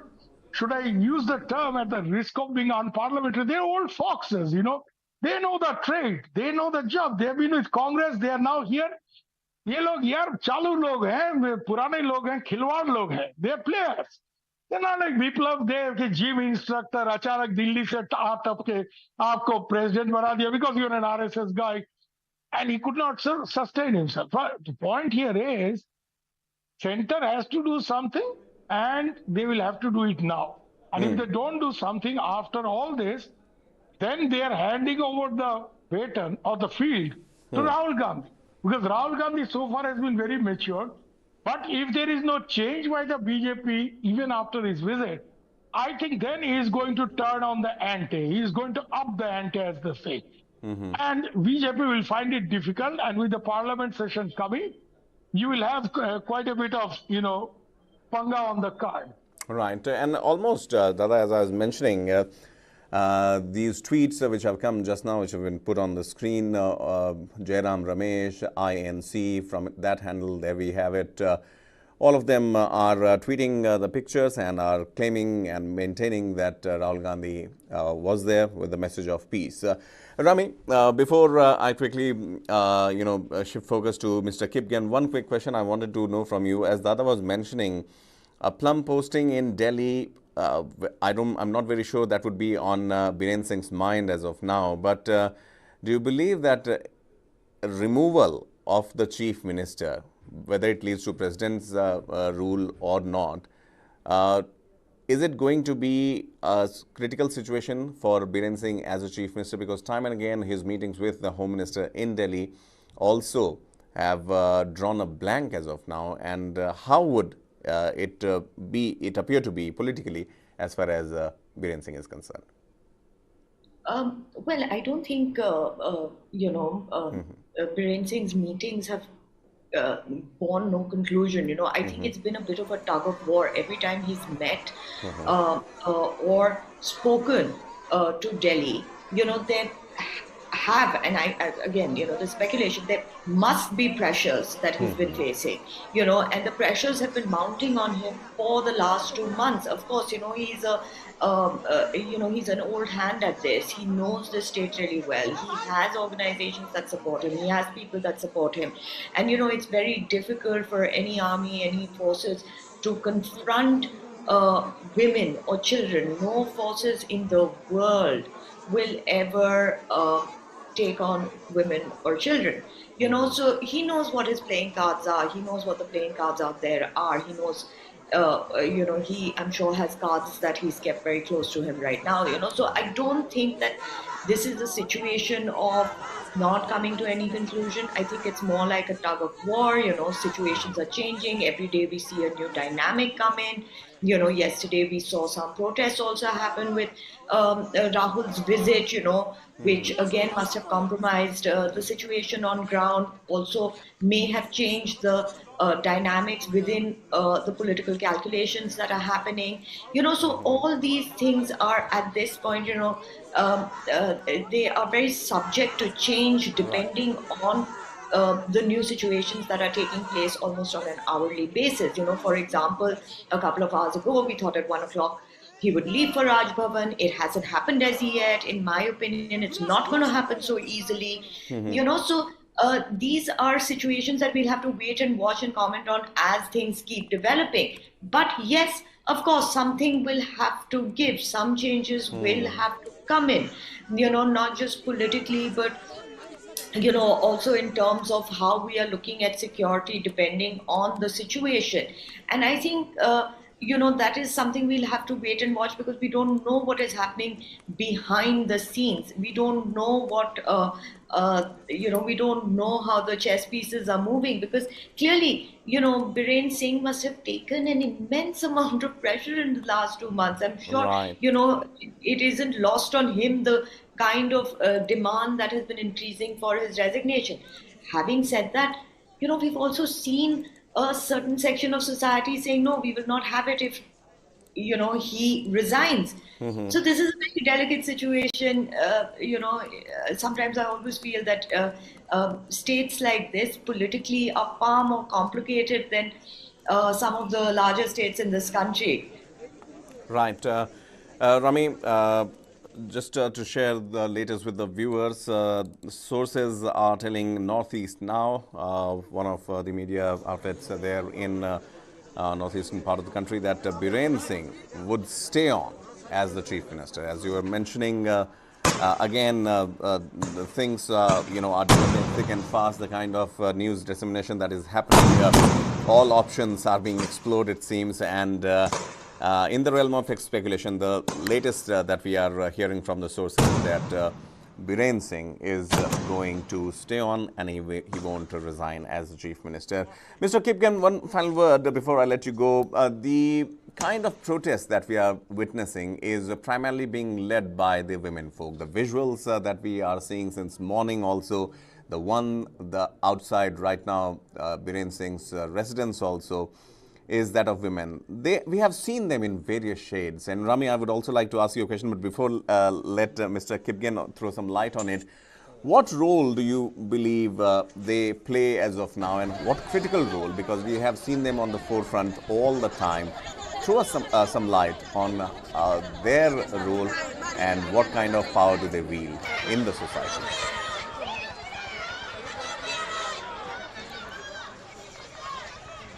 Mr. Kipgen.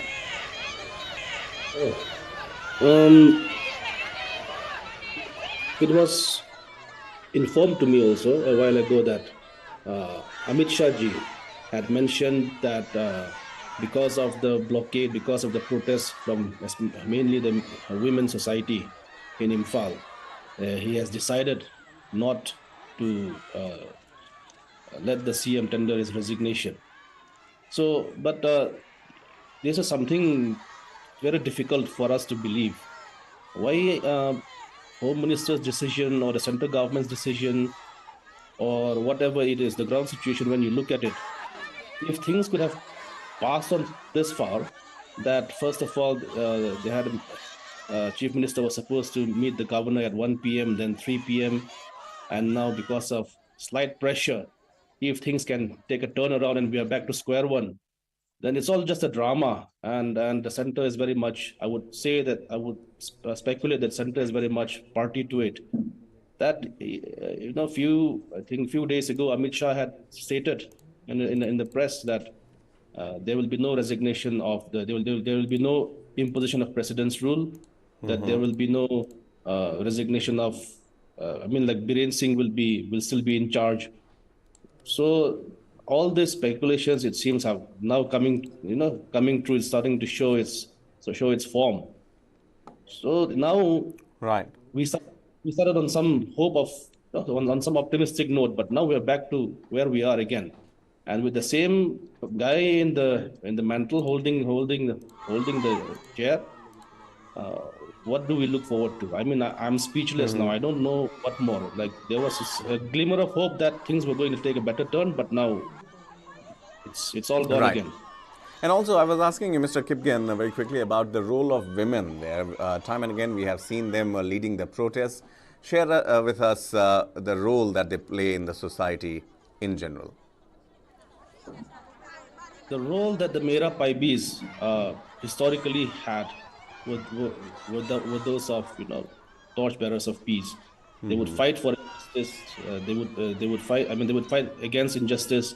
They would fight for human rights, and they were willing to sacrifice their morality, their livelihood, everything for those causes. But lately, the Mera Paibis that we have been seeing, they are responsible for the release of 12 armed militants from the hands of the Assam Rifles. and today they are responsible for obstructing the central government's decision. Who are they? I mean, how much of leverage should they get? Women we all respect, and we look up to them, but the present role that they are playing in the society, it's sending out a very bad image that that the Mera Paibis had been enjoying thus far. So this is taking a very bad turn, and our respect for them has gone down.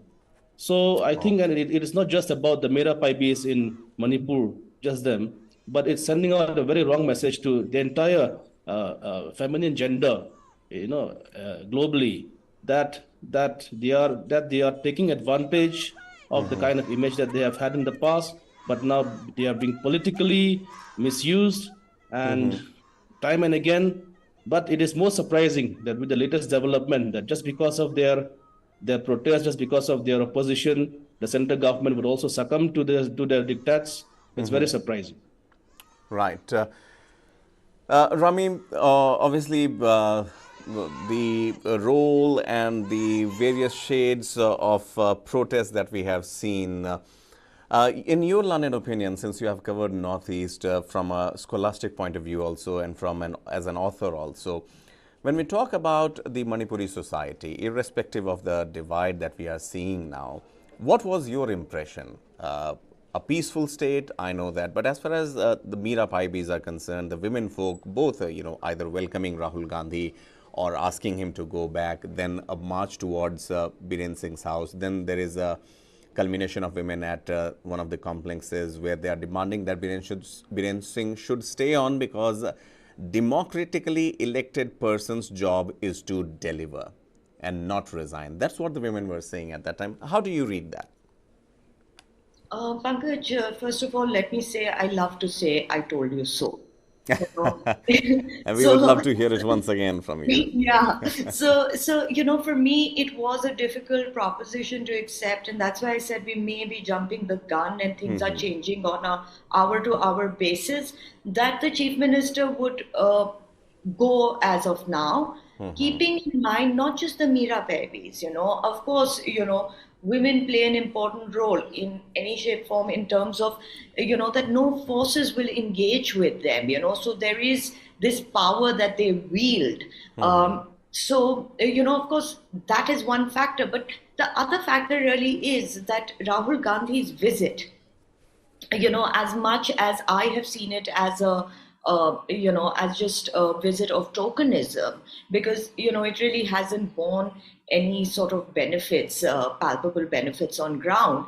But anyway, he decided to go there, and, his visit stirred up certain emotions, his visit stirred up some protests on either side. And that's why I said earlier that it might be possible that seeing what happened yesterday, seeing Rahul Gandhi's entry into the state, may have changed political equations, that they may be now rethinking the Chief Minister's office, the Chief Minister and his advisor may be rethinking his resignation.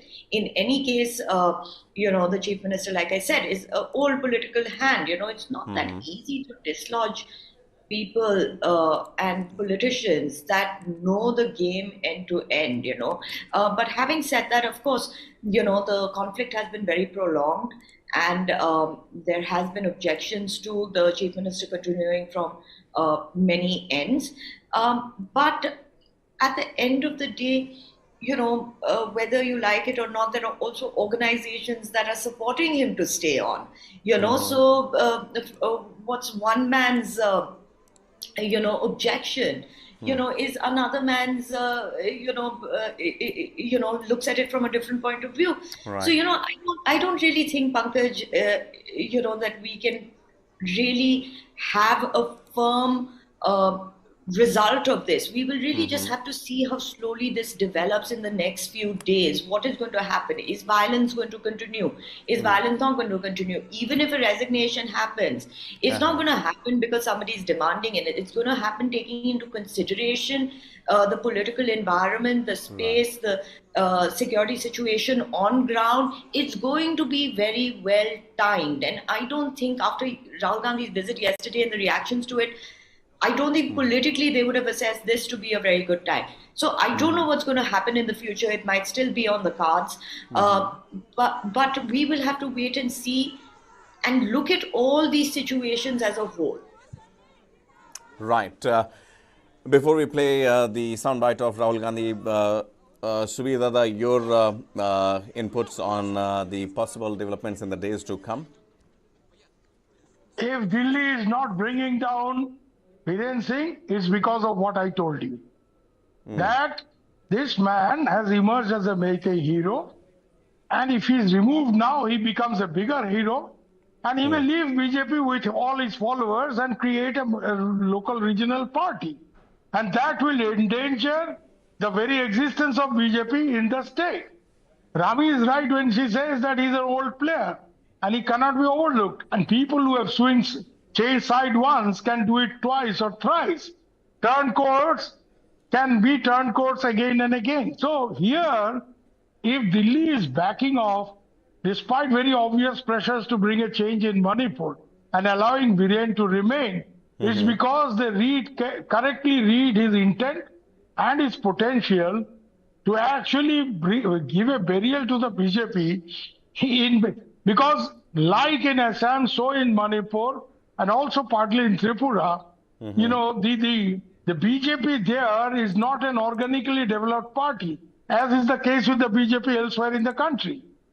It's here they mainly developed by bringing on Congress people, different defectors, different parties, and mainly Congress people. Mainly frustrated Congress politicians who were upset with the center, joined the BJP and made it what it is. Be it Tripura, people like Sudeep Burman and others, be it Biren Singh in Manipur, be it Himanta Biswa Sarma in Assam, the BJP in Northeast, most of the states, you know, where they are in power now, are basically Congress ka B team. You know, these people are from Congress. And therefore, I think Delhi would have read his intent clear that if this man is brought down, and in the last 2 months, everything that he has done has added to his image as a bit of a Meitei hero, some kind of a Veer Tikendrajit or something like that. And therefore, if he's brought down, he can bring down the BJP as well. And, you know, he has other options. So here, the center, and especially the BJP central leadership, is not going to take that risk. There are other factors also, which I don't want to recount here. You know, Biren is also well known as a fundraiser. You know, Manipur election mein paisa bhejne wala aadmi hai. So I don't want to go into great details because this will cause unnecessary controversy at this moment. But the fact here is that Biren, Rami is right, is a local heavyweight and cannot be taken lightly, and therefore he is being allowed to continue if he is allowed to continue. All right. It's not because of Rahul Gandhi's visit or some Mera Pai Bhi demonstration. There are bigger factors at play, bigger political calculations at work, and these are optics. Mera Pai Bhi demonstration again is Biren's way of showing. I have support of everybody in my community. Dada, Rami wants to make a point, Dada. Rami wants to make a point. Rami, you'll have to unmute yourself. My limited point is that this is a show of strength, not just to the opposition, but to everybody involved. That, look, I still have support, you know, and that is what he is going after.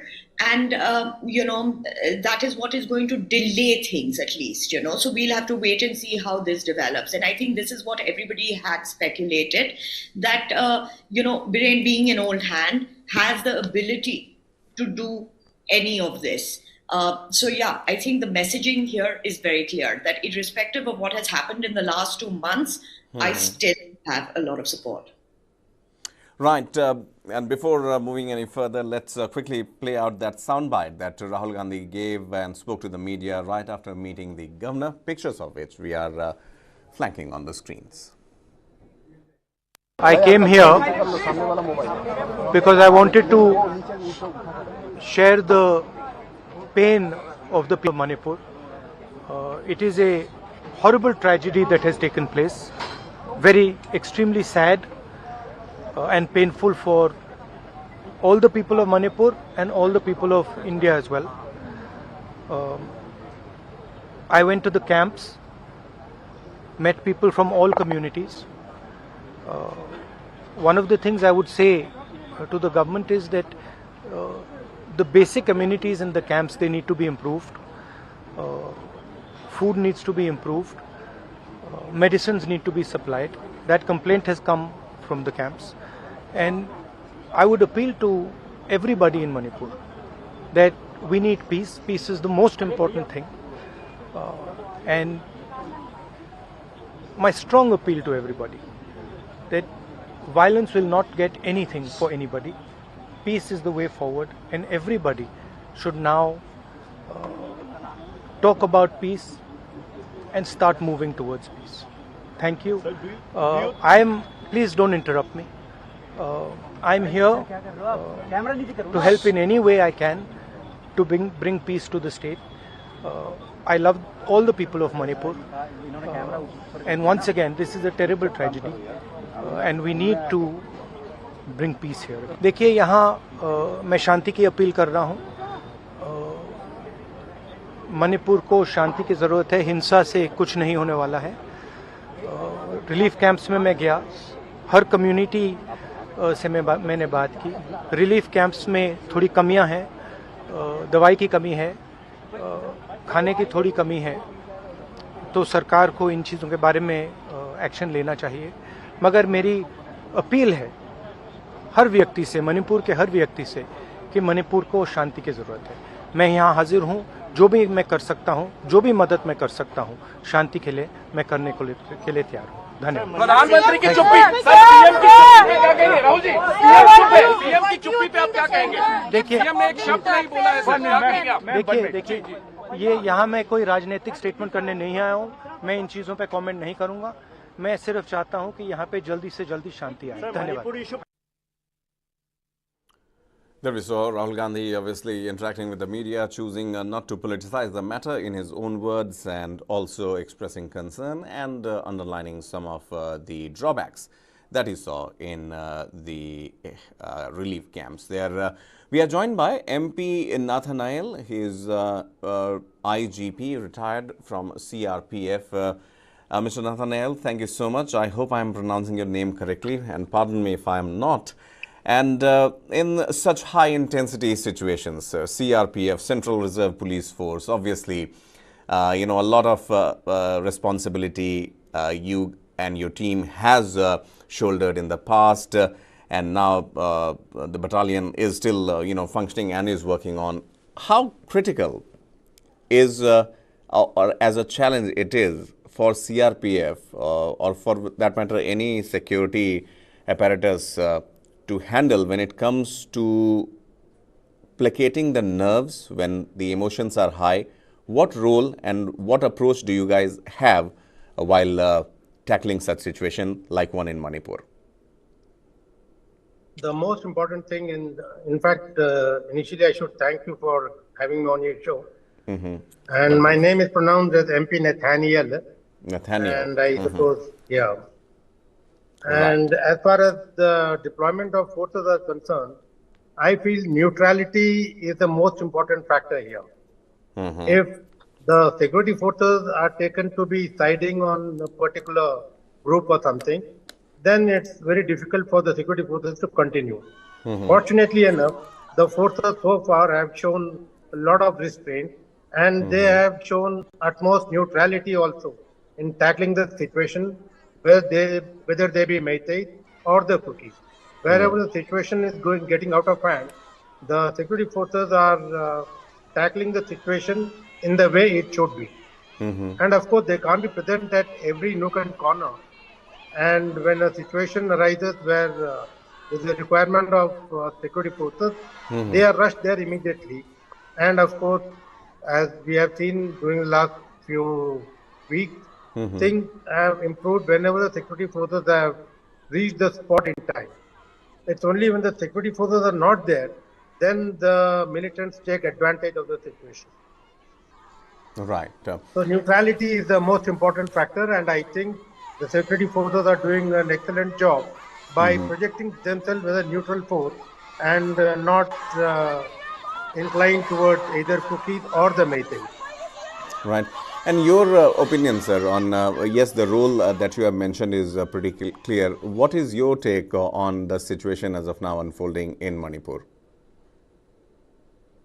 Of course, situation is not as good as it should be, but then the deployment of security forces has to be done in such a manner that they can rush to any spot within the shortest possible time. And of course, I think the deployment is being watched by the senior advisor over there. He's the next CRPF DG, and he's very well conversant with that, with the deployment of the forces there. And I'm sure with the right deployment of the forces, things would improve with passage of time. But mainly it is a political problem which needs to be sorted out at political level rather than depending on the security forces who can hold the situation for a short time, but not for a very long time like this. Right. We are also joined by Thang Min Len Kipgen. Mr. Kipgen, thank you so much for waiting patiently.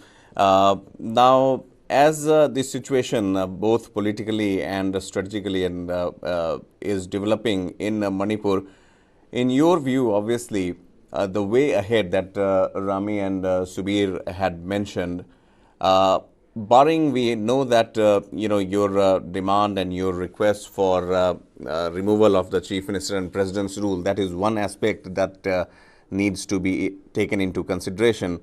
But other than that, what is your reading of the current situation right now in Manipur? Well, right now it has become apparent that Manipur is just pre-2024 Lok Sabha elections, the game that is being played here again, once again. Unfortunately, very sad for us, but that is the situation. Biren Singh has been given the opportunity to show his strength. He has displayed his show of strength. The center has accepted it, and we are back. We have regressed back to square one. What now? So how is tomorrow going to pan out? How is day after tomorrow going to pan out? What is the tribal community? How are they going to react to this? They keep telling, they keep blaming the hill tribals, especially those in Kampupi district, of obstructing and blockading National Highway 2. There has never been any announcement or there has never been any press releases where the blockade has been called. It's just that the people's anger has been vented out, and that has happened. Just to mention, a few weeks back, after Amit Shah's visit, the Committee on Tribal Unity here in Kampokpi, they had announced that the highway should not be obstructed, that there should be free flow of goods. But then lots of troubles and problems ensued thereafter. The general public, they were not willing to listen to that. But then, even in spite of all the security forces being in place, the administration decided that it is unsafe for the goods vehicles to ply. So kind of sentiment that they are there, because and that too, why it happened was because the day it was announced to be there was an appeal made to not obstruct the highway, National Highway 2. Sugnu was being fired upon excessively, and there were the houses, in terms of hundreds of houses, were being torched. So that kind of violence occurring somewhere, the repercussions are felt everywhere. Right. And Mr. Kipgen, the visuals that we are putting on the screen right now is from outside CM Biren Singh's house. And Rami, your inputs here, basically the Jan Sailab जो CM के घर के बाहर आया हुआ है Imphal में, they are actually requesting him not to go to the Raj Bhavan and not resign. I mean, this could be, once again reading too much whether Chief Minister is headed towards Raj Bhavan or not, but then he is there out in the open, greeting the people and also acknowledging their presence there. Your take?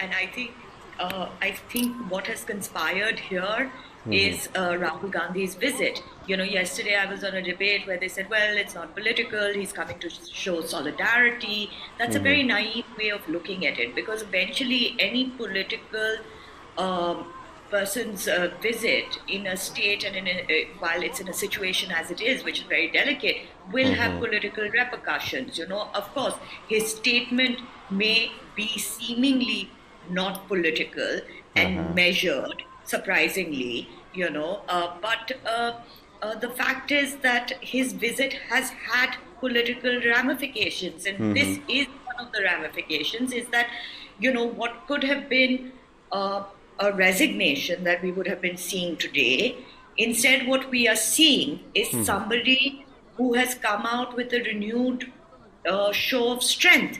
And like I said, that messaging is not lost on anybody. This is not just aimed at the opposition, but it's also aimed at his dissenters. It is aimed at organizations that have been opposing him, so on and so forth. So I don't think we're going to see a resignation today. But like I mentioned earlier, things are changing on an hour-to-hour basis, Right. Because the situation is so sensitive, and you may have noticed also from the morning to right now, we've had different levels of steps that are being taken, and then steps that have been taken back. So I think we will have to watch the situation in the next few days. We will have to see what happens on ground in terms of violence and containing violence. We will have to see what route or what sort of shape this sort of show of solidarity takes, in terms of what are the Mera Paibis going to do? Are they going to do anything also at all or not? Or, it's going to limit to the show of strength that we've seen today.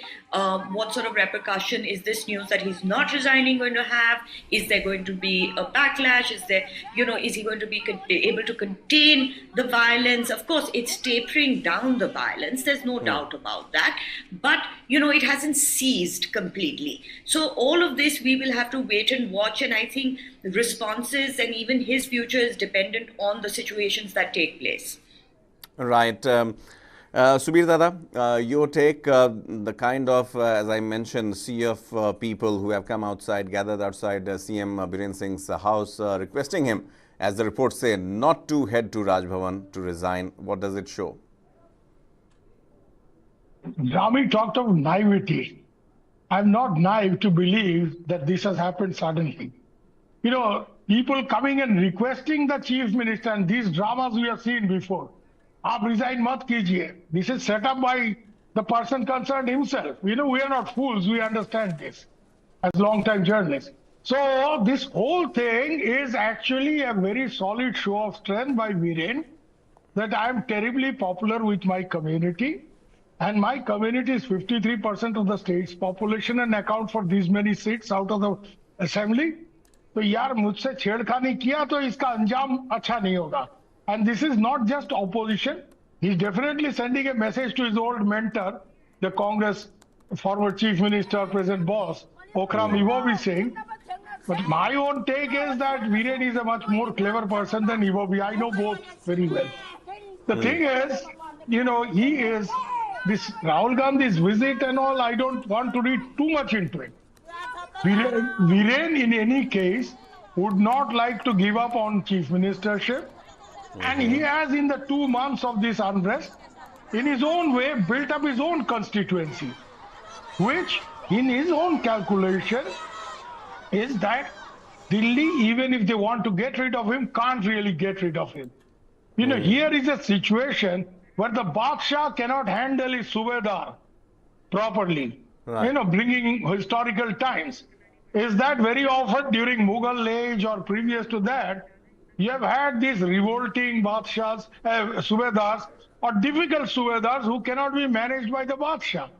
And therefore, Delhi in this case, Delhi meaning BJP central leadership, has to be extremely careful with what they do with Biren Singh. Because Biren Singh is not going to take it lying down. He is not going to be a Biplab Devan. Why? Because Biren Singh was a Congress politician who has roots in the state. Biplab Dev was a guy who joined RSS in Delhi, not when he was in Tripura, and then when he came back, he was foisted as, the president of BJP, and it did lead the party to victory, against the Marxists, but for which I, as a man from Tripura and a journalist, would give more credit to people, like Sunil Deodhar, the people who worked silently and built up this whole thing for a BJP victory where they defeated the CPM and brought them down.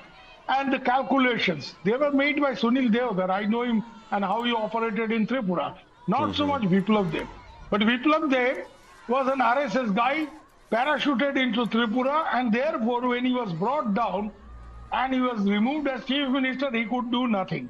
Here, Biren, Himanta Biswa Sarma, these guys are, old Congress guys. They are old foxes, as I said. And even they have built up the BJP in their own state after they have joined the BJP. But if they are removed, they can play a different card, a different game altogether. And Delhi has to be extremely mindful of this. Yes, Number one. sir. Number two, here, another very important thing should be brought into your discussion.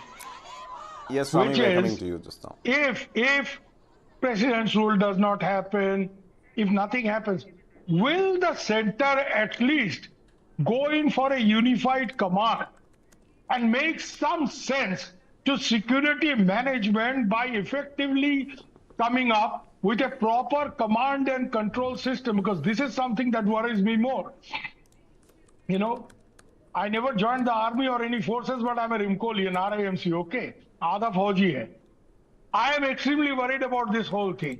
That at the present level, the way things are working out in Manipur, state police going in its own sweet way, Assam Rifles doing a tough job, but they are without the cooperation of state police, it's going to be difficult for them to recover the weapons, without which there can never be any peace. Because weapons in the hands of troublemakers, such as we have seen, if weapons are in the hands of insurgents, insurgents also do violence with calculation. But these troublemakers, well, they are running mad. So here, the command and control thing has to be sorted out by the Union Home Ministry, by the central government, before it is too late. Because if people are pulling in different direction and, with more elections coming in India, this is not doing any good to the BJP's image.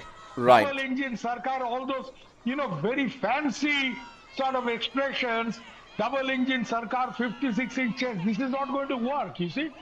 If you can't handle a small state like Manipur, and 2 mahine se gadbad chal raha hai, chalta raha hai, then you have a lot of explaining to do to the voters elsewhere in India, whether you are really double engine, triple engine, or whatever you are. Your big boss, this whole culture of big boasting is not going to stand you in any kind of state unless you can fix Manipur. And to fix Manipur today, if you're not going in for a change of leadership, you have to take a very decisive step. You have to take a very decisive step in enforcing a proper command and control system, without which, with all these boots on ground, you won't be able to control the situation. I can put my bet on this, that you may put more 10,000 more soldiers you bring from the China border, whatever. Anyway, these guys have just come into the state here. They will have to depend on local intelligence. Where is the local intelligence? Is the state police giving them proper intelligence? No. And secondly, if they get bogged down with armed mobs, armed with rifles, attacking the other community, they will be in an unbearably static deployment mode, by which I mean they'll have to be deployed every sensitive place. They won't have enough force to go in for offensive counter-insurgency operation, which is required to neutralize all these troublemaking elements. So purely from a security point of view, if you don't have a proper command and control in Manipur, you are not going to be able to handle this crisis. That's for sure. You play Rami, political games. You wanted to come in, Rami. I just wanted to look at this situation from a different perspective.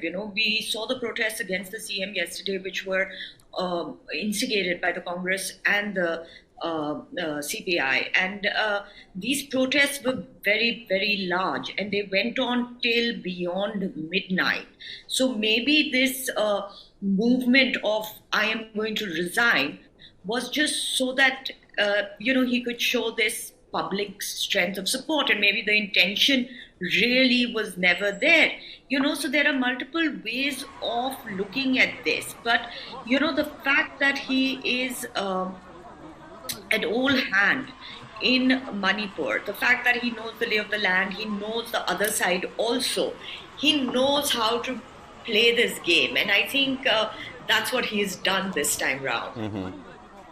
Right, Mr. Kipgen, before I engage with Mr. Nathaniel, very quickly, your words and your view on what Shobik has just mentioned. I have to go. Okay, Dada, I'll come back to you right after Mr. Kipgen and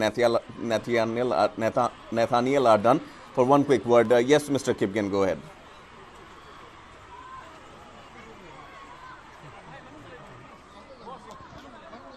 You can unmute yourself, Mr. Kipgen. Yeah, so everything has been shown, everything has been done. So we are where we are now. What next? Now we have only shown and we have only seen the reaction from the valley. This has been the norm since 3rd of May. Valley ka reaction, valley ka action, everything. Where have you for once seen the reaction from the hills? Now you will not see them, of course, because there are no mainstream media houses coming here to cover the situation, to speak to the general public, to speak to those in the relief centers. What do you think? What is the reason? Why is the mainstream media not there? In addition to what has happened today also, like we are being played with time and again, being played with our emotions. We are being played with in all aspects. So, okay, fine. Central government has done what it should have done. They have shown what they wanted to show. What now? Are you really serious about peace? What are the steps you're going to take? If you're serious about peace, why is Biren Singh still able to retain his chair? Now, it is not so much that we want his removal, but we want to pave way for the president's rule, so that we can start having confidence in the initiatives of the central government. Now, but with the current situation, the way things are progressing, there is going to be, things are getting more and more damaged. The damage is getting worse and worse. So, tomorrow, if the government comes up with some proposals, how is the tribal population in the hills going to perceive that or receive that or thwart it? That is what I fear. So, like I mentioned earlier, Manipur is just becoming, a pre-2024 elections. Now we're just being toyed around with. Nobody is serious about peace. Nobody is serious about the steps to be taken for normalcy. It comes back in the state. Right, Mr. Nathaniel, you must have heard Mr. Kipgen saying that no one is taking interest, no one is doing anything. From a CRPF's point of view, from a reassuring point of view, what would your message be to Mr. Kipgen and many of the Manipur residents? The security forces have already been deployed to a large extent in almost every district which is disturbed. And I'm sure with the passage of time, things will subside. I have had the fortune of serving in 3 districts of Manipur, that is Tamenglong, Churachandpur and Imphal. And I know the people there like Kukis, Nagas and even Meitei. And I know that peace will definitely return. But it requires the political solution to be first settled. Only till a political solution comes out, things are not going to improve. But of course, the security forces will have to continue till the political resolution is completed. And if the security forces are withdrawn for any reason before a political resolution is arrived at, then things could go awry even at a later stage. So the best thing is to have the forces deployed. In fact, with passage of time, when I was there in the mid-90s, there were a large number of battalions of CRPF in different districts over there. But with improvement in situation there, the forces were withdrawn.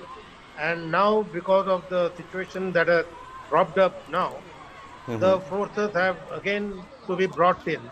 And the forces that have now been brought in, it will take some time for them to familiarize with the terrain, with the people, with the culture. And of course, with passage of time, I am sure these forces will be able to tackle the situation. Right. Rami, before we head any further, and I hope Mr. Kipgen, some sort of assurance is there in the words of Mr. Nathaniel and the role that the security agencies are playing. But the information that we are receiving just now is that Home Minister Amit Shah would be speaking to N. Biren Singh, and obviously we have seen the meetings happening in Delhi earlier, and now the latest we are hearing is that Amit Shah, the Home Minister, would be speaking with N. Biren Singh. N. Biren Singh continues to be the Chief Minister. Northeast Live, one of the media outlets in the Northeast, is reporting supporters stop N. Biren Singh's convoy that we have already discussed. The latest that is coming in is Amit Shah. Rami, going back in time once again, when this whole situation had started, there were a few trips that N. Biren Singh had made to Delhi. At that point of time, call it the lack of media coverage, or maybe the common conscience which was not driven towards this simmering situation of Manipur. Do you believe at that particular point in time, was there a point when the situation could have timely worked upon, or do you believe that what has happened was a situation of point of no return from day one itself? Pankaj, this situation is nothing new. You know, things have been building up, frustrations have been building up, not from one side, but from both the sides. And we've seen, you know, these are historical tensions we've seen in the last few months. There were skirmishes as well. You know, so of course it was heading somewhere, but nobody realized that it would blow up into such a big, prolonged situation. And I don't think anybody wanted that, because, you know, this doesn't serve any purpose whatsoever, because this sort of polarization, this sort of divide is going to impact any sort of any party that's going to come in. And these fault lines are going to be, you know, fairly difficult to bridge. So I think, yes, of course, you know, there were some delays in terms of not realizing that this could turn and roll into something that is, you know, so vicious, so violent, and can sustain for so long. But of course, you know, there are many, many factors in this. You can never look at a conflict with just a singular lens. You know, there are historical factors, there are land issues, there are vested interests, there are organizations, there are weapons now that are floating around. You know, there's always been the question of the agreement with the Sioux agreement. You know, there's always been questions on that as well. There have been questions of overpopulation, illegal infiltration. You know, so it's not addressing one situation, it's addressing multiple situations. And a lot of these situations don't have immediate answers, because again, nobody is willing to cede any space. But moreover that, a lot of these situations are difficult to solve. Now, how do you solve the problem of illegal infiltration? You know, in terms of the fact that these borders are porous, the fact that, yes, fencing has been announced, but, you know, that's not 100% proof. Of course, it will help, and it's a great initiative, and, you know, it has to be done. But will that solve the problem? Will it seal the borders 100%? No, it won't, you know. How are you going to identify and remove illegal infiltrators? Again, it's going to be a difficult task. A lot of people have said, oh, NRC is the way. NRC is also not going to be possible, not in an environment like that. And even if this situation was to subside, that again is going to be a problematic thing to put in. It is not going to be something that is going to be accepted. It's going to have protests. People are going to object to it. Large groups of people are going to object to it. You know, so you know, in retrospect, to say that we should have done this, we should have done that, of course, it seems easier than actually put into practice, because a lot of these problems are long-term problems and would require a lot of mutual understanding from all the communities involved. Right. Mr. Kipgen, one final word from you before we play some sound bites. The situation, what we are witnessing here, what Rami also says, well, you can't blame the fate and timing all the time. Now, what has happened, it was simmering, it was there from a long time ago. Could you please, for the better understanding of our viewers, help us understand that what are these issues that have now snowballed into the scenarios which is unfolding as we speak in Manipur? And was there a time, or was there a timely solution to it in the past? No timely solution. In fact, as Rami has rightly said, this has been simmering.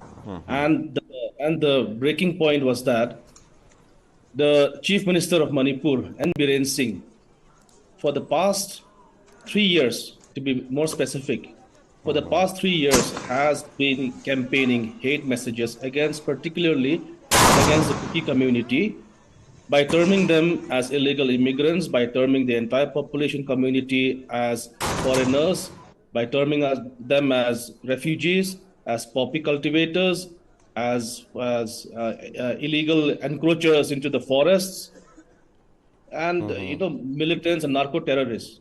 Now, during those times, we always thought Biren Singh was always showing himself to be the chief minister of the Métis, like you very correctly said, he's a Métis hero right now, and that has made the image that he is today. So when he is accepted as a war hero by one community, obviously the victims are going to see him as the villain of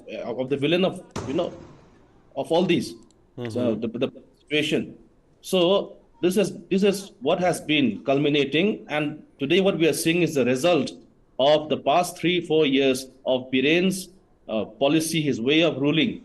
And any social media posts against him by a person from belonging to the Kuki community, he would then and there be immediately, overnight, be jailed.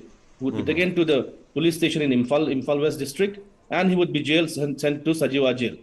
This is the norm. Nobody could speak a word against him. But whereas at the same time, even on his Facebook, official page and his Twitters, you would find that he himself would make these hate campaigns against the Kuki community, and likewise, any person belonging to the Métis community, if they say anything against these Kukis, nobody gets arrested.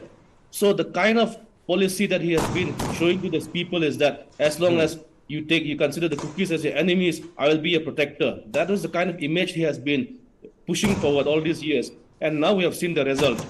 Therefore, I do not see any way forward whatsoever so long as he has a say in the governance of the state. I'm sorry. Right. Mr. Kipgen, stay with us. You have amply made it clear time and again, which we respect, and obviously one of the aspects of this long-standing debate in Manipur. Mr. Nathaniel, once again, thank you so much for waiting patiently. It becomes a seesaw situation when we have to, look at it from a political point of view and then from the security aspect point of view.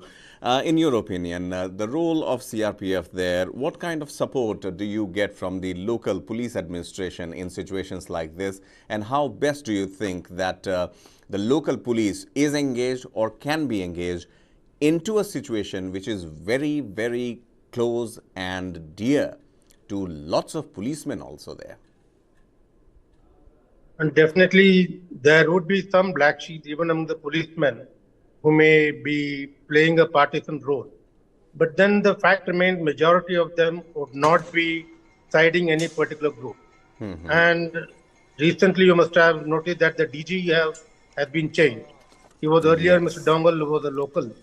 But he was another IG from CRPF was brought in as DG, so that there is no problem in sharing of intelligence. And the planning is done at the highest level, with the advisor security over there and the DG and various other senior functionaries over there. So with these kind of officers from other parts of the country at the top, at the helm of the affair over there, I am sure there must be mutual sharing of intelligence. And with the sharing of intelligence, there must be no difficulty for the security forces to operate in various areas. And in fact, initially there was a rumor also that the Kuki militants who are under Sue, they had taken away the weapons and they had started the massacre in different places, which was a rumor which was later on confirmed. Because the monitoring committee that comprises of army officers also and the local officers, they have said that there have been no loss of weapons or snatching of weapons from the Kuki militants who had surrendered. That is why they are all under suspension of operation, and the weapons are with them. So there has been no use of those weapons which they had in their armory, and they had not been used at all. But the rumor went that they were the ones who had started the mayhem, and because of that, the looting of weapons from various police stations began in Imphal. And I really wonder how Pangai, which happens to be the training center, how people could go there and loot their weapons, and which has caused so much of problem later on. Police is supposed to guard the weapon. That is the most important thing. Right. Police stations are supposed to be guarded well. If the police station can't be guarded, then how can they be expected to guard the population there? So this, it is rather mind-boggling as to how the Yes. weapons were snatched away by the others.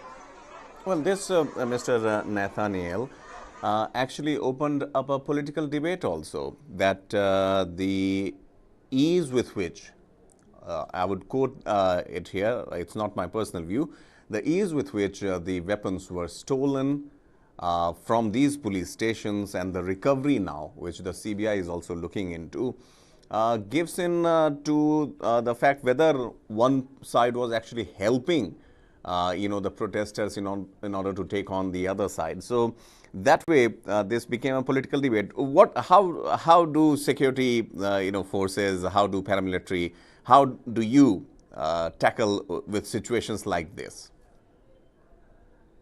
Of course, now the problem is that the security forces are on the job of recovering these weapons. And the intelligence gathering also has been speeded up so that they locate the weapons and get them back. It is very essential that the weapons are taken away from those people who are not supposed to be having those weapons. And once these weapons are taken away from these elements, then things are likely to improve. Right. But then this has to be given top priority. The ammunition as well as the weapons, they have to be taken back somehow or the other. And I think voluntarily many have already surrendered the weapons. But this must go on till the last weapon is recovered. Right. Gentlemen, please stay with us. Rami, requesting you also to stay with us. Let's quickly listen into some reactions, starting with Nishikant Singh.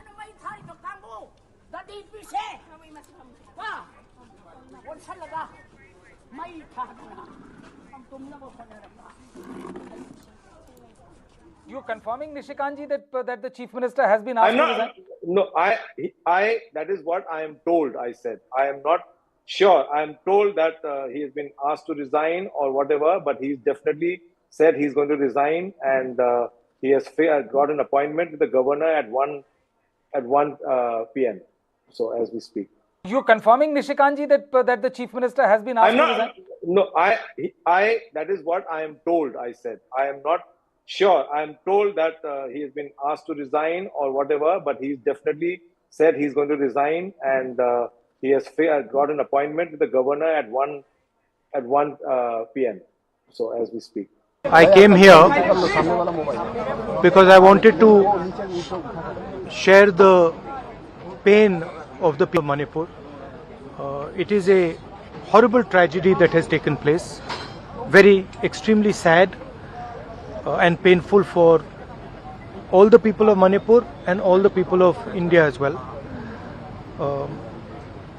I went to the camps, met people from all communities. One of the things I would say to the government is that the basic amenities in the camps, they need to be improved. Food needs to be improved. Medicines need to be supplied. That complaint has come from the camps. And I would appeal to everybody in Manipur that we need peace. Peace is the most important thing. And my strong appeal to everybody that violence will not get anything for anybody. Peace is the way forward, and everybody should now talk about peace and start moving towards peace. Thank you. Please don't interrupt me. I'm here to help in any way I can to bring peace to the state. I love all the people of Manipur. And once again, this is a terrible tragedy. And we need to bring peace here. देखिए यहाँ मैं शांति की appeal कर रहा हूँ. मणिपुर को शांति की ज़रूरत है. हिंसा से कुछ नहीं होने वाला है. रिलीफ कैंप्स में मैं गया. हर कम्युनिटी से मैंने बात की. रिलीफ कैंप्स में थोड़ी कमियां हैं. दवाई की कमी है. खाने की थोड़ी कमी है. तो सरकार को इन चीज़ों के बारे में एक्शन लेना चाहिए. मगर मेरी अपील है हर व्यक्ति से, मणिपुर के हर व्यक्ति से, कि मणिपुर को शांति की ज़रूरत है. मैं यहाँ हाजिर हूँ. जो भी मैं कर सकता हूँ, जो भी मदद मैं कर सकता हूँ शांति के लिए, मैं करने के लिए तैयार हूँ. धन्यवाद. प्रधानमंत्री की चुप्पी, सर पीएम की चुप्पी पे क्या कहेंगे राहुल जी? पीएम की चुप्पी पे आप क्या कहेंगे? देखिए, पीएम ने एक शब्द नहीं बोला है सर, क्या कहेंगे आप? देखिए ये यहाँ मैं कोई राजनीतिक स्टेटमेंट करने नहीं आया हूँ. मैं इन चीज़ों पे कमेंट नहीं करूँगा. मैं सिर्फ चाहता हूँ कि यहाँ पे जल्दी से जल्दी शांति आए. धन्यवाद. Given to understand, Nishikant ji, are you able to hear me, sir? I can hear you. Yes, you can hear. Brilliant. I've been given to understand that Chief Minister N. Biren Singh is going to meet Governor Anusuya UK at 1 p.m. There's also talk in the town, sir, that he might step down. What are you hearing?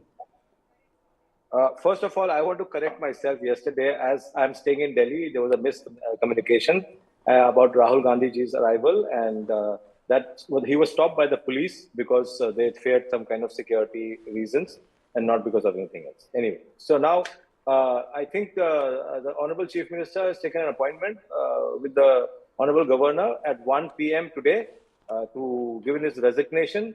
But at the same time, there are some women folk who have gathered around the Nupilal building, and I think to tell him not to resign or something like that. But other than that, his appointment is for 1 o'clock. So let's see. And I believe that he had got calls in the evening. That's what my editor tells me, that around 4 or 5 calls that he was asked to step down. I don't know how far it's true, but last night itself, because there was a massive uprising last night. Imphal was from the midday only. Imphal was really disturbed. So that disturbance, I thought, was one of the cause of Mr. Rahul Gandhi's being stopped there. But that was a different issue. Anyway. Mr. Nishikant, your editor is also a very connected guy who knows the state of Manipur like the back of his hand. And if he's saying, better than me. Yeah, better. Right, Nishikant Sapam there speaking to my colleague Brijesh Pandey. That was an excerpt of the interview. Well, the latest visuals on your screen from Imphal, where ladies and the members of the community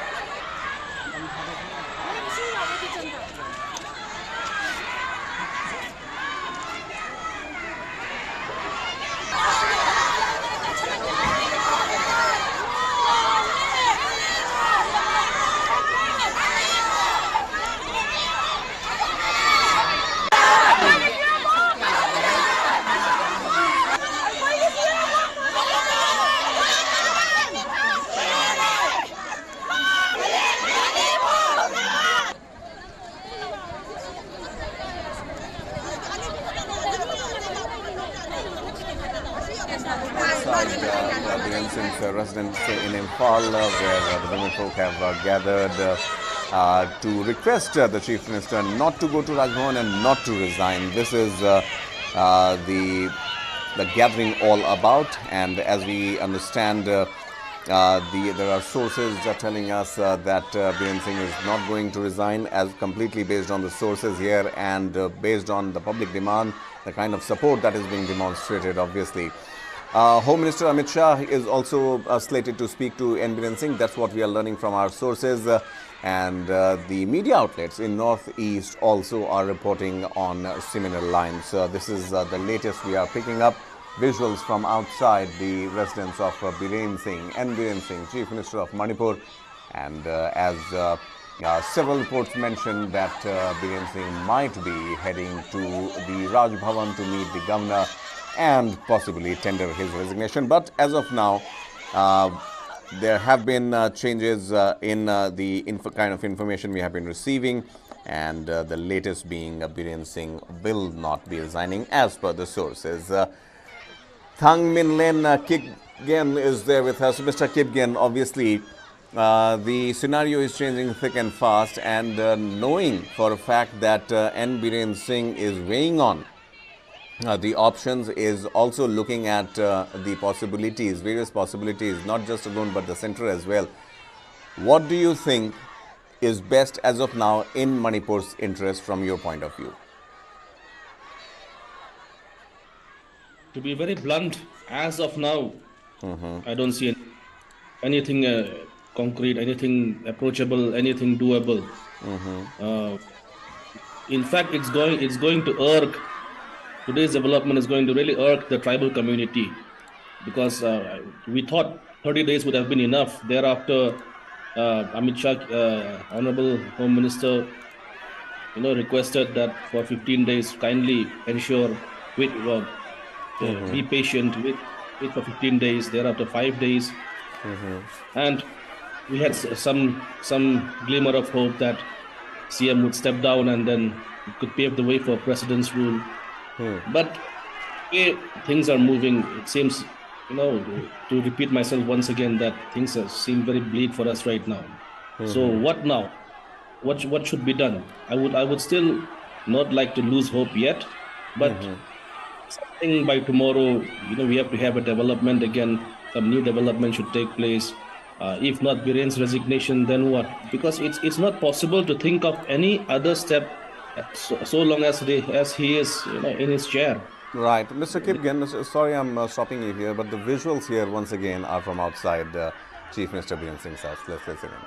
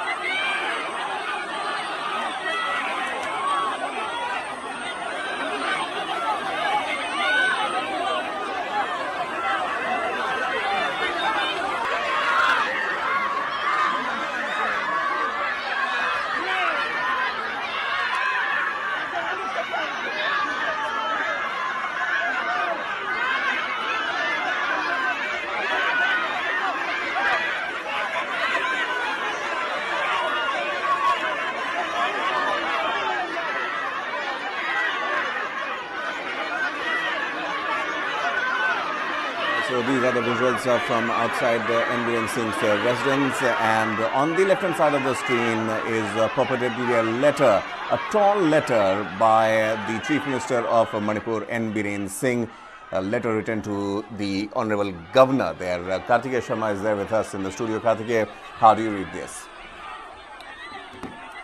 You see, if you look at these visuals, Biren Singh has done show of strength. Biren Singh has proved that he is the principal face for Bharatiya Janata Party. Here is the letter here. Biren Singh, in a way, has proved that he runs the show. Biren Singh has proved that he is the master of the ceremony. Biren Singh has proved that if BJP needs to work, they need to work around him. So it has worked. Right. Also, as it has been understood that now Biren Singh, obviously after conversation with the Home Minister also, and looking at the public demand that the kind of Jan Sailab, as was being discussed earlier, what started with only a handful of women folk outside the Louis complex in Imphal has now marched and turned into thousands and has marched towards the home residence of N. Biren Singh. We saw earlier Chief Minister N. Biren Singh out in his convoy acknowledging the presence of the people, but cutting his visit, possible visit to the governor's house short. And now Biren Singh, as it is understood, has gone back. The letter on the left-hand side of the screen, obviously a torn letter, possibly a plan to resign, but now it has been done away with. The letter has been torn. We see the name written, N. Biren Singh, and the letter addressed to the Governor of Manipur. Now, it, as Kartikeya also mentioned, it shows the resurgence of Chief Minister N. Biren Singh, the kind of support that is there, the kind of reassurances that have been given. And for BJP also, Kartikeya, if we can take a closer look here, for them to retain Biren Singh as the Chief Minister is one option that they have stuck to. Even if there is a president's rule, what is the possibility that Biren Singh still remains the Chief Minister? You see, Biren Singh has tweeted. And let me read out the tweet of Biren Singh. We will be putting that on our screen. N. Biren Singh, Chief Minister, said, at this juncture, I wish to clarify that I am not resigning from the post of Chief Minister. Biren Singh, no Biren resignation. No Biren resignation. Let me be a little dramatic. I think this is our movement. I clarify that I will not be resigning from the post of Chief Minister. Biren Singh. Right. This is coming right from the horse's mouth, as they would say. At this crucial juncture, I wish to clarify that I will not be resigning from the post of Chief Minister. N. Biren Singh, the Chief Minister of Manipur, tweeting it out. What a day. What a day. What a day. You know, I'm absolutely stunned that, you know, today we started with Rahul Gandhi's visit. And then this tamasha happened, and then the women were outside, and now Biren Singh is saying that he will not be resigning. We have to say that today, Biren Singh has been able to show his muscle. It has to be given to him. All right, obviously, indeed, Kartikeya, because the way he has, there have been many U-turns, flip-flops. But obviously, the triumphant Biren Singh, as of now, with such kind of support on the visuals, a sea of humanity, I would say, which has come to show solidarity, obviously gives him strength. And needless to say, Kartikeya, that the BJP headquarters too, the Central Command also has reposed the faith in him, in N. Biren Singh. So what does it mean? You know, what does it say? It says that Biren Singh remains one.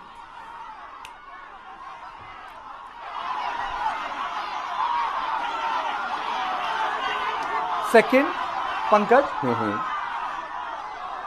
Biren Singh, by saying that he is not resigning, tells us that Biren Singh is going to remain at helm of affair for a long time. Third, it means that there is not going to be any president rule. Fourth, it also means that there is not going to be any separate administration. Fifth, somehow the government has decided to side with the larger, mighty, dominant politics. Right. Fourth, they will need to mollify, soothe, take them into confidence and protect them. the Kuki population. Now, how are they going to do it is a different way. It means that the talks which are going to happen will be happening with through different set of people. Because for Biren Singh to say that he is not resigning, the actual tweet at this crucial juncture, I would like to clarify that I will not be resigning from the post of Chief Minister. But he is not saying that he will not resign. At this crucial juncture, I wish to clarify. At this crucial juncture, I wish to clarify that I will not be resigning from the post of Chief Minister. Do I have Rami Niranjan Desai with me? Not now, but okay. very Do soon. I have Mr. Kipgun? We have Kipgun with him. I have Mr. Kipgun. Do we have Mr. Kipgun with us? Yes, we have Mr. Kipgun, Kartike here. You know this tweet. At this crucial juncture, I wish to clarify that I will not be resigning from the post of Chief Minister. At this crucial juncture, Mr. Kipgun. If not at this crucial juncture, what is he waiting for? I mean, it is most crucial that at this juncture he should be resigning. But if he is willing and if he is confident to take a step and to take a bold decision at this crucial juncture not to resign, it means he is ready and he is least bothered about how the situation in the state moves on, henceforth. Because he knows that from the Kuki community, what is the sense of feeling at the moment? What do the people want? What is the way forward for peace to be achieved? Now, even in spite of all that, if at this crucial juncture he decides to take a stand to not resign from the post of chief ministership, it means it's very clear. It's very clear. It is a direct confrontation to peace, a direct confrontation to normalcy. So henceforth, the state government or the chief minister should not blame the Kuki community when his efforts towards peace starts to fail.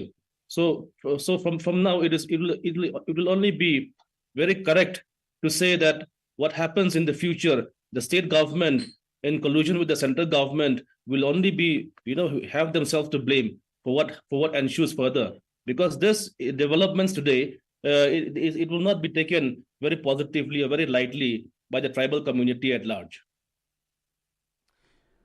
When you say the tribal community at large, but there's someone needs to talk now. Biren Singh is there. The president rule is not going to be there. So the talk has to be there. So do you think, Mr. Kipgun, that you require a third party for a conversation? Third party, I don't know. Maybe there was a third party. There was a journalist. There was an author like Radha Kumar who went. Third parties have been everywhere. There have been Truth and Reconciliation Commission. So I mean to say, it's not as if that it has not happened. Okay, I'll come to you. I will go to Mr. Nathaniel Saab. Am I audible to you? Yes, I can hear you. Okay. Welcome. I'm Kartike. Thank you. Sir, don't you think that there can be a third party, जैसे UN में होता है, when the two parties don't talk, the third party talks and then decides, okay, now you guys can talk? Of course, when there are two rival parties, there's definitely a need for a third party also, which is neutral and it can take decisions also in a very positive manner without being, without siding any particular party. So third party is a requirement when there are two rival parties facing each other. But Pankaj, today, if I have to sum up, Rahul Gandhi is a winner and Biren Singh is a winner. Rahul Gandhi is a winner because he got a lot of sympathy. And Biren Singh is a winner, he has survived the day. Exactly, Kartikeya. The day, talking about the way it began, it looked like the kind of support that Rahul was receiving, the reception that was there, the demand for his arrival that was there. And it became, as the day progressed, that sooner or later we are going to hear something either from the Raj Bhavan or from Biren Singh's office. We saw also the Chief Minister out in his cavalcade, possibly heading towards the Raj Bhavan. But now, as you said, Biren Singh has survived the day, and in what a fashion, the kind of support that he is experiencing as of now, obviously goes on to say. But Kartikeya, looking at his the persona that Biren Singh is, what he brings to the table for the central leadership, do you believe the best bet is, as of now, despite some sort of opposition, to retain Biren Singh in this at the helm of affairs? I think Biren Singh has survived. Biren Singh is going to be at the helm of affair. Biren Singh, in a way, has shown, he's shown his strength, boss. Biren Singh has basically shown that, he has survived. It's like, how should I put it? जैसे Congress party में जब हटाने की कोशिश आई थी छत्तीसगढ़ के chief minister को, he came with his entire baggage of MLAs, and people knew that, he had everyone there. So in a way, Biren Singh has shown his strength. That the entire Maithi population will be angry with them, and the BJP must be thinking the cookie to naraz hain, Maithi bhi naraz ho jayenge. When it comes to politics, the hard politics takes its shape, and this is the hard politics. They must have realized bahut gadbad ho jayegi, and I'm telling you, this must have been the reason. I can give it to you in writing. Indeed, Mr. Kipgen, you have been through with us throughout the day. Sorry.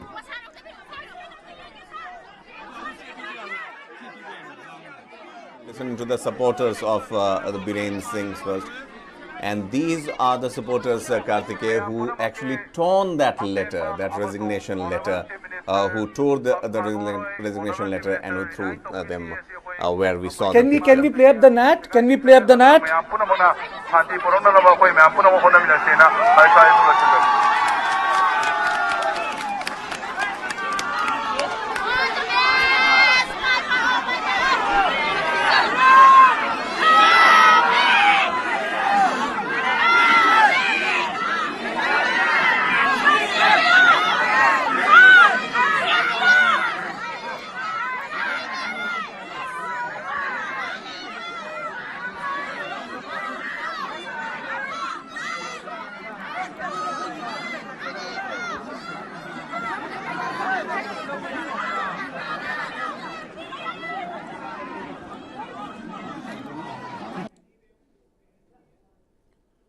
So those were the visuals of the supporters outside Biren Singh. This one also, a telltale sign of the kind of support.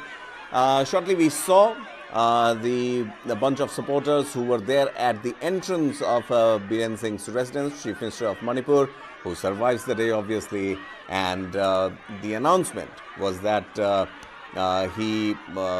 Biren Singh, the letter that was he was headed to submit to the governor of Manipur, the supporters actually tore this letter, and this is now out in the open in front of all of us to see how the supporters have actually thrown their support and weight behind the Chief Minister. Biren Singh surviving the day, a day which started with a lot of speculations, and the rumor mills were also on the works, saying that possibly Biren Singh could be resigning. The letter, a testament marked for 30th June 2023, which is today.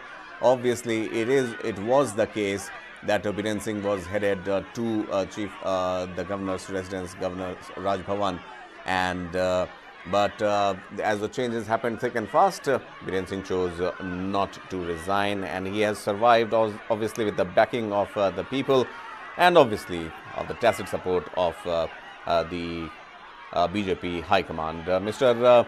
Kipgen still there with us?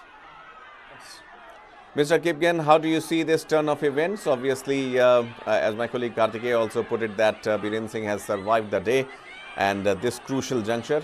Your obviously view was that what is he waiting for? But what next now? If Biren Singh has survived the day, maybe he could survive this whole test of time also. What do you think? How would things proceed from here on? Yes, you have correctly said that Biren Singh is the winner. So is Rahul Gandhi. He is a winner. The people of Manipur are losing at the moment. And this I speak for all communities. Because right now, it is clear that the cookies do not want to have anything to do with so long as Biren Singh is heading the government. There can be no peace committees, no peace talks. The cookie in Manipur have made this clear very time that under the presence of or the participation of Biren Singh, there can be no way forward. And this is clear to my Meitei brothers as well. So if one peace, to have an attempt at peace, then we need to together demand his removal so that we can pave a way forward for the president's rule. So otherwise, these people, they will keep winning. They will keep winning at the cost of our lives. They will keep winning, and we have lost so many lives from both communities. Why? Just for this, just to watch them play these games over and over again. Now, I'm sure the people who are in great numbers extending their support to Biren Singh, they haven't faced the consequences of his rule. They will see, because if this person continues to remain, it means that the Meiteis do not want peace. So let us straightforward, let us be honest to each other now. Do we really want peace? And if so, what is the way forward? And the Kuki community, the leadership have made it very clear. The Kuki MLAs have made it very clear that so long as Biren Singh is there, part of the process, there can be no attempt at peace. Right.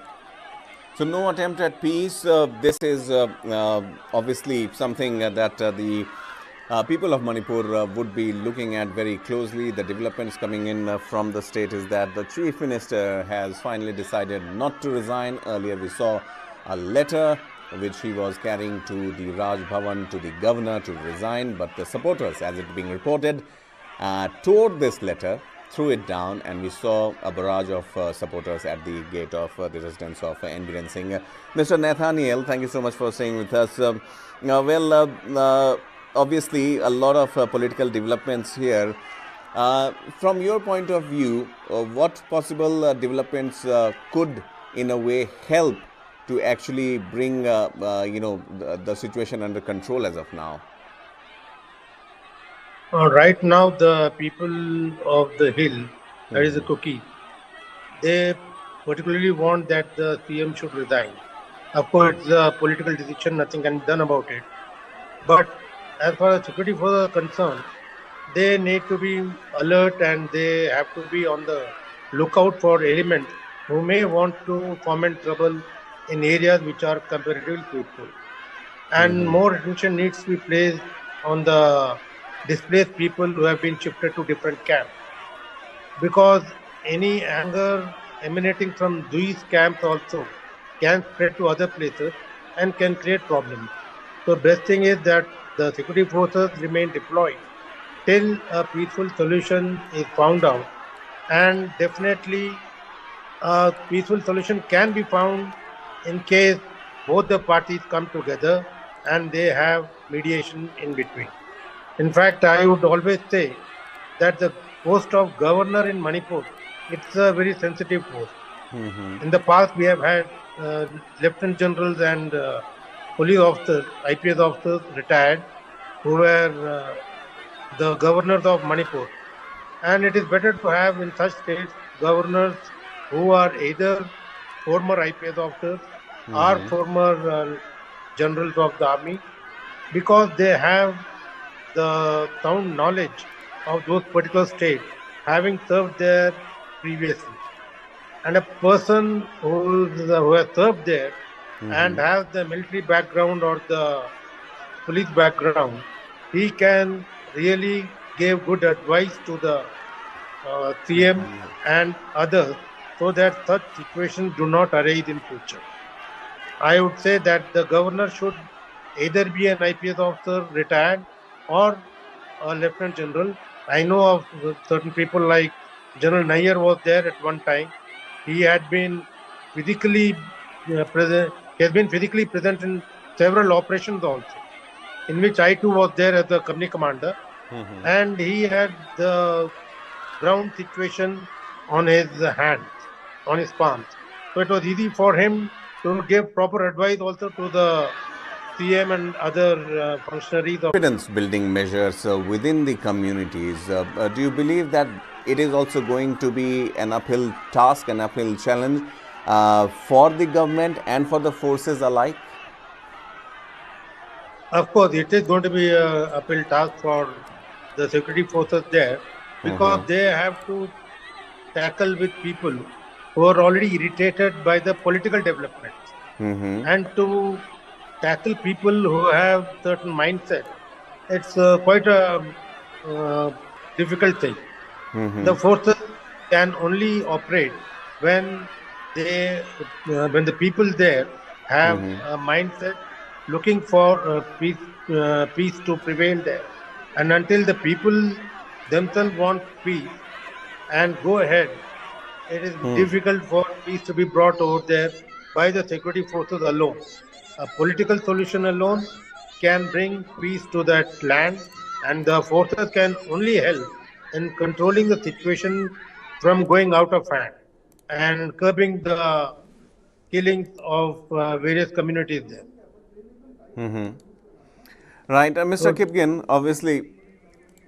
Okay, we would be joined by Mr. Kipgen momentarily, but Mr. Nathaniel, obviously, now that at least the picture is clear that N. Biren Singh has chosen to stay on as the Chief Minister of Manipur, as the demand also from all these thousands of supporters that came out at his residence, that a chosen democratically chosen leader should not quit and he should rather deliver. That is the opinion with which most of the women who spoke to the media earlier on when they started gathering at a Louis complex in Manipur had to say.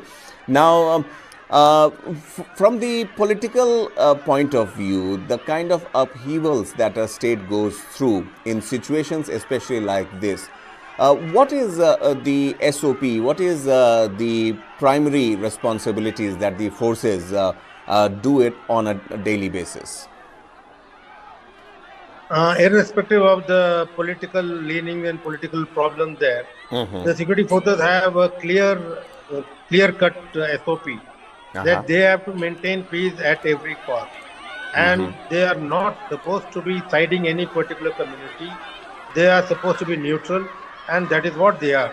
Of course, there have been a few incidents in Imphal where some security force personnel have shown their inclination toward a particular community. But that was a rare incident.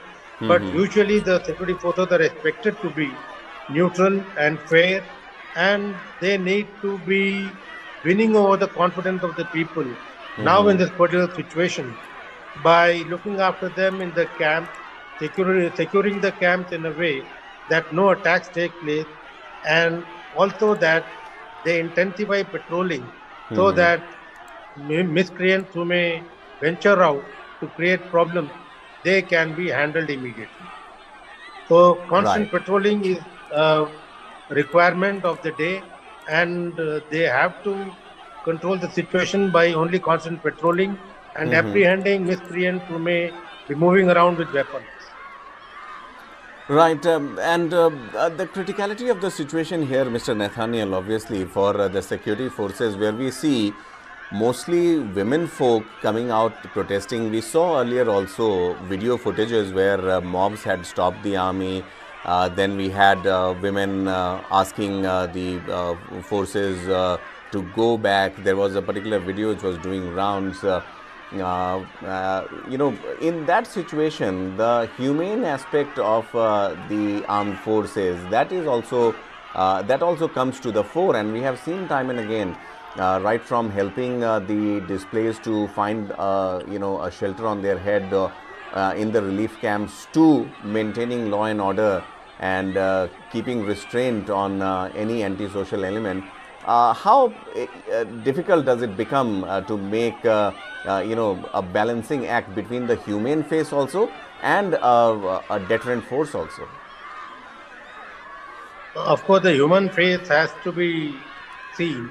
And as far as the mobs are concerned that need to be tackled when there are certain miscreants in the who have been arrested by the security forces, it becomes difficult, and obviously for reasons known, you cannot fire on the people, on a mob, and create a very ugly situation there.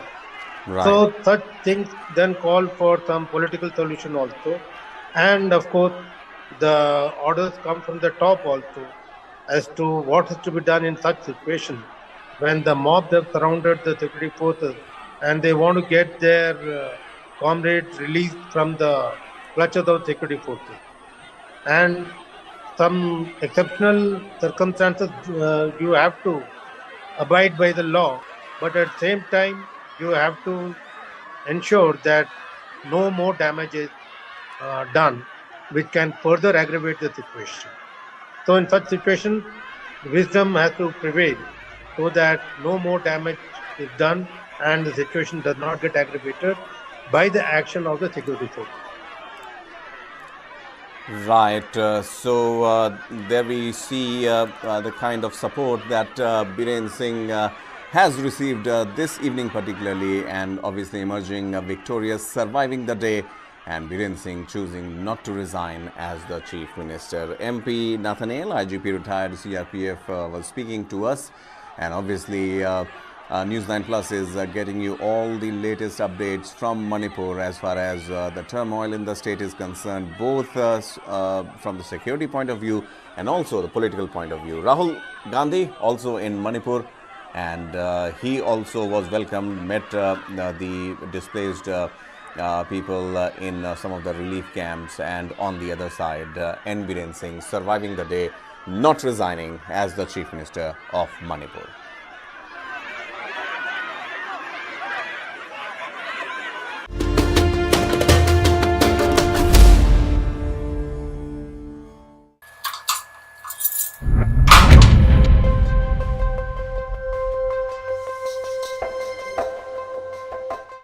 मेरा नाम फरीदा खैर ख्वाह है और मेरी बेटी का नाम हदिया खैर ख्वाह और वो अफ़गानी स्कूल जो यहाँ पे है अलामा सैयद जमालुद्दीन अफ़गान हाई स्कूल उसी स्कूल में पढ़ती है, मतलब वहाँ स्टूडेंट है और वो 5th क्लास में है। अपनी सेफ्टी के लिए, अपने बच्चों की खातिर हमने अपने देश छोड़कर यहाँ आए हैं ताकि तालिबान का मतलब है वो लेडीज़ के ऊपर बहुत जुल्म करते हैं, उसको पढ़ाई की इजाज़त नहीं देते हैं, काम की इजाज़त नहीं देते हैं, मतलब सब कुछ लेडीज़ के लिए बंद है। मेरे एक ही बेटी है और मैं हदिया के लिए बहुत कुछ मतलब उसकी फ्यूचर के लिए चाहती हूँ, जैसे कि इसकी पढ़ाई फिनिश हो जाए, ख़त्म हो जाए और इसकी कोई हाई पोजीशन हो। मेरे नाम हदिया खैर ख्वाह है, मुझे पढ़ाई करनी है और बिजनेस वूमन बनना है।